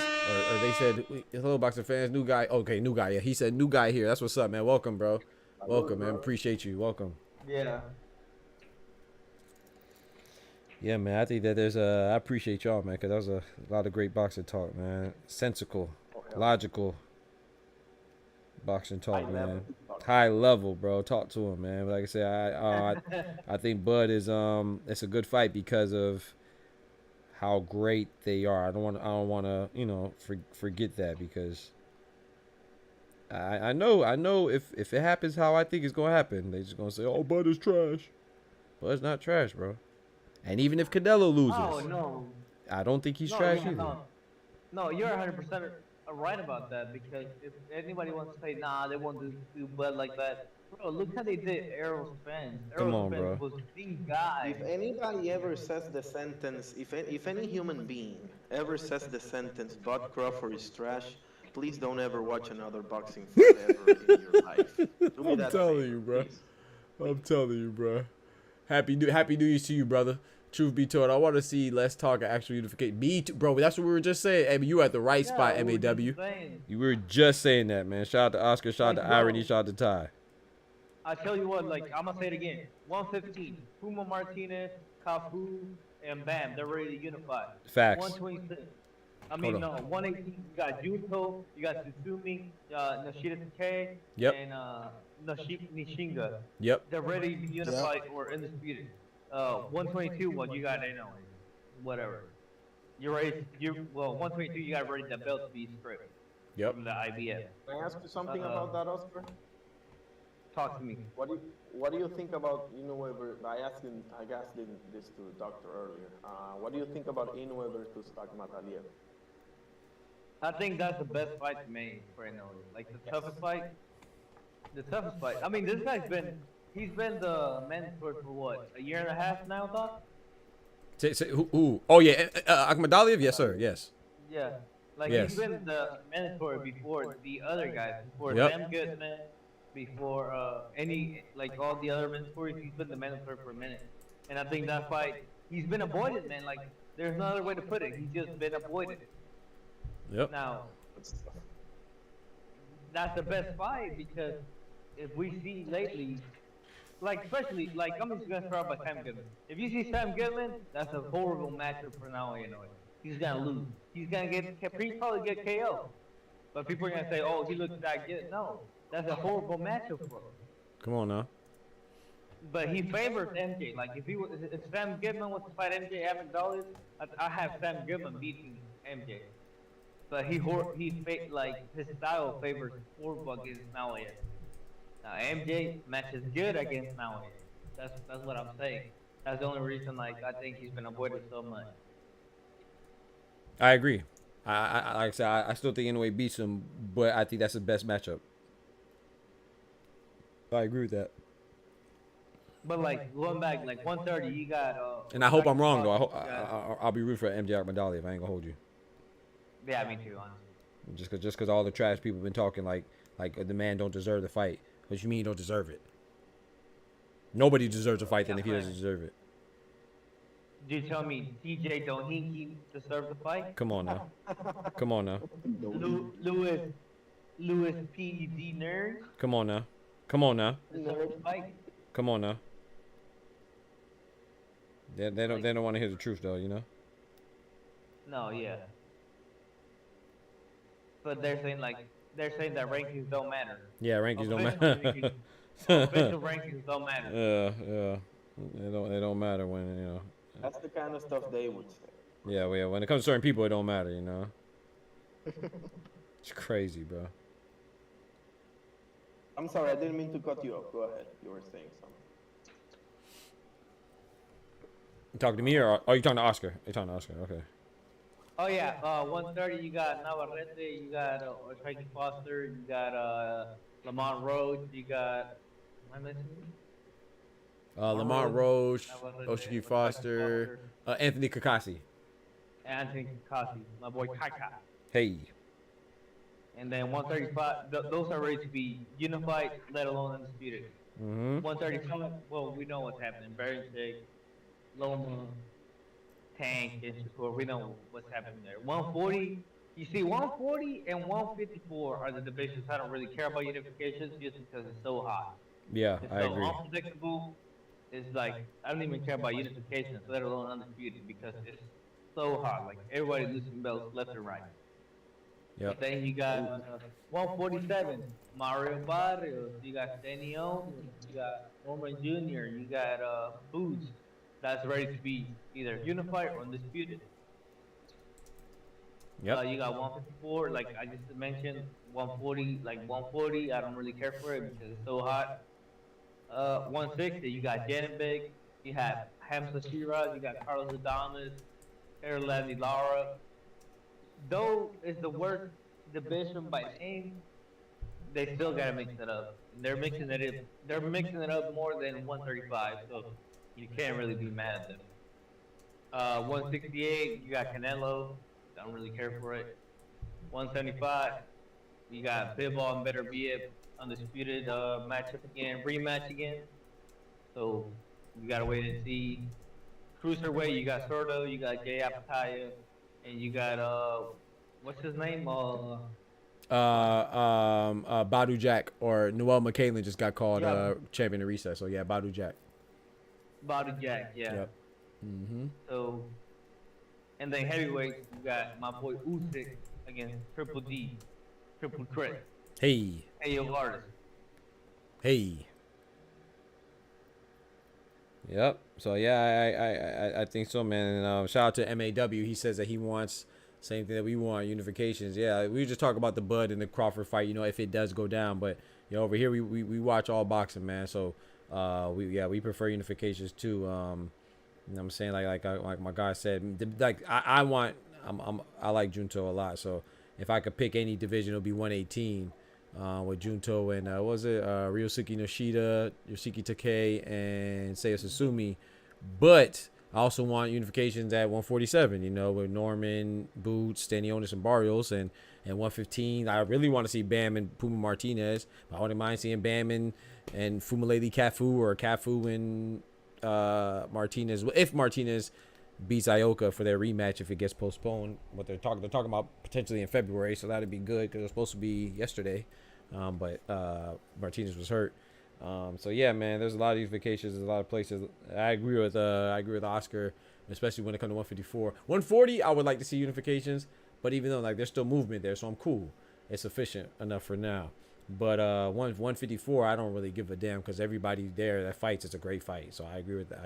Like, you know, of course I want unifications, but at the same time, you know, it's like, hey, if Jermell Charlo comes back and fights Bakram, I'm cool. If Bakram fights Virgil Ortiz, I'm cool. Virgil Ortiz, Madrimov, you know, Boachuk, you know what I'm saying? There's just so much. Crawford, there's so much. Crawford, Fedora, like, it's just so much, bro. Ramos, Lubin, Tim Tszyu is still a live dog in my opinion. So, you know what I'm saying? Not right now. He might be downward dog. but I think he can bounce back and get back live, you know. So and then that's not. I didn't even mention the young guns, the young bulls, right? Jonas Tellis, Xander Zayas, Charles Conwell. Come on now, 154 is deep, man. Not to mention if Spence comes back, I ain't even mention like Brian Mendoza. I ain't even mention him. You know, I mean, you know, he's still he's a decent player, yeah, decent fighter. So Charlo, yeah, if he come back, it's gonna get hot. Gonna be sure smoking the shitty. Oh, great fights. Yeah, a lot of great fights to make a 154. Yep. Nah, man, y'all make some great points, man. Ty, don't be getting banned over there, bruh. Yeah, right. Come on, man. You're free. Right, bro. You're right. You just got free, bro. You are free. You feel me? Yeah. Free balling. Huh? I jumped on my other phone jumped in the Discord or whatever, just yelled random stuff and left out. I don't think anyone knows what happened. Oh my gosh, bro, you funny. That's what happened, man. Leave people alone, man. I don't know why. Yeah, that's me. I mean, you know, I can't. Even, I don't feel bad because he got to leave people alone. Leave people alone, bro. I don't know what's wrong with him, man. That's obsessive. Ty was like, bro, you gay. Shout out to my boy Ty, man. Yeah, man. Yo, Oscar, funny. Yo, hey, man, Oscar's funny, bro. 154 is definitely D. Hey, what fight do you want to see? Is it MAW or Ma? Like pop in the Discord, man. If you got time or if you got something to say, pop in the Discord. Facts. Yeah, let me put the link, man. Thank you, Oscar. Let me put the link. Get the link for you for the Discord. Like Ebony Ma. MAW. Right, hey, did you see that video, Irony? Oh, he said he'll be right back. He said he had to step away. Ah, shit. And he said it in the chat. He typed it in the chat. That's why you didn't hear him. Oh, okay. Yeah, you good. You good. I'm gonna drop the Discord link, man. Mansa Musa says 154 crazy right now. They need to. Ooh, boy, now you talking, bruh. A 154 tournament like a super six for 154. Oh boy. Okay. Question. Right, yeah. Theoretically, it was to happen. Who you have in that? I was just about to ask the same question. I want Ty to go first though. Who you got? Man, me and you like got things the same. I'm telling you, bro. I'm telling you, Oscar. I was literally about to say that. This is not the Super Six. This is the Turkey Invitation. Talk to him. Talk to him. This is Super Smash Bros. Because if we talking about 54, it's hard to just say limited to 6 names. Nah. This is the Turkey Invitation. There's 16 names on it. Ooh, 16? Yeah. 154. 154. 154. And I got Uncle Mel. Hot take, hot take. What about you, Oscar? Nah, I got my boy background. Whew. Out of everybody 154, man. Y'all got Mel. Okay, so I'm going to dare to be different. I'm not going to pick Bell or Bud. I was leaning towards both of those. But I'm going to go with the other one that I was leaning towards. I was torn with. I'll go with Bud. No Tim Zoo? Nah, hell nah. Come on now. You heard what Oscar just said? He said Bakram. Come on, bro. If Bakram in the mix, Tim Zoo ain't got no chance. Huh? Yeah, before Bakram knows Tim Zoo, right. Bakram is Bakram. You feel me? He ain't got no chance, bro. Unless somebody take out Bakram for him. He ain't got no chance. I also think Madrimov up there too. So that'll be my dark horse would be Madrimov, but I gotta go with Bud. Yeah, I gotta go with Bud because you know Bud beat Madrimov and stuff. Canelo versus Bud looks to be picking up steam. Yeah, it does. Not my first preference, but would pay to watch. Yeah, of course. Yeah. It's not my first preference either. Like I said, if I'm Canelo, I'm not taking that fight. I think Canelo wins, but it's just to me, it's like I said, a big check. Yeah, of course. You know, especially if he thinks that he can win, which I'm sure he does. You know, just like I think Bud thinks he can win. You know, but I wouldn't take that fight if I'm Canelo. Prefer Bud to chase the third. Me too, bruh. Me too. I feel like you've been in the stream already. I would prefer that. At 154, I prefer that too, bro. I'm with you. To be honest, a Canelo versus DB or light heavyweight dispute is another jump. Me too. I want that too, bro. Like you came to the right place, man. You saying the same thing we've been saying, man. I'm starting to think you stalking. Hold on now. Let me find out you really Oscar, bro. I got Bud whipping all them second. It might be Oscar's alternate account. I got Bud whipping all them second would be Fedor if he stopped. Ooh, Fedor, man. I like that. Man's a join, bro. You said you could join AFK or Chilling Lions. I can pull you up from either one. Whichever one you prefer. Yeah, he ducking, bro. He gonna ask me like he was about that life. He gonna ask me in the chat, is it AFK or chilling? Ty, play it down. Where the quacks at? Oh, don't worry, I got the duck one for you already. You can play what quacks afterwards.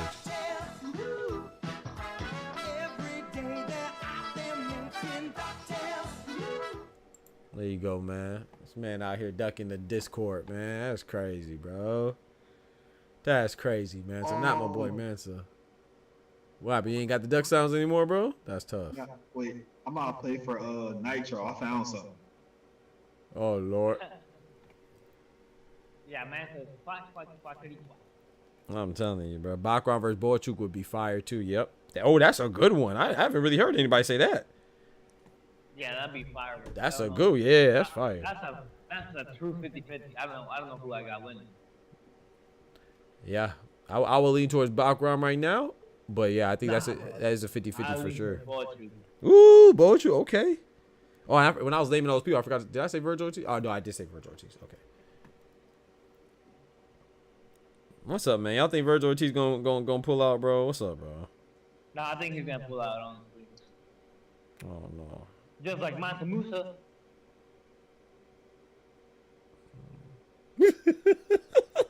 I just realized what you said, just like Mansa Musa. That's crazy. I mean, tomorrow, I bet we gonna look forward to it. Good Lord willing, man. Oh, this man was talking. Dog,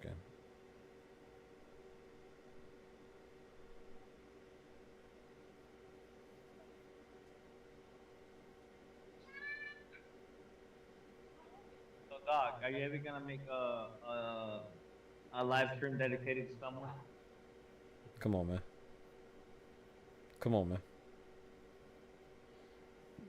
Nah, never say never, but never. Come on, man. We got too much positive vibes going on this side, man. We got too much. Like I said, I don't battle people, man. I battle my dreams, my expectations for myself, bro. I don't see anybody else's success. It's not a threat to my success, man. And then somebody else's failure doesn't propel my success either, you know. I'm back, bro. All right, bet. Appreciate it, bro.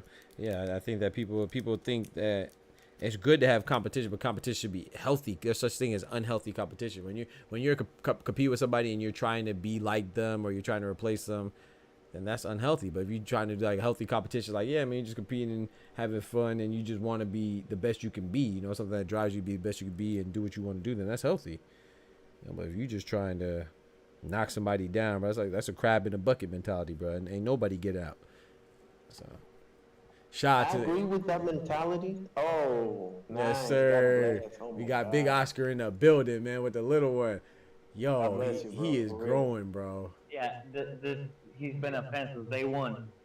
Shout out to yes, sir. Yes, sir. I bet. Let's go, man. Handsome I just man, wanted to say one man. thing about what you were saying. It's absolutely right, you know. But I mean, I don't know if you're talking about boxing or just in general. But just in boxing, I mean, sometimes there's two of you and one of those meaning one belt, you know. So Amen. I think sometimes. But I think you were talking about life. I'm sorry, I just can't. Nah, you're good. No, you're good, bro. Nah, talk. Yeah, man. Hey, man. A lot of things could be analogous with life, man. Yo, look at the man, bro. He's getting big, bro. How much you know how much he weighs right now? He's definitely. A lot. Yeah, I mean, exactly. That's what's up, man. Big healthy. You know what I'm saying? Big health for 2025, man. That's a future champ right there, man. Champion life too, not just boxing. Champion life, man. Big champion. He already winning, man. He got a good mother and a good father. That's what's up. That's all he needs right now. That's it. That's what it's all about. That's what it's all about, bro. Honestly. That's what it's all about, That's bro. it. Shout out to all the good parents out there. Like I tell my mom, like you're a grandmother, like you made it, bro. Like Amen. This is all about. Yo, this man tired, bro. I already know that was tired, bro. I already know that was tired, bro. That joke came out of nowhere. Oh, let me put the right name. That's a little Oscar right there. Hold on. Yo, this man tired is crazy, bro. The little man in the building, man. Getting the boxing early. Boxing talk early, man. Yes, sir. BTF family growing. That's dope, man. Boxing talk family. This man tired, bro. Oscar throwing jabs and hooks. You feel me? Nah, Virgil look like he's focused. Mm-hmm. Yeah, that's what I'm saying. That's what I'm saying. I meant to. So you think Virgil's gonna stay in there? I hope so, bro. I'm not convinced, man, until I see it, bro. I hope so, man. I'm just doubtful, man. Is Virgil fighting who is? Oh man, I always get this wrong. Is he fighting Madrimov? Who is he Yep. fighting? Then? Yeah, Madrimov. You're right. Ooh. On that phenomenal 22nd card. It's still to see. Still yet to see. Yeah, yet to see. Yep, on that Not phenomenal official. February 22nd card.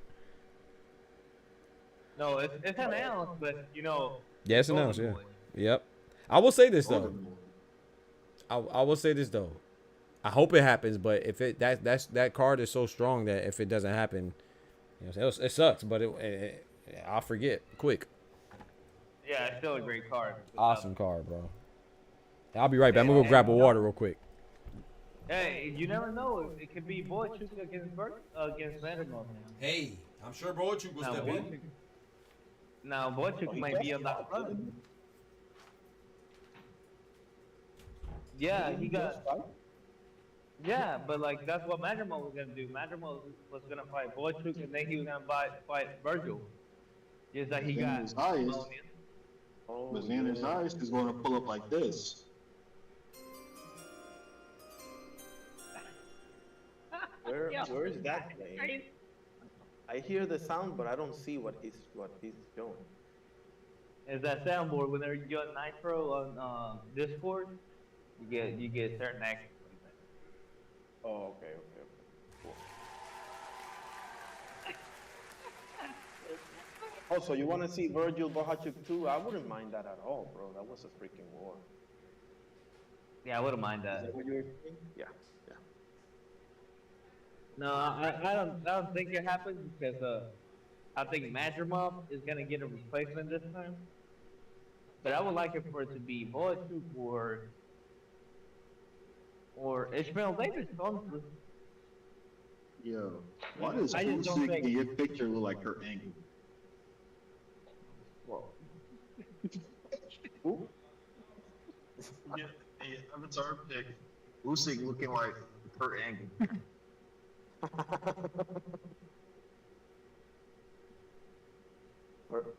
Oh man, Kurt Angle, that's my guy, bro.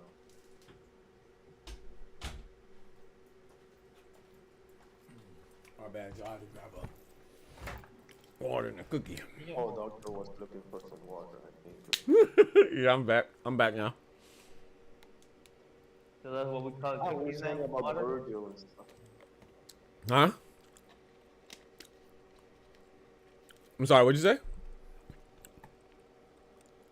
Oh no, that we were just saying about Virgil and stuff, you know, like Oh. Oscar, I think, well, correct me if I'm wrong, you were saying like you wouldn't mind seeing Bohachuk and Virgil too? No, I wouldn't mind it. I was just saying like Virgil against Madrimov is still yet to see. Not on Madrimov part, but like Golden Boy part. I think they're gonna pull that honestly. Madrimov's gonna fight a replacement. That being Ishmael Davis, that being like Boychuk. Like I was just saying like Boychuk Madrimov, but now Boychuk doing the run. That'd be crazy. That would be crazy. I feel like Boychuk would take that fight too. All right, man. I have to go, but All right, Oscar, man. Appreciate you dropping through, man, and showing the young one on the stream, man. Thank you, bro. Always a blessing. All right, sir, man. God bless, bro. Appreciate you coming through.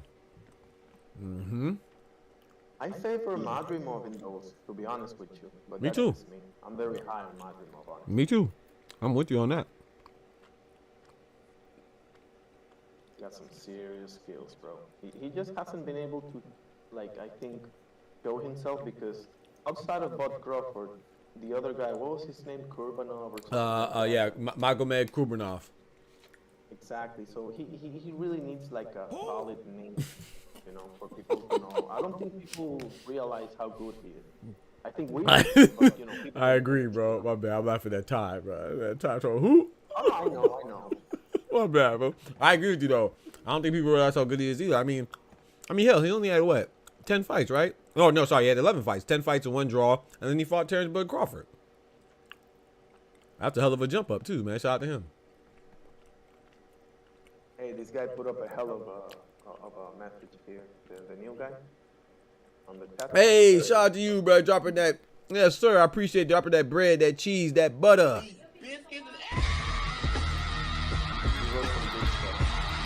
Thank you, bro.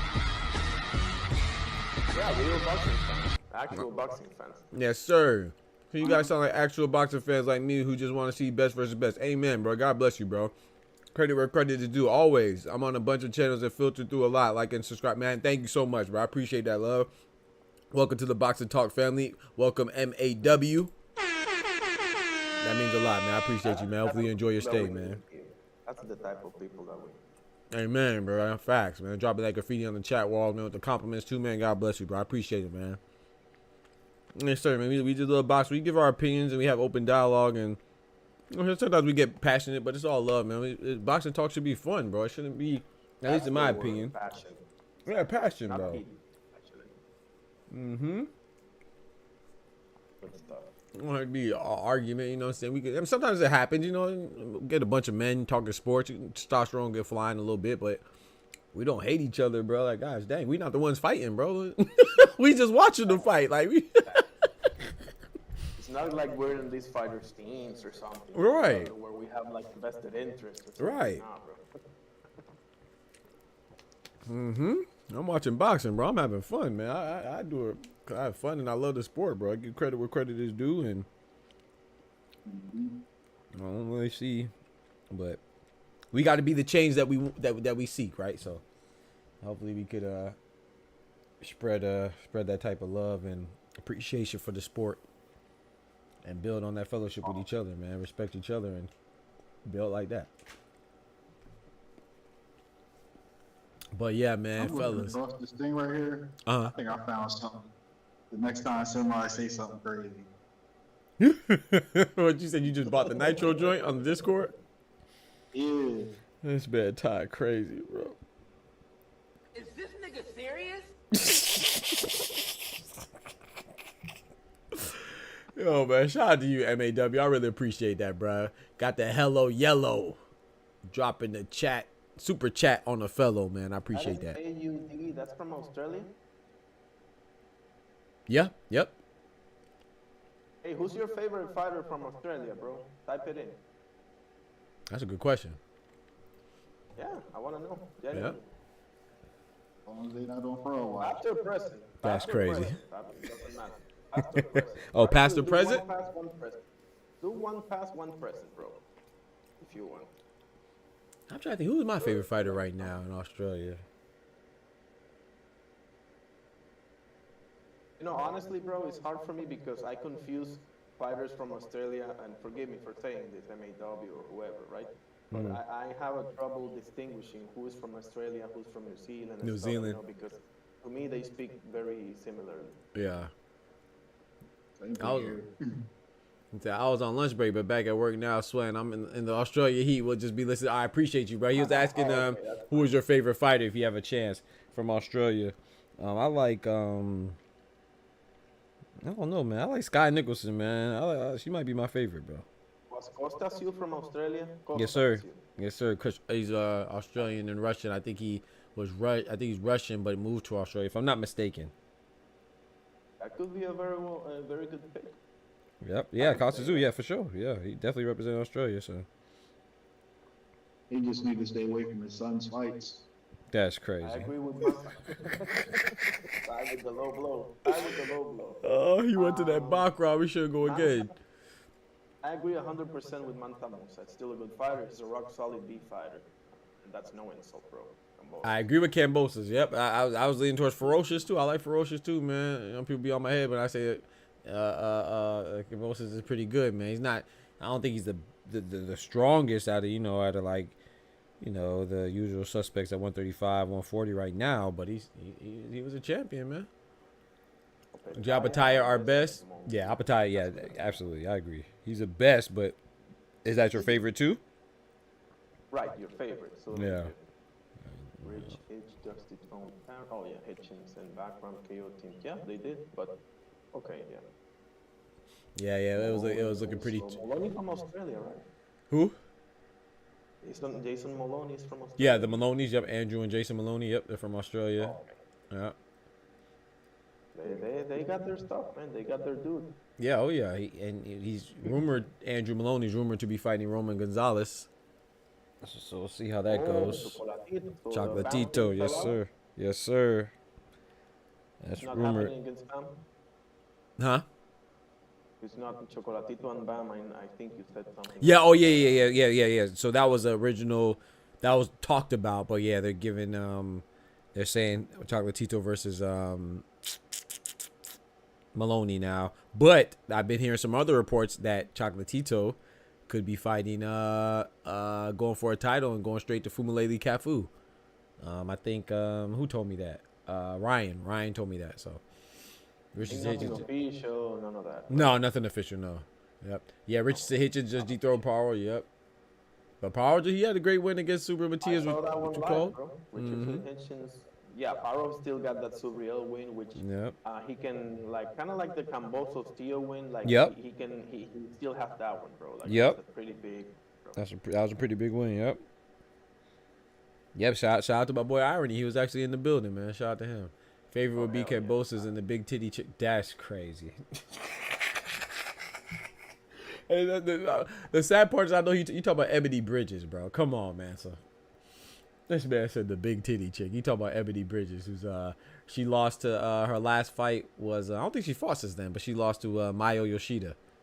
Bro, that's crazy, bro. We really watch a lot of boxing, bro. Who else knows that, chat? No Google nothing, bro. Come on, dog. Yeah, let me get a moment and I'll answer you now. No, you feel me? Come on now. We be watching boxing, bro. For a minute. Huh? We ain't not gonna see her until she come off of maternity leave. Oh, she pregnant? I think she had the baby. Oh, she had the baby. Oh, you said maternity leave. You did say maternity leave. Okay. That's what's up. Congratulations to her. No time. Who, Conor McGregor's? I'm just playing. Smart man. Probably. Hey, chill, man. Conor Murray, man. Chill, man. I like just about all fighters and champs. Not biased. Just call it how I see it. I cheer Australian fighters when I fight, but if I lose, so be it. Yeah, facts. So the victor goes to spoils. Yep. If undeniable. Yeah. Yeah, we called a lot of us over here. We picked Liam Paro over Super Matias. I thought Liam Paro was gonna be Richard Hitchens. I was wrong about that. I just like Liam Paro. I think he's a good fighter, you know. But yeah, Richard Hitchens definitely deserved that win. Real, but I actually got in an argument in the barbershop because of that. Because I was like, bro, look at this guy. He ain't no slouch. And Subriel, he's a slow freaking starter, bro. You gotta be careful. He's southpaw. He's rock solid. Because I watched them on the Love fight. And but yeah, he did it, bro. He did it in Puerto Rico, bro. In Puerto Rico was crazy, bro. Yeah, I got into a certain somebody, when I said that I think Liam Paro could be Super Matias, they thought I was hating on Puerto Rican fighters, So. Nah, man, you're just giving your opinion. People just giving my opinion, bro. That's it, bro. And then he messed around. He told me I was crazy and all this other stuff. Usual suspect. I know Ty knows who I'm talking about. And then Liam Paro turned around and won. Now all of a sudden that person who was the biggest Super Matias fan, all of a sudden he's the biggest Nayanwe fan. That's how people do, man. They your fan, and then after that. What he said? After Matias lost. What? He's no Xander. Yeah. Yep. No, he's not Xander. He's no Xander. It's crazy, bro. It's crazy how people just switch up like that. It is what it is. It's by your guy, bro. One thing that I forgot to say about the Paro Matias thing. Even with all that happened and the dreadful performance that Matias, in my opinion, had in that fight, I was still like, give the boy a chance, bro. You can't have a bad performance. Agreed. And that was only his second loss, and the first loss against Petros Anand, and he avenged it.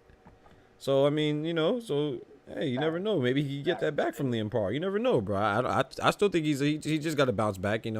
I think he's still a player, and him beating Roberto Ramirez in his last fight. Roberto Ramirez or Ricardo Ramirez?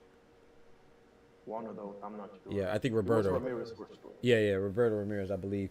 He that's a decent win, man. That's a good little bounce back, Bro, literally, there's big boxing channels like Pro Boxer don't know jack about the small ways. Talk to him, Oscar. Technically, he's from New Zealand, though his career didn't pan out that well. I always liked watching David Tua fight. Oh, okay, David Tua. Yeah, shout out to you, George. Yep. David Tua. Shout out to David Tua. Speaking of Australia, New Zealand, like I said, that Ja Patai's next opponent, David Nika's from New Zealand. So that's a little rivalry right there. That should be good. That's this week. Wait, no, next week, January 8th. It's like a Wednesday. Yeah. Today's the first. Yeah, it's Wednesday. Excuse me. Oh man, really? Yeah, it's on a Wednesday. It's crazy, right? Yep, watch that. Hell yeah. Yep, it's on a Wednesday. Crazy. Are you fighting on a Wednesday? Yeah, I don't know why either, but hey. They're fighting over there, obviously, right? Yeah, yes, sir. Yes, sir. Oh, okay. Yeah. So yeah, man, I'm about to go ahead and call it though, man. I'm gonna try to get me some rest. What we talking about in the morning? I said I'm about to call it. This man ran the buzzer on me, bro. That's crazy, bro. That's crazy, bro. I appreciate you, bro. Yes, sir. God bless you too, man. Oh, wait, before you, that boy, I already got up out of there quick. Shout out my boy Ty. What we talking about in the morning, Ty? I gotta think about something, man. I don't know. I don't know either, bro. I gotta figure out something, bro. I will figure out something, y'all. I will try my best, man. Shout out to my boy Bodega Ty in the building, coming through, kicking it with your boy Oscar. Shout out to him. Shout out to who else? Irony. Shout out to Cito. Manzamusu should be, but he ducking. You know how that go. I think that was it, right? Did somebody else join? No, I think that was it. You got Pauline saying Pauline is crazy. You got Pauline saying they need to make Riyadh season to Vegas because people gonna lose interest. Yeah, I don't know. I'm sitting there watching it like, would you please get off? I'm telling you, bro. Like, people just be hating, man. I don't like. I don't know, man. I'm not saying, because I don't pay attention to the economics of boxing, man. I try, because to me that's boring, and like I said, well, I like pocket watching. But I mean, as long as Big Turk doing what he doing, and if he believe he has enough money, shame on me to be checking his pockets, you know.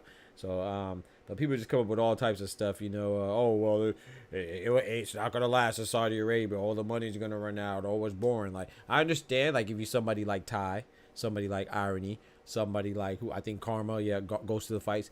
Shout out to my boy Dub. I understand if you go to the fights and you are worried about the fights moving from something that's more feasible, as in like something that's domestic, right? Whether it's in Vegas or New York, whatever, that makes sense. But if you don't go to the fights and you watch it on TV or you watch it on the internet, whatever, why does it matter where the fights are the venue that the fights are being hosted at? Why? You just want to complain about something, bro. Like, these fights are great, man. Shout out to Big Turk. I enjoyed 2024.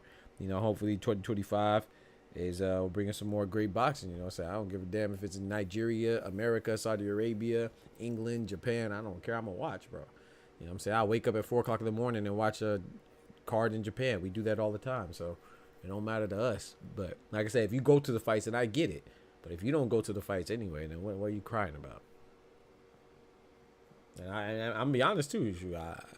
I'm kind of fond. I've been growing kind of fond of the freaking fights coming on at 4 o'clock on Saturday and ending by 8 o'clock or whatever it does, you know, as opposed to being up all night. So I like them both ways, you know. I like it both, but I'm not against the Riyadh season joints at all, as far as the timeline goes, the time frame in which they're showing. So I don't have too many complaints, man. Some of them are legitimate complaints, but some of them are just people just want to hear themselves talk, I think. Fights that early give you the rest of the day to debate about them. You feel me? And the way Turk been dropping them things like hotcakes, shoot, we can even have time to rewatch it. You know, if he you know, last year where he dropped it like in 2 days, what if this year he drops them the same day? You never know, man. I don't think he'll do that, Every though. time Turk announces a fight, all I hear is yeah, we gonna have to take away Nitro for this man. This man about to turn into a whole demon, bro. This man got the organs in the background. Oh no. Hey yo, it's bad time, bro. Hey man, God bless you too, bro. He said prospect tier list for 2025 and 2024. Okay, I see what I can do. Whip up a quick little tier list. You know what I'm talking about? Yes, sir, man. But yeah, but Ty, my boy, I'm about to go ahead and slide, man. Appreciate you, brother. We'll catch you in the morning, good little one. Add to that list. He not a prospect. Uh-huh. per se, but he don't get too much notoriety. He like 40-0. I think Jake is about to sign him. 40-0? Yeah. Who that? Tito Mercado? Don't he got like a lot of wins? I don't think he's 40-0, but he got a lot of wins too, no? Oh, okay. I'm gonna see his IG. Okay. I feel like I've I don't know though. I feel like I've seen him before. I think Kendrick told me about him. I'm not sure. This dude, his day job, he's a marriage counselor. Okay. Yeah, because what's the name? So somebody interviewed him, right? Was it like it was like Sean? Somebody interviewed. I saw him. I know you're talking about, bro. I just don't remember his name. Like Sean Zattel or somebody, or maybe it was True Sports. Somebody interviewed him and was saying like he's like the best kept secret or something like that. 40-0. I can't remember his name, bro. I know you're talking about. Abel Mendoza. Yep, Mendoza. That's. I would not have guessed remembered his first name, but yep, Mendoza. Yep. I have to see his fights. He's 42. No. 31 knockouts. Yeah, 42-0 is crazy. He said George last page said nothing like good in the early morning to charge the batteries for the day. Right. You feel me? Yeah, I'm gonna keep my eye on him. What was his name again? Mendoza. Abel Mendoza. Abel Mendoza. Thank you, bro. Yes, sir, man. I'm gonna go ahead and call it, bro. I take my dogs out and try to get some rest for the morning show. Take one button. Let's do it. Bro, I'm out of here, bro. God bless, bro. It's bad time, bro. Hey, yo, man. Somebody gotta take away the nitro from him, bro. But yeah, chat. Let me go through the super chats real quick, man. Show the people extra love for the extra appreciation, man. We got Cito the Great dropping to $5. We got George the Last Patriot with $2. George the Last Patriot with $2 again. George the Last Patriot with $5, man. Y'all showing me love, man. Too much love. And we got MAW with the big $10, man. Hitting up the super chat. I really appreciate that, man. Appreciate the love and the support on this new year, man. It goes great, man. Once again, shout out to Ty for coming through the Discord. Oscar, Irony, and Cito, man. My brothers in the game, man. Shout out to everybody that came through. Shout out to everybody that smacked that like button. Shout out to MAW for joining the Boxing Talk family. Shout out to Lil Oscar for popping up. And shout out to Cito and his wife for popping up as well, man. So please don't forget to smash that like button. But most importantly, remember, with God, we could do anything. Without God, we're nothing. The doctor's out. Peace. I'm going to catch y'all in the morning for the morning show, man. 8 a.m. on the dot, Eastern Standard Time. We out.